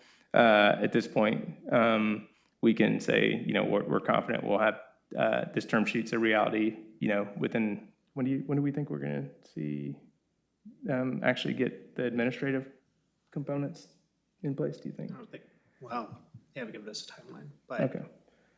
90 days. So, yeah, they're accelerating to get the administrative components of CPACE in place. So we can, confidently say, look, this debt is around the corner. You can look at this from an equity standpoint and underwrite based on these terms that we have. So that is a big change. And, we put in our time with Clackamas County and with lenders to get that done. Frankly, it's just a general win. But it's certainly a significant progress for the hotel. Okay. But just with the ownership, though, you mentioned, it's the same issue with the multifamily, not having ownership. Yeah, the equity component is hard. I mean, we'll own a portion of it, but we'll need to partner with other equity providers to complete. So you really need to close on the hotel property to really be able to capitalize the project. What do you mean by closing? You mentioned that without having closed on the property, it was difficult to raise the equity. Oh, you mean on the land? Uh-huh. No, I don't think so. I think for the it could potentially help. We'd have to explore that with the. We could do the same 1031. Yeah, we could do that. With the multifamily, we had a couple of interested parties that were interested in closing on the property, which instantly turned into equity that we could use to complete the construction of the multifamily. Frankly, we haven't talked about doing that with the hotel, but that would be a strategy. Okay, but it's not a barrier. Maybe I misunderstood. Pardon? It's not a barrier to. It's not a barrier. It's just it helps. Like it helped with the multifamily. Got it. Right? Because if we were to say, look, we raised another $2.5 million, we have a significant investor who's very interested and has a lot of confidence, and it also gives kind of, people work in groups, I'd say. Okay. More people that feel good about your project, the more people want to jump in on it. I just know for the record that Councilor Corrigan had to leave. Councilor Boone? Yeah, I'm kind of confused, but first of all, I'm glad that we are seeing some signs on the multifamily. And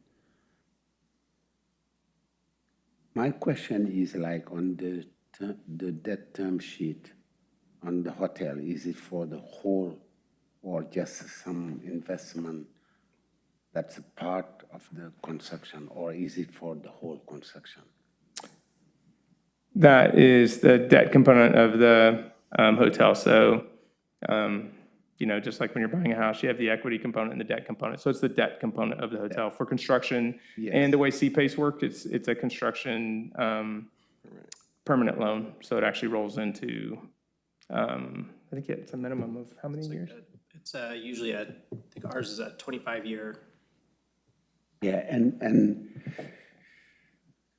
I know the challenges of Oregon, you know, in hospitality's highest taxes and everything makes it not attractive to investors to come in this market. But the hotel market is like starting to, we have some movement even in Portland, in spite of all the negative things. When I was doing my research, I saw that like there are a lot of building of hotels nationwide this year, like thousands, 132,000 rooms are being built. Challenges happen everywhere, in Florida, in California, in Oregon, but our challenge is different.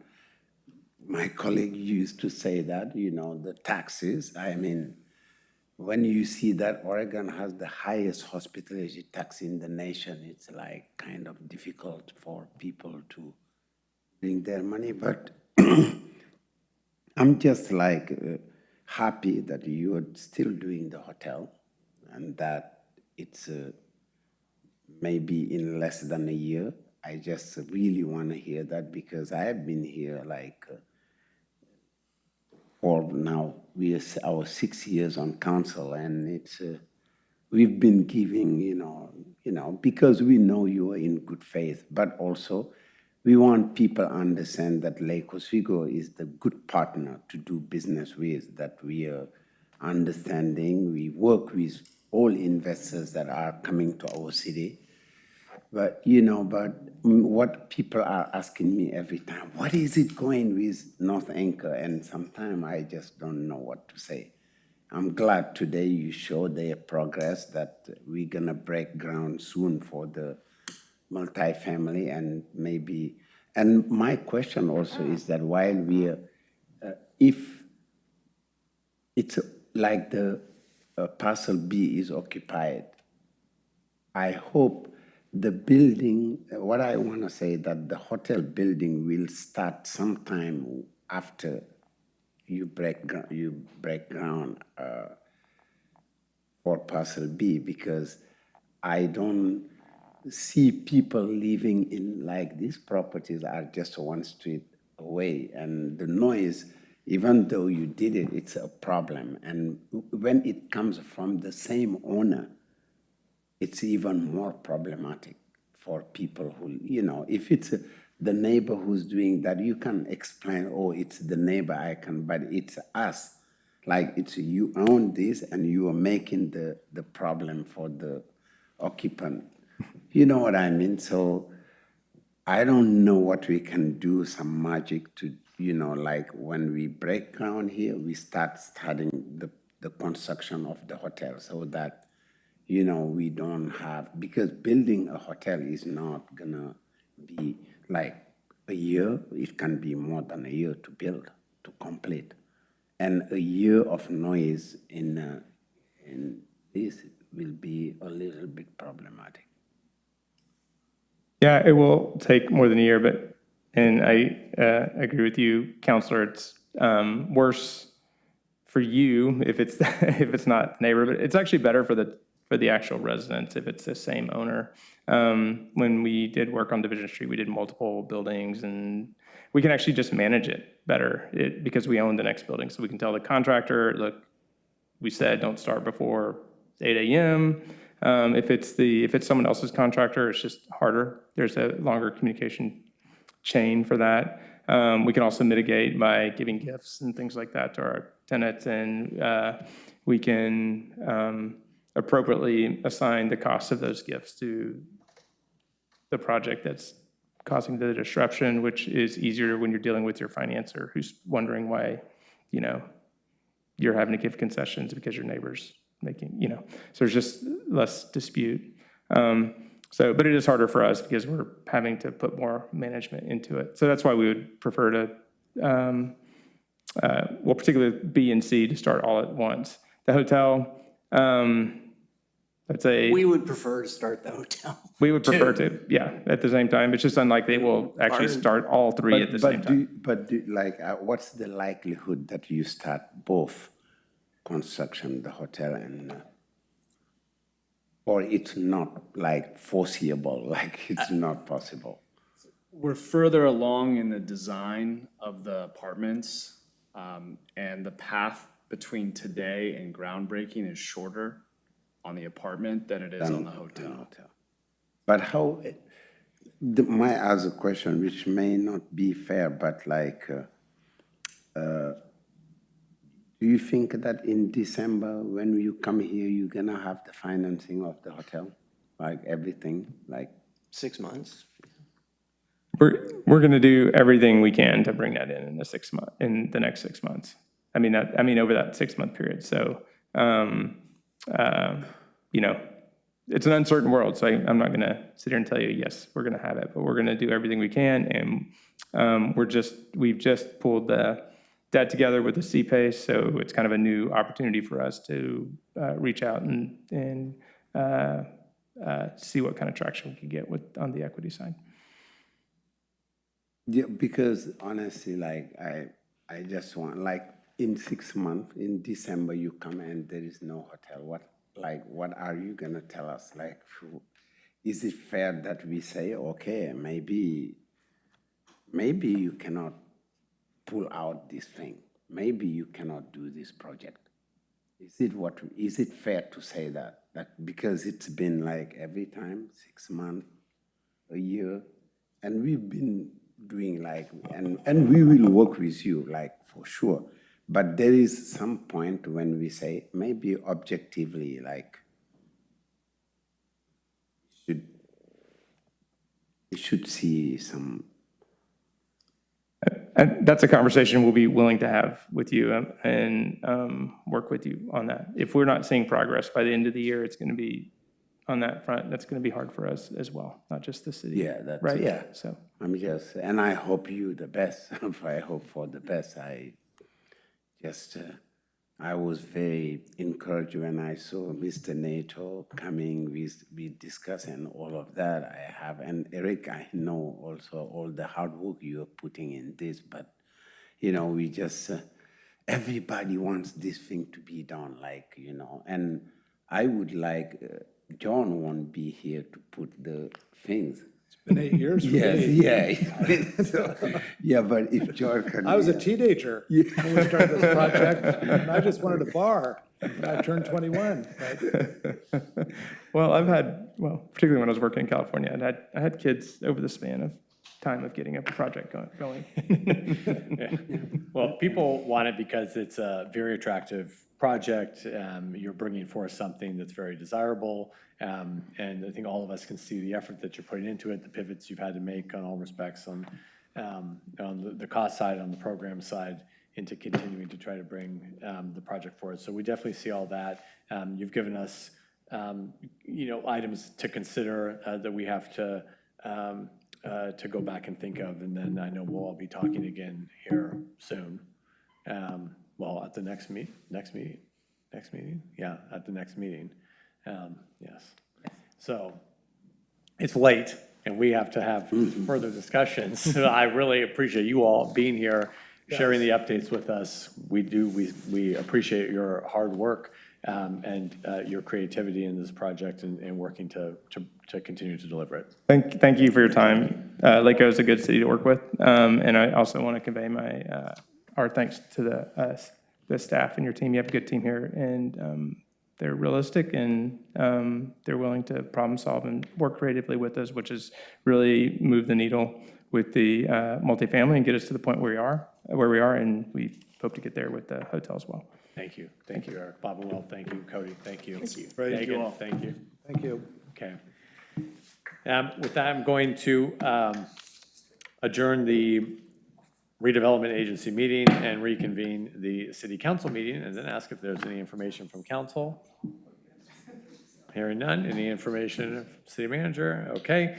With that, the council will now enter executive session. Mr. Twain, will you please read the statutory basis for the executive session?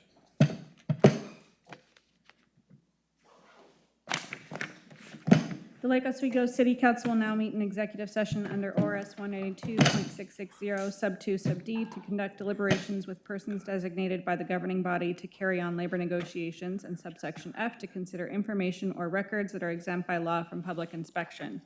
Pursuant to ORS 192.660 Sub 4, representatives of the news media are excluded from this executive session. No final decisions will be made in executive session.